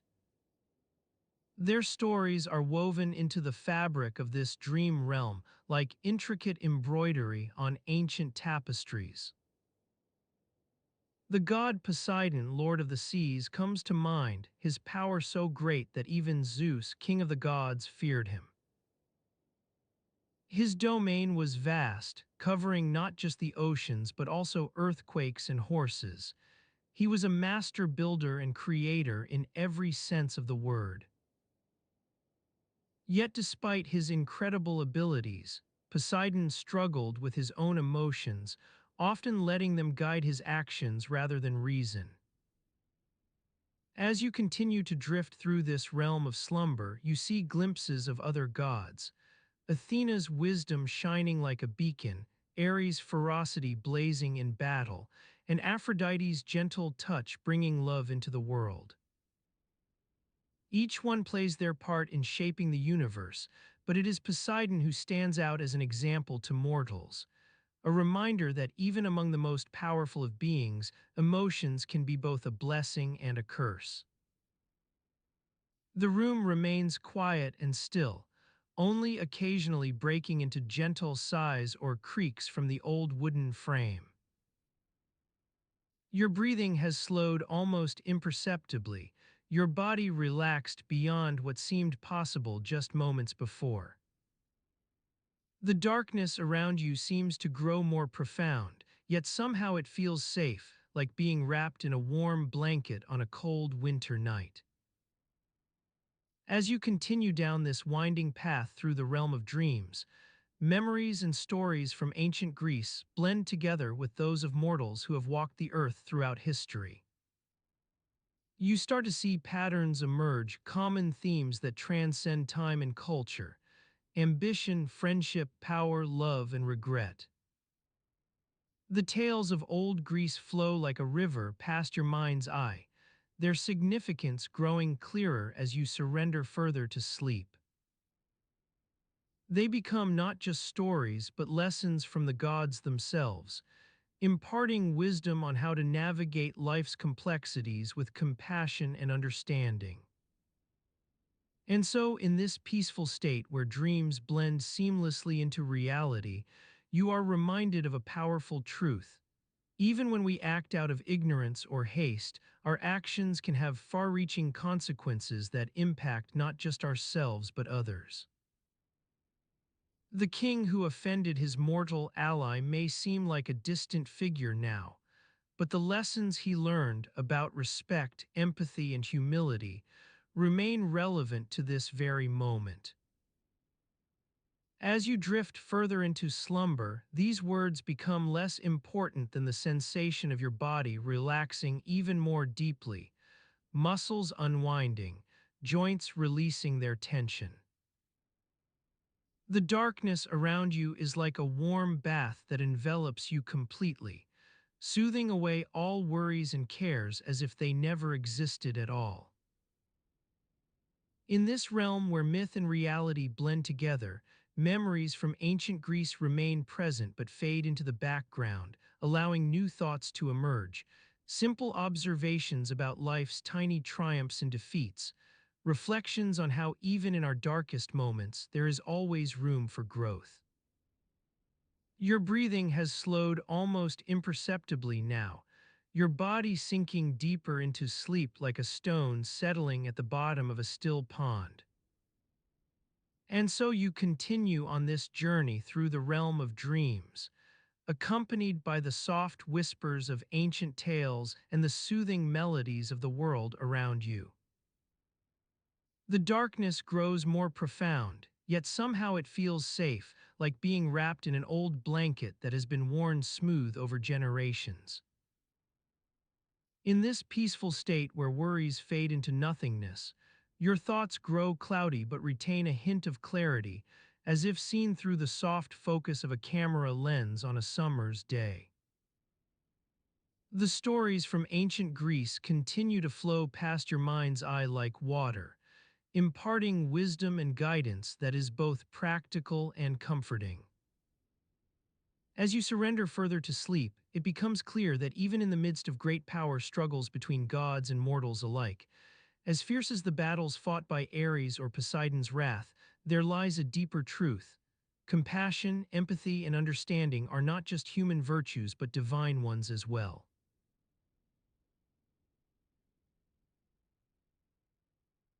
As you drift deeper into slumber, the world of ancient Greece unfolds like a tapestry woven with threads of myth and reality. In this realm, even the mighty titans, rulers of the cosmos, are not immune to the mundane struggles of daily life. You find yourself in the grand palace of Atlas, one of the 12 Olympians, standing amidst the bustling halls where gods and mortals alike come to seek his counsel. The air is thick with the scent of olives and fresh bread wafting from the nearby kitchens, as well as the faint tang of cedarwood incense burning on the altars. As Atlas navigates the complexities of ruling the heavens, he must also contend with the intricacies of his own household. His wife, Pleione, a Titaness renowned for her wisdom and kindness, stands at the center of their domestic sphere. Her presence is as soothing as a summer breeze on a warm afternoon, gentle, calming, and full of quiet strength. You watch as Atlas approaches Pleione in the palace courtyard, where she is tending to a small herb garden filled with fragrant herbs like thyme, rosemary, and oregano. The sun casts dappled shadows across her face as she works, her hands moving deftly among the plants as if coaxing life from their very roots.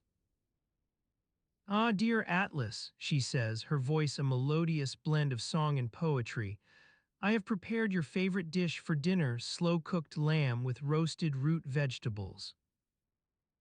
The slaves will bring it to you shortly." Atlas smiles, his eyes crinkling at the corners as he bends down beside her to examine the plants more closely. "Thank you, my love," he says, running a thumb over a particularly delicate sprig of rosemary. "You always know how to soothe my soul with your cooking and your gentle touch." Pleone's eyes sparkle like stars on a clear night as she rises from her crouched position, brushing off the hem of her gown. "It is but a small thing," she says, smiling up at Atlas, "compared to the weight of governing the universe." As you observe this tender exchange between two powerful titans, their words and actions reveal the depth of their connection, a bond forged from shared responsibilities, mutual respect, and deep affection. You are now walking alongside Pleone as she makes her way through the palace corridors, pausing at various stations where artisans and craftsmen work on various projects. She inspects each one with a keen eye for detail, offering words of encouragement or constructive criticism as needed. In the grand throne room, you see Atlas seated behind his massive stone chair, listening intently to a young mortal who has come seeking guidance. The boy's words are laced with worry and uncertainty, but Atlas listens attentively, his expression empathetic and non-judgmental. As Pleone approaches the scene, she leans in close to whisper something in Atlas's ear. His response is a gentle nod, followed by a soft smile as he turns back to the young mortal. Remember, he says softly, your path may twist and turn like the rivers of Greece, but it will lead you where you need to go. You continue your stroll with Pleon through the palace gardens, pausing at the banks of a serene fountain that burbles gently in the background. The air is filled with the scent of blooming flowers, jasmine, honeysuckle, and roses, their fragrance mingling with the sweet aroma of fresh bread wafting from the nearby ovens. As you sit beside Pleon on a bench overlooking this tranquil scene, she places a gentle hand on your arm. You see, Atlas's duties as ruler of the heavens are many, she says softly, her voice weaving in and out of the soothing sounds around them. But even he knows that compassion, empathy, and understanding must be his guiding principles. As Pleon speaks these words, you feel a sense of calm wash over you, a reminder that even among the mighty gods, there lies a deeper truth. The power to inspire, heal, and guide others is not just reserved for those with divine authority. The sound of soft chanting drifts through the gardens, carried on the breeze from a nearby temple dedicated to Artemis. The moon has begun its ascent in the sky, casting an ethereal glow over the palace grounds as night falls softly. As you sit there amidst this peaceful scene, Pleon's words continue to resonate within your heart. Compassion, empathy, and understanding, these are not just human virtues but divine ones as well. The sound of soft, rustling fabric catches your attention. You turn to see Atlas approaching with a gentle smile on his face, holding out a small, intricately woven basket filled with freshly baked bread and sweet pastries. Join us for dinner, he says softly, and let the evening's peace wash over you. As you rise from your seat alongside Pleon, the night air envelops you like a soft blanket, warm, comforting, and full of promise. The palace gardens stretch out before you like an endless sea of tranquility, illuminated by the gentle light of the rising moon. The sound of distant laughter carries on the breeze as mortals and gods alike gather for dinner in the grand hall. You take your place at a nearby table, surrounded by the soothing sense of cooking food and fresh bread, a sensory feast that rivals any mythic banquet. As you lift a warm pastry to your lips, Pleon leans over to whisper something in Atlas's ear once more. This time, her words are lost in the gentle murmur of conversation around them, but their love shines brightly like a beacon in the evening light. In this serene moment, as night descends upon ancient Greece and its mythical inhabitants, you feel your own heart grow lighter, filled with a sense of peace that pervades every aspect of life.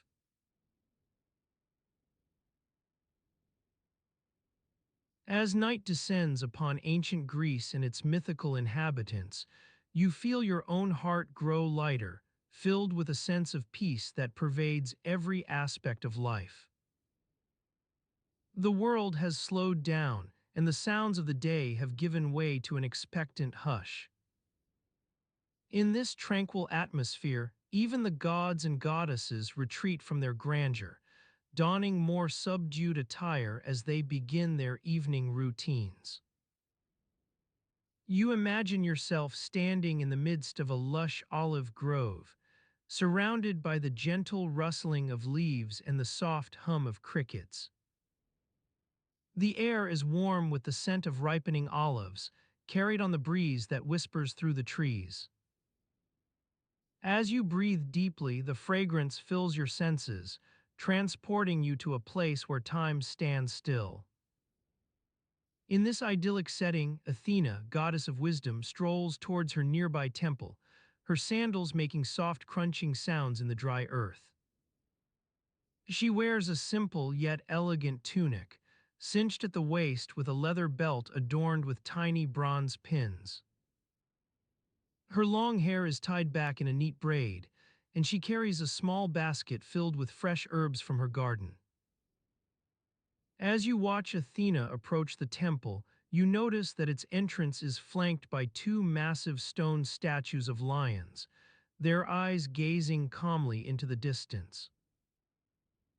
The gates are adorned with intricate carvings depicting various scenes from mythology, some showing great battles between gods and monsters, while others depict peaceful moments of divine intervention.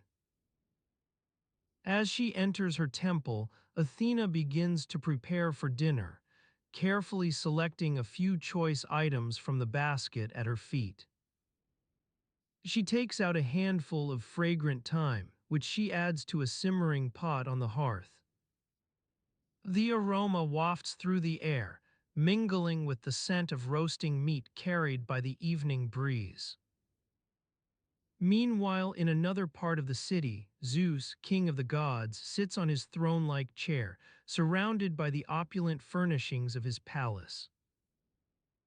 He wears a regal cloak draped over one shoulder, and his iconic lightning bolt is nowhere to be seen. Instead, he's occupied with more mundane matters.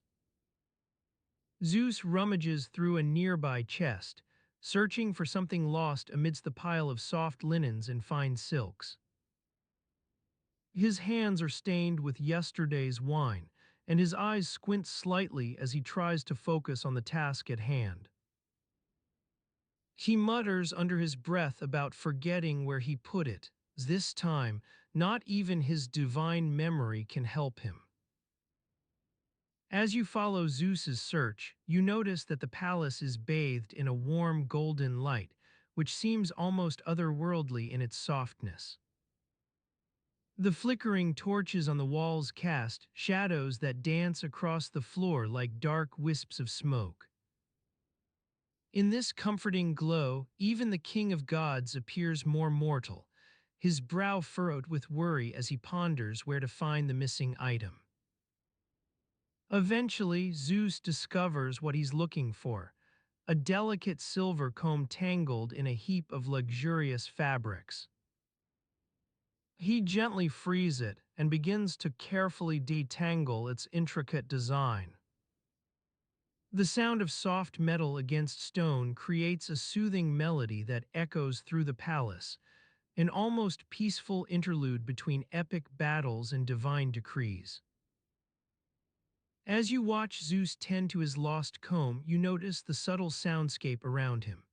The distant hum of conversation from the throne room where other gods have gathered for dinner, the clinking of fine china on a nearby table as Hephaestus, god of fire, expertly serves wine and delicacies, and most faintly of all, the gentle lapping of waves against the palace walls carried by the night breeze. These sounds blend together in harmony with Zeus's soft muttering to create an atmosphere both serene and regal.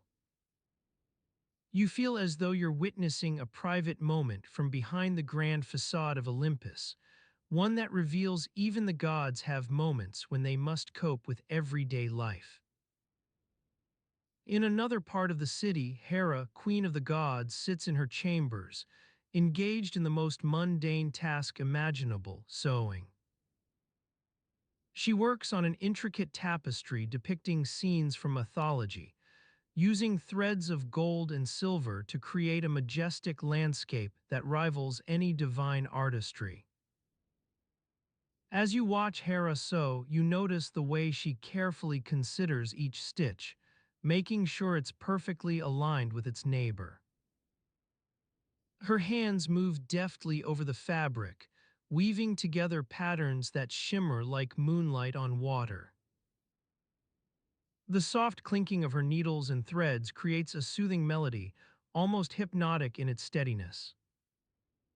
Hera pauses occasionally to survey her work, gently patting the tapestry as though it were a living creature. She adds more thread here, adjusts a pattern there, working tirelessly until she achieves the desired effect. The result is breathtaking, an exquisite weaving that seems alive with movement and life, much like the divine beings who inspired its creation. As you continue to observe Hera's work, you begin to feel your own hands grow still, as though they too were sewing into a fabric of tranquility. You start to notice how the soft glow from nearby torches casts shadows on the walls that resemble the folds in Hera's tapestry, an intricate dance between light and darkness. This peaceful atmosphere extends throughout ancient Greece, even reaching out beyond its mythical boundaries. As night deepens and stars twinkle overhead, the world slows down further still. Even the most turbulent of souls begin to find solace in this lulling rhythm, their dreams filled with visions of serene landscapes and quiet moments spent among friends. You breathe deeply once more, letting the tranquility seep into your very being. Your eyelids grow heavy as you imagine yourself walking through these ancient streets, taking in every detail. The soft rustling of leaves, the aroma of roasting meats carried on the breeze, the faint sound of sewing from Hera's chambers, each sensation drawing you gently deeper into the heart of this mythic world. In time, your footsteps fade away, replaced by a soothing silence. The stars above grow brighter as night deepens further still, casting their gentle light upon ancient Greece and its inhabitants. As all becomes quiet, even the gods retreat to their temples and palaces, each one returning to more mundane concerns, dinner plans, lost items, or delicate crafts. As you stand amidst this peaceful scene, wrapped in an aura of serenity that permeates every aspect of life, your own heart grows lighter still, filled with a sense of calm that only comes from being surrounded by the beauty and quiet of ancient Greece.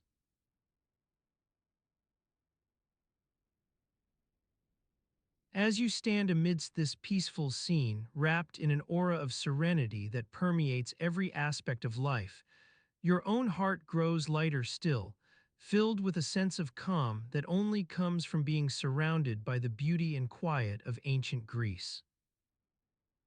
The warm sunlight casts a gentle glow on the tiles beneath your feet, warming them to a comfortable temperature, much like the warmth of a crackling fire on a chilly evening. You find yourself standing in the midst of an olive grove, the scent of fresh olives wafting through the air as you breathe in deeply. The rustle of leaves and the soft creaks of ancient trees provide a soothing background melody that seems to lull even time itself into a gentle slumber. Ahead of you, the majestic figure of Poseidon stands tall, his broad shoulders and powerful stance radiating an aura of tranquility. As he gazes out towards the distant horizon, where sea meets sky in a shimmering expanse of blue, you notice that he carries no visible burden, not even the mighty trident that once wielded such power over the oceans. It seems, for now, his duties have been temporarily set aside, allowing him to indulge in a simple pleasure watching the world go by. You recall the many stories told about Poseidon's love of leisure activities, how he would often spend hours playing lyre music on sunny days or engaging in spirited games with his fellow gods. His fondness for relaxation was said to be contagious, bringing peace and tranquility to those around him. You imagine that even now, as you stand before him, the gentle vibrations from his lyre's strings must still resonate through the air. As your gaze wanders across Poseidon's tranquil form, it settles on a nearby stone bench where Athena sits quietly, lost in thought. Her piercing eyes seem to hold 1,000 midnights within their depths, yet for now they are soft and contemplative as she gazes out upon the serene landscape before her. The stillness around her is almost palpable. No hint of war drums or battle cries mars this tranquil scene. Her robes, woven from the finest wool, rustle softly in the breeze, releasing a subtle scent that blends with the surrounding olive grove's fragrance to create an intoxicating bouquet that fills your senses. You can almost smell the richness of the earth itself as her presence infuses the air. Her hands rest on her lap, fingers gently intertwined, not quite holding anything, yet somehow still embracing it with quiet contentment.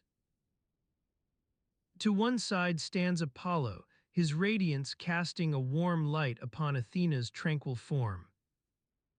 His lyre rests against a nearby olive trunk, its curves gleaming in the fading sunlight as if reflecting an inner glow that seems almost otherworldly. As you observe him, he begins to strum a gentle melody, soft and soothing, with each note resonating through your entire being like a comforting sigh. The sweet music carries on the breeze, mingling with Athena's peaceful thoughts until they blend into one seamless tapestry of serenity.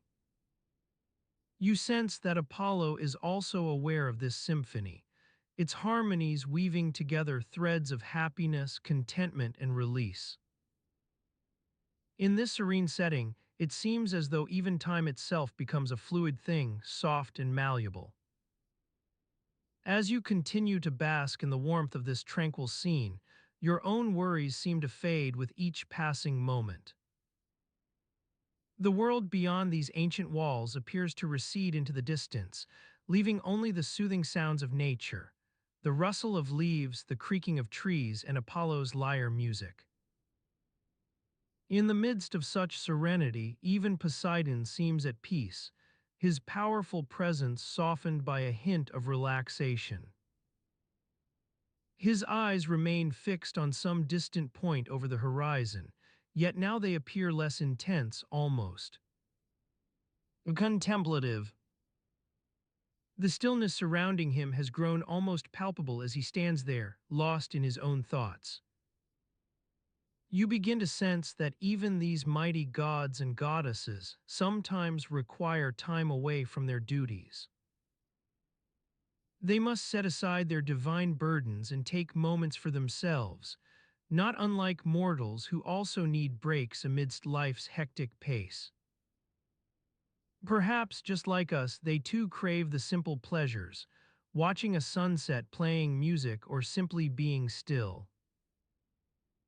As you stand there with Poseidon, Athena, and Apollo, it becomes clear that finding balance in life is crucial, balancing leisure activities with official duties. It means setting aside time for oneself to recharge, rejuvenate, and reconnect with one's passions. Neglecting this aspect of life can lead to stagnation, while allowing it room to breathe fosters growth. Athena rises from her stone bench now, her movements fluid as she stretches out a hand towards Apollo's lyre.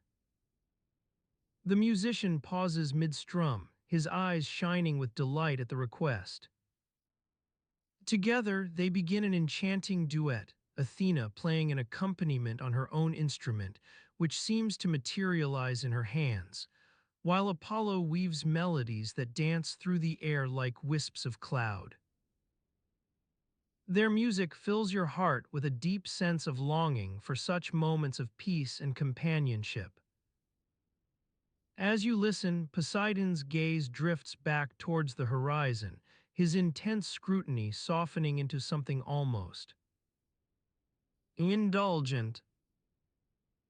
His powerful form appears to relax further still, as he seems to let go of some unspoken burden. The music continues on, an unforgettable blend of divine sounds that transport your spirit to realms beyond mortal comprehension. You find yourself carried along by their harmonies, feeling the gentle breeze rustle through your hair if you had any, and carrying the sweet scent of olives into your heart. In this timeless scene, it's as if all worries have dissolved, leaving only a deep, abiding peace that seems almost tangible. The world beyond these ancient walls still exists, yet its demands recede into the distance as you bask in this serenity. Your breathing slows further now, becoming synchronized with Apollo and Athena's duet. Time itself becomes fluid, allowing each note to resonate within your being like an eternal sigh of release, leaving nothing behind but a profound sense of contentment that fills every corner of your heart.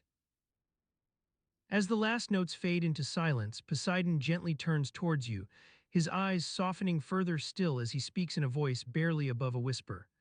Life's balance lies not only in duty, but also in taking time for oneself, cherishing moments like these amidst life's journey. His words blend with Athena and Apollo's harmonies, lingering within your being long after the music has ceased. In this peaceful moment, you realize that even divinity finds solace in simple pleasures, watching sunsets, playing lyre music, or simply standing still. And so, as night descends over ancient Greece, bringing shadows to dance across these serene surroundings, you find yourself nestled within a world where leisure and duty blend seamlessly into one another.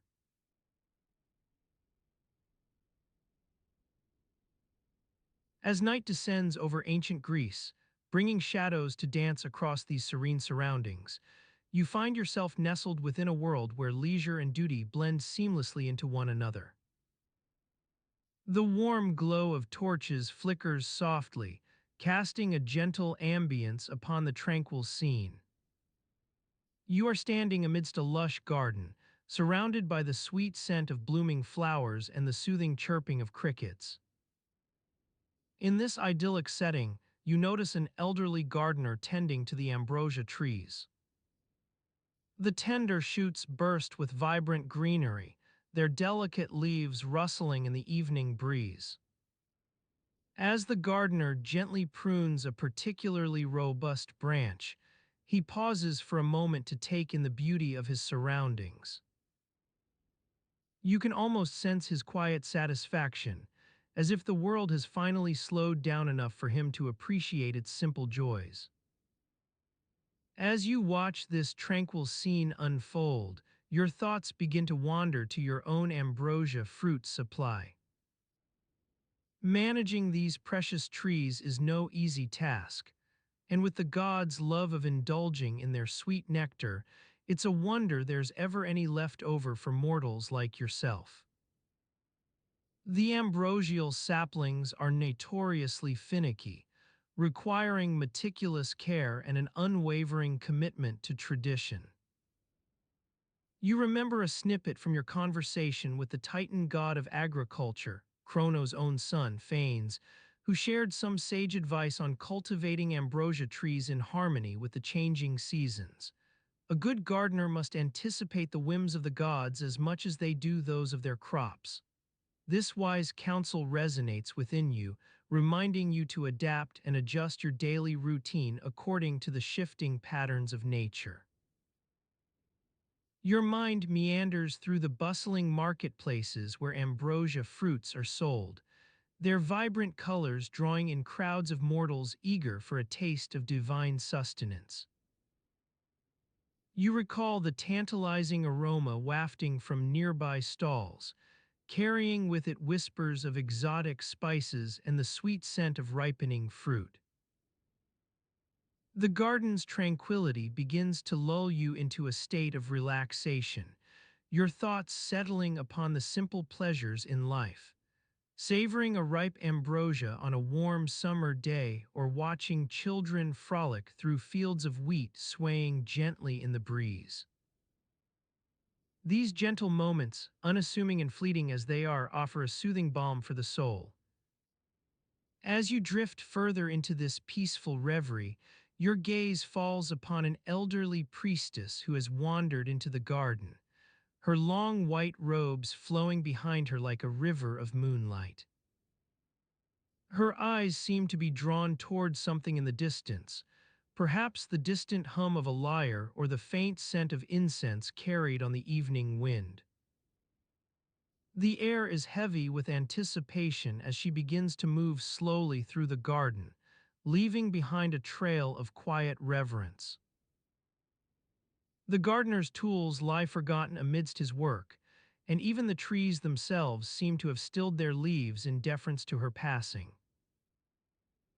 Your footsteps become lighter, your breathing slower. You're beginning to sense that this priestess is about to embark upon some sacred ritual, one where she'll connect with forces both mystical and ancient. The warm glow of torches casts an ethereal light on the garden path as the priestess moves toward a secluded arbor. The leaves above her seem to rustle in response to some unheard call, their soft whispers carried away by the evening breeze.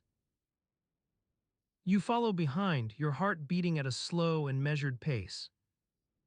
You are now standing beside this tranquil arbor, surrounded by an air of sacred expectation.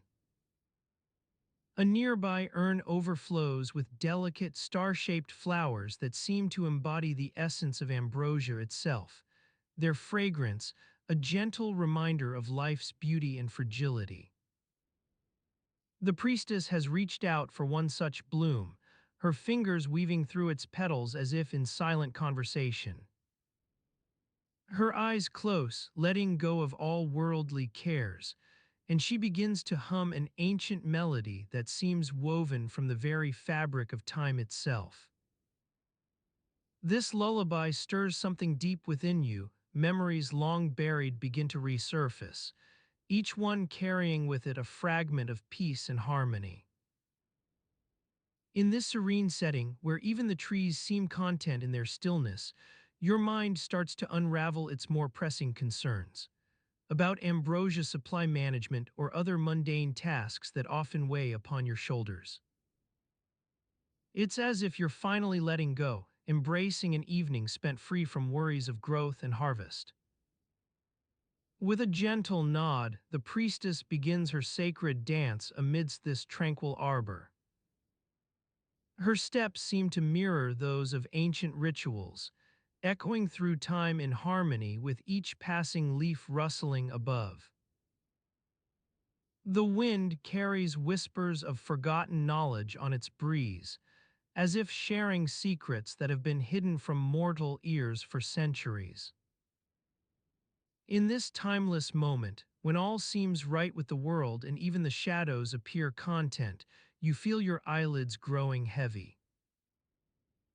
Your breathing becomes slower still, and the sounds around you grow quieter until they blend into an undisturbed silence. The garden's creatures have long since settled in for their own slumber, entrusting the watchful night to take care of any lingering worries or dangers that might arise under its cover. The stars above are beginning to twinkle like a canopy of diamonds against the dark blue sky, shining softly, as if reassuring you and this tranquil scene that all will be well come morning. As one final ambrosia flower closes in, its delicate petals folding inward in anticipation of new life, your own eyelids shut with it. Your thoughts still wander through memories of peaceful afternoons spent amidst these serene surroundings, moments which have now become woven into the tapestry of dreams themselves. The silence becomes complete as you slip further into slumber's gentle folds, cradled by this ancient world where duty and leisure blend in perfect harmony. The garden remains unchanged outside your sleeping form, yet within its quiet depths, something new has begun to grow, a sense of peace that will guide you through the trials ahead. And so, with one last soft breath released into this stillness, you surrender yourself completely to slumber's soothing grasp, carried away by the dreams woven from these serene surroundings and their enduring beauty.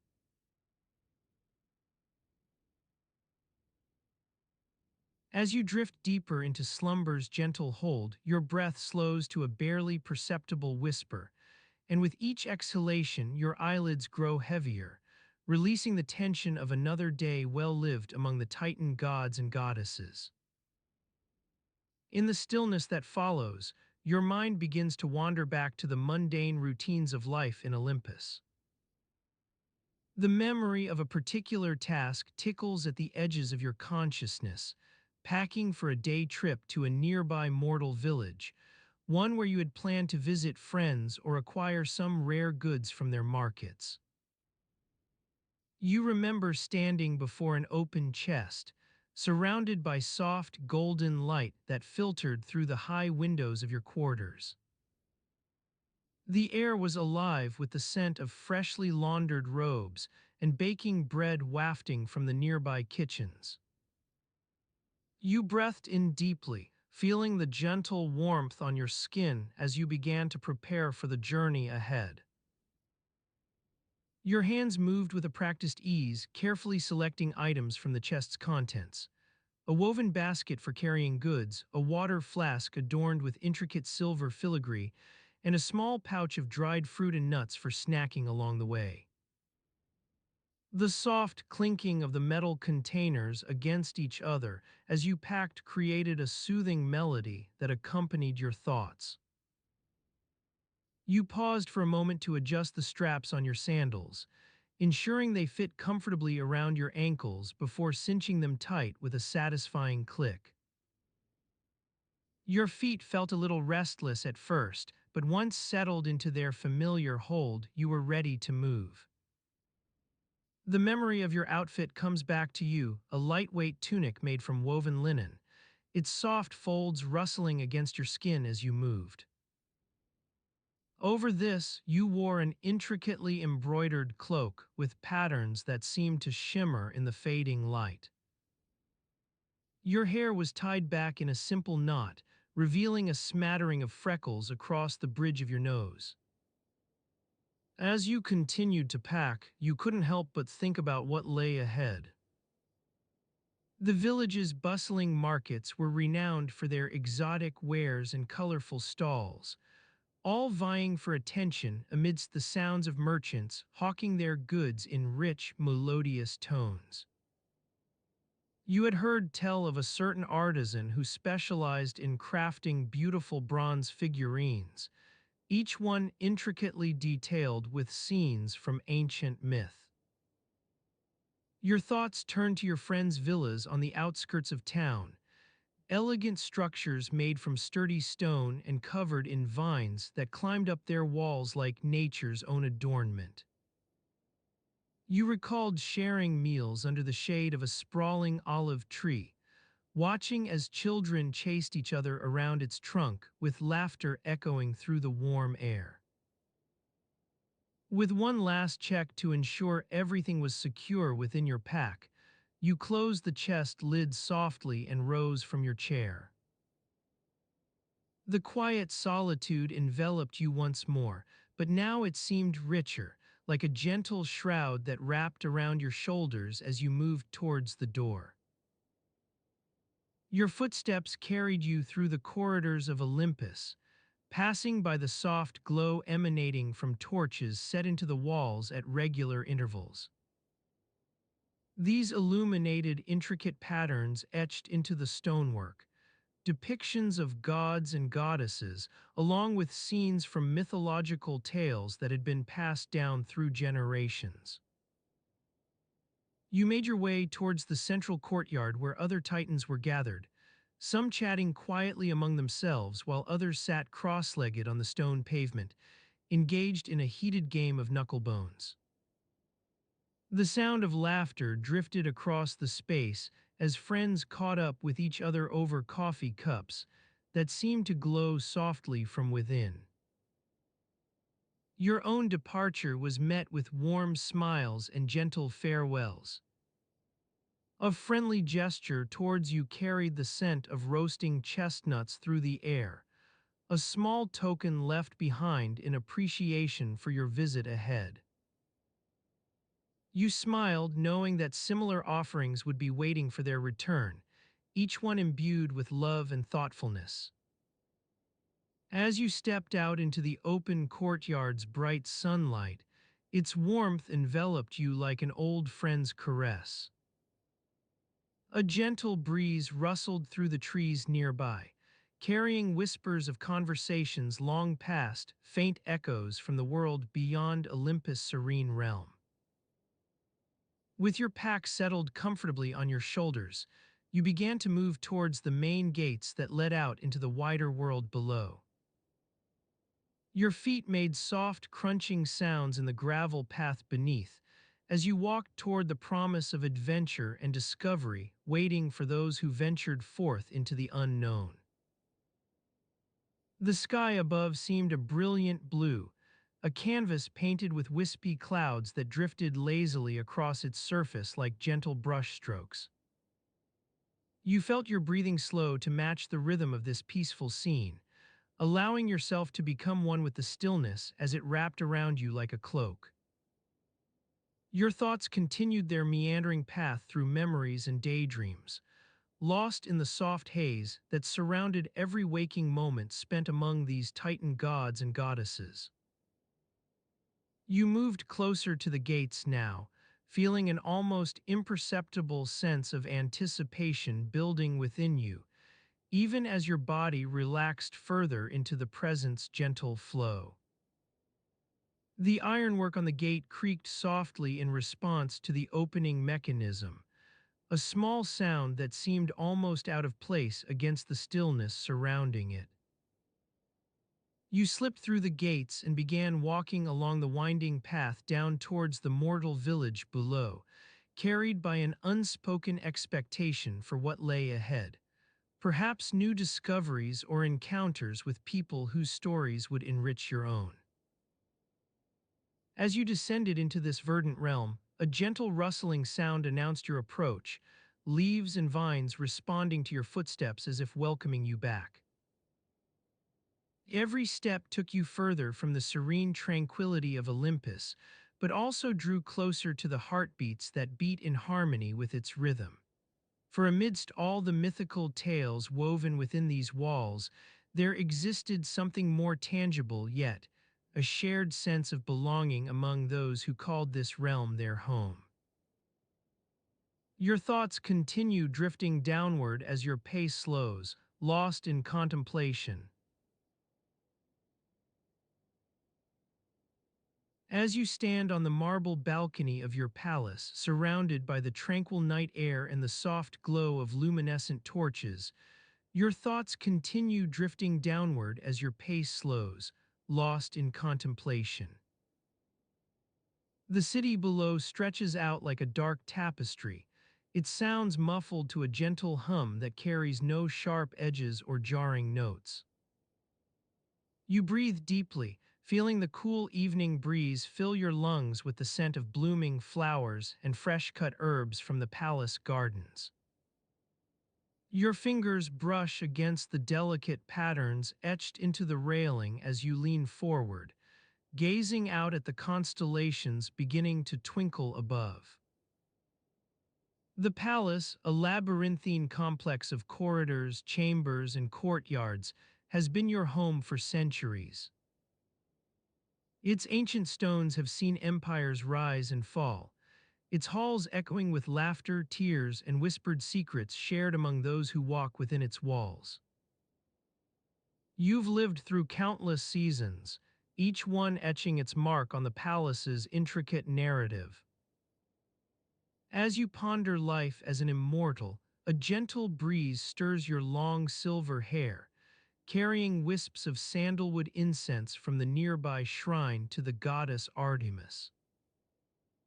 The fragrance wraps around you like a soothing balm, calming the faint tang of tension that lingers in the air, a reminder of the delicate balance between tranquility and turmoil within these palace walls. You've learned to navigate this treacherous terrain with ease, mastering the art of maintaining order amidst chaos. But even as an immortal, there are moments when the weight of your responsibilities becomes almost too much to bear. The constant vigilance required to ensure the well-being of those around you can be exhausting, leaving you feeling like a leaf caught in a gentle current that's slowly but inexorably carrying you toward exhaustion. Still, on nights such as this, with the palace quiet and the city slumbering beneath your feet, it's possible to let go. Your eyes drift shut as you breathe in the scent of sandalwood, feeling the tension seep from your shoulders like autumn leaves surrendering to winter's chill. In these moments, you become aware of tiny details that usually slip past unnoticed. A faint scratch on the railing where a careless hand once brushed against it. The soft creaks and groans of ancient woodwork settling beneath the weight of countless seasons. Each sound is like a gentle voice whispering reminders that even as an immortal, life has its rhythms and routines. As you stand there wrapped in this peaceful silence, your mind begins to wander through memories, tender moments shared with loved ones, quiet triumphs over minor victories won against the challenges of immortality, fleeting glimpses of joy before it was tempered by wisdom. Each recollection stirs within you a deep affection for these palace walls and their inhabitants. Your gaze drifts toward the dark shape looming beyond the courtyard, where the temple to Zeus stands guard like an imposing sentinel. Its marble columns seem to stretch up toward the stars themselves, drawing your eye upward in reverence as the night deepens around it. In this twilight realm, time dissolves into a gentle haze that allows you to recall moments long past, a day when laughter filled these halls, a moonlit stroll through the gardens where you shared secrets with someone who would soon be gone. Memories linger like whispers on the wind, refusing to let go as the stars wheel overhead. You find yourself pondering strategies for coping with the stress of palace life.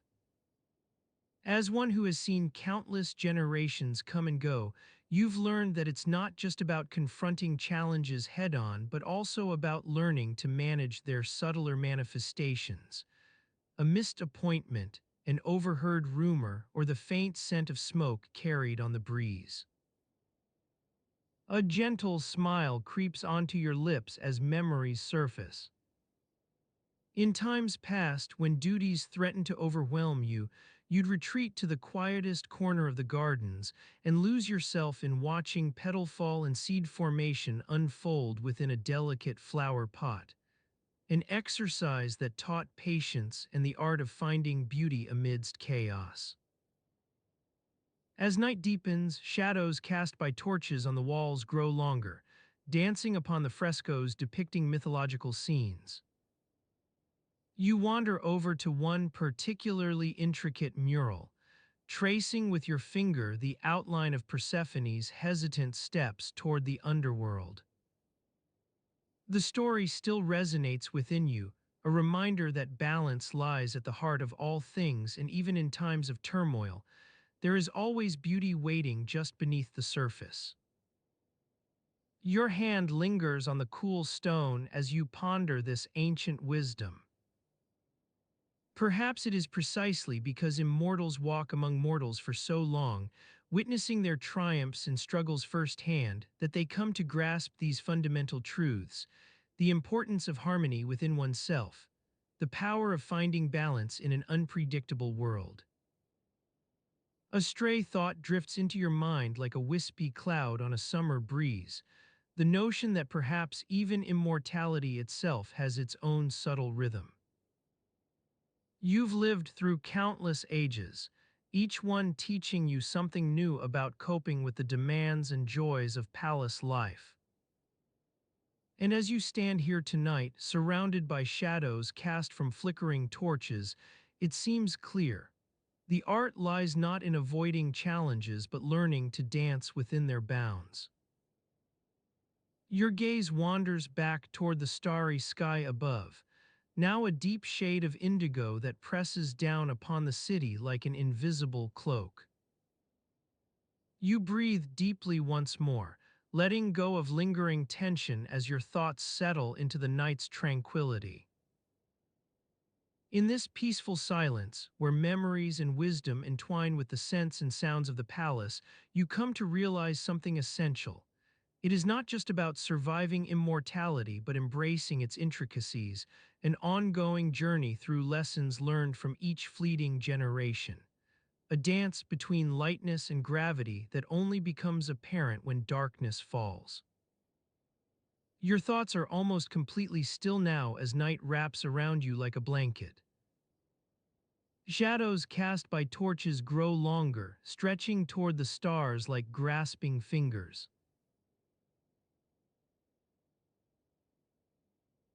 As you settle into the silence of night, shadows cast by torches grow longer, stretching toward the stars like grasping fingers.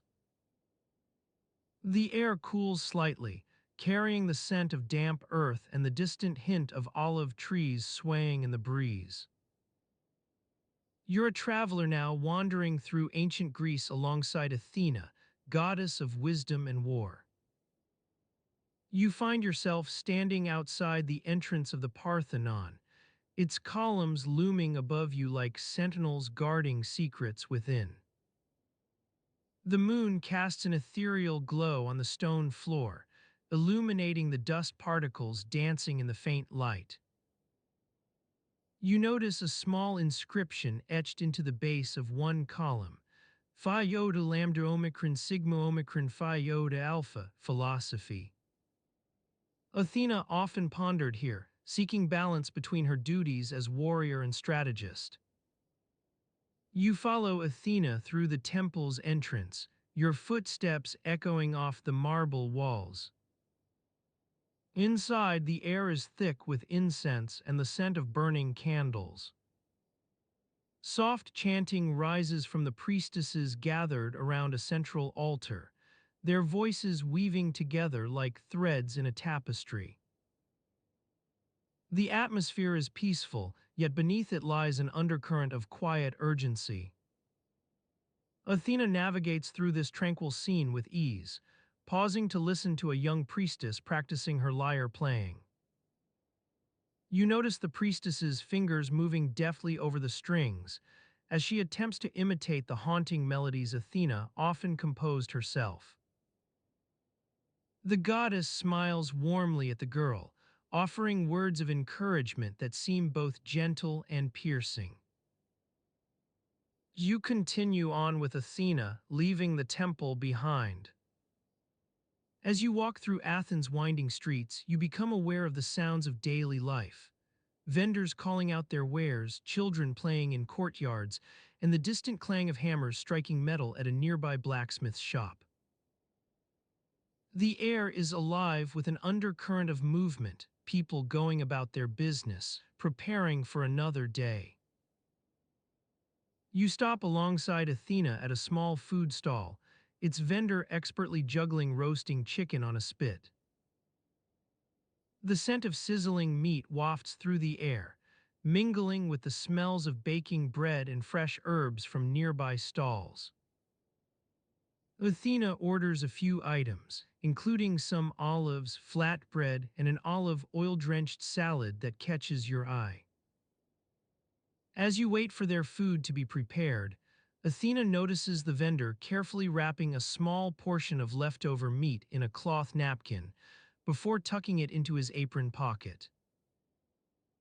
She raises an eyebrow at this peculiar habit, and you wonder if there's some hidden meaning behind it, perhaps a gesture of gratitude or respect. You can't quite decipher. The food is brought over to them, and Athena takes her first bite with relish. The flavors dance on your tongue, the salty tang of olives, the sweetness of fresh herbs, and the rich taste of olive oil dressing the salad. You chew slowly, savoring each morsel as if it's a small miracle. Athena sets aside her plate for now, turning to you with an enigmatic smile. Balance, she begins, her voice soft yet carrying in the evening air, is not always about grand deeds or sweeping gestures. Sometimes it lies within the smallest moments, sharing a meal with friends, enjoying the simple pleasures of life. You wander alongside Athena through Athens' bustling streets once more, observing people engaged in everyday activities. Women weaving tapestries on looms outside their homes, men practicing archery skills on nearby rooftops, and children chasing each other's shadows across courtyards. The world may be at war with monsters from the depths of Tartarus, but here, amidst these ordinary routines, you find fleeting moments of peace. As night deepens, Athena guides you toward the city gates. Beyond them lies a vast expanse of olive groves and forests swaying in the breeze, the domain of Poseidon's sacred sea eagles. You can hear their haunting cries echoing through the darkness like ghostly whispers. The air is filled with an otherworldly quietude, as if nature itself has been put on pause. Athena pauses at a spot where two paths diverge, one leading into the heart of the forest and another toward the distant sound of waterfalls. She turns to you, her eyes shining like stars in the dim light. The goddess's path is not always easy, she says quietly, as if sharing a secret only the wind can carry. You realize that this moment may be your last chance for conversation before night envelops everything. You think back on Athena's words about balance in everyday moments, her emphasis on weaving wisdom into even the most mundane routines. The image of the priestess playing her lyre comes to mind, as well as the vendor carefully wrapping his leftover meat. Athena breaks the silence first. Rest now, she says gently, guiding you toward a nearby clearing surrounded by ancient olive trees swaying above like sentinels guarding secrets within. Their branches are covered with gnarled roots that seem to weave together into an intricate latticework of protection and peace. As you settle beneath their boughs, the world seems to slow its pace even further. The sounds around you grow softer, a gentle chirping of crickets in response to the night's stillness, the distant hooting of owls as they patrol the skies above, and the soft sighing of trees swaying together like one giant natural being. Your eyelids begin to droop under Athena's guidance. As sleep claims you, the world fades into a soothing darkness, illuminated by only the faint luminescence of moonlight filtering through leaves overhead. Shadows cast by torches grow longer still, stretching toward the stars with each passing moment, their reach ever so gentle and calming. In this peaceful sanctuary, surrounded by Athena's wise words and the reassuring presence of nature, you let go of all worries and thoughts, surrendering to the lulling rhythm of night. Your breathing slows, your heart rate stabilizes, and as the world around you continues its gentle descent into darkness, you're lulled toward a dream-filled slumber.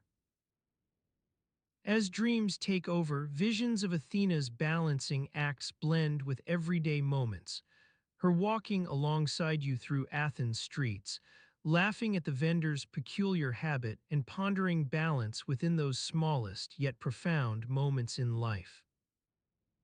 The world, full of mythic creatures and divine beings, becomes your own personal tapestry, woven from threads of love, wisdom, and acceptance. In this serene slumber, all worries fade like morning dew beneath a rising sun's warm rays, leaving only the gentle rustling of leaves, the lulling rhythm of crickets chirping, and Athena's soft whispers carried on the breeze. As sleep envelops you fully, the world around you becomes an ever-changing dreamscapes of ancient Greece, alive with mythic creatures, divine wisdom, and the simple joys that balance even the most extraordinary lives. And in this peaceful haven, surrounded by shadows cast by torches stretching toward stars like grasping fingers, you drift into a restful slumber, guided by Athena's gentle presence and her eternal quest for balance within both the grand and mundane moments of life.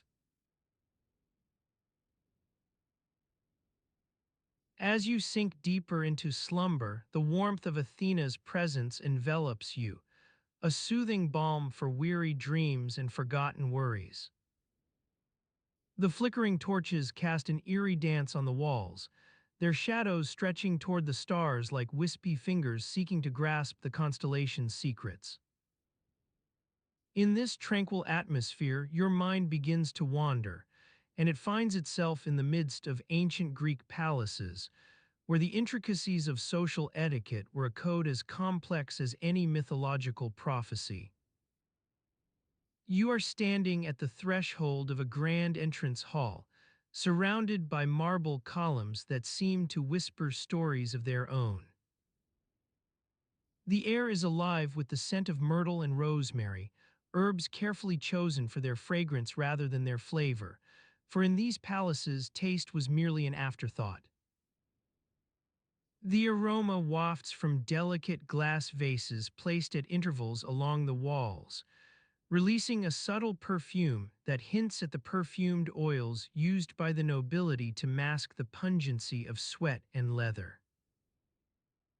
You notice the fine details of the palace's architecture, intricate mosaics depicting scenes of nature, forests, mountains, rivers, and oceans are set into the floor.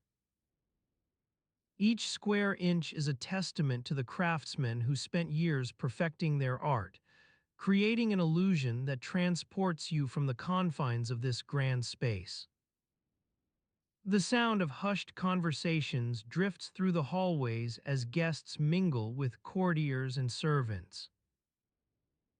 They speak in undertones, careful not to disturb the symphony of soft clinking glasses and muted laughter emanating from a nearby banquet room. You catch snippets of their conversation, discussions about the price of fresh fish at market, complaints about the new perfume Athena's sister Artemis has introduced. It smells like honey but tastes of smoke, or queries about the best ways to treat burns caused by careless use of hot irons. In this midst of social politeness and carefully guarded gossip, you find yourself drawn into a conversation with an elderly courtier. He introduces himself as Aristides, one of Athena's advisors on matters of etiquette. As you listen attentively, he begins to explain the unwritten rules governing behavior in these palaces. "Ah, my young friend," he says, his voice like the gentle lapping of waves against a shore. "The key to navigating our palace's social landscape lies not with grand gestures but with attention to detail. It starts with how you greet your host or hostess.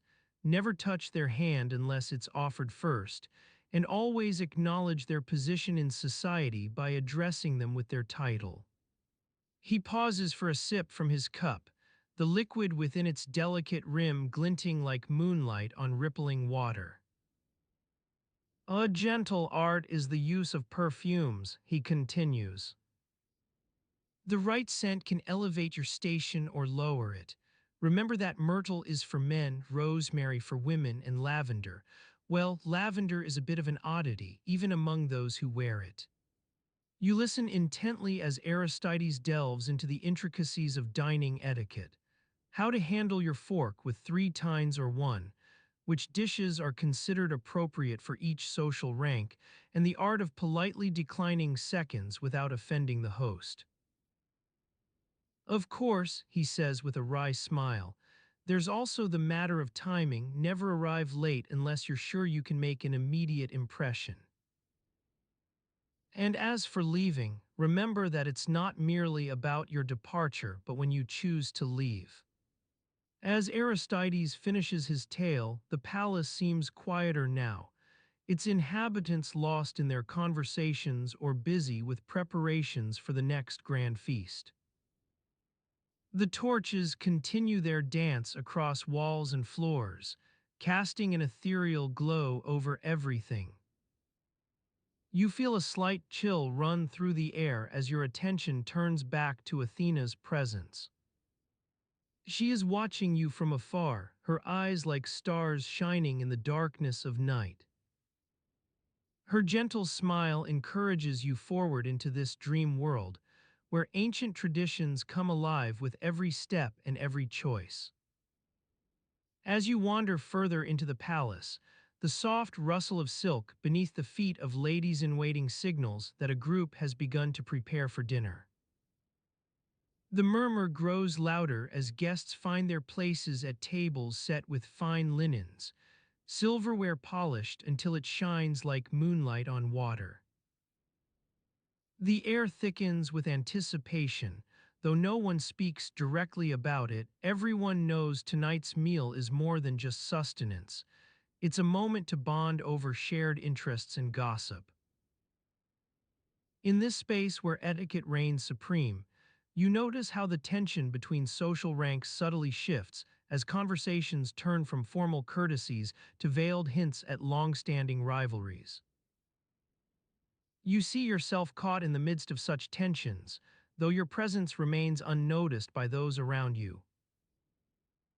It's a fleeting sensation. For an instant, you're one with them, part of their intricate web of social connections and ancient rules that guide every interaction.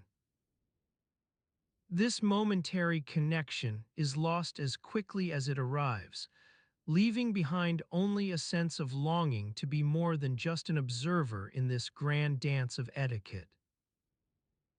You are no longer there. Instead, you find yourself drifting back into the realm of dreams, guided by Athena's gentle hand and her quest for balance within both the grand and mundane moments of life.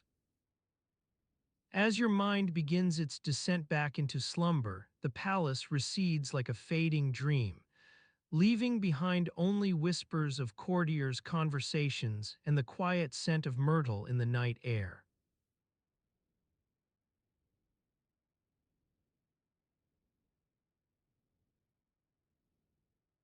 And so the ancient world rests beneath the stars. As do you. Let the silence carry you now. Sleep well.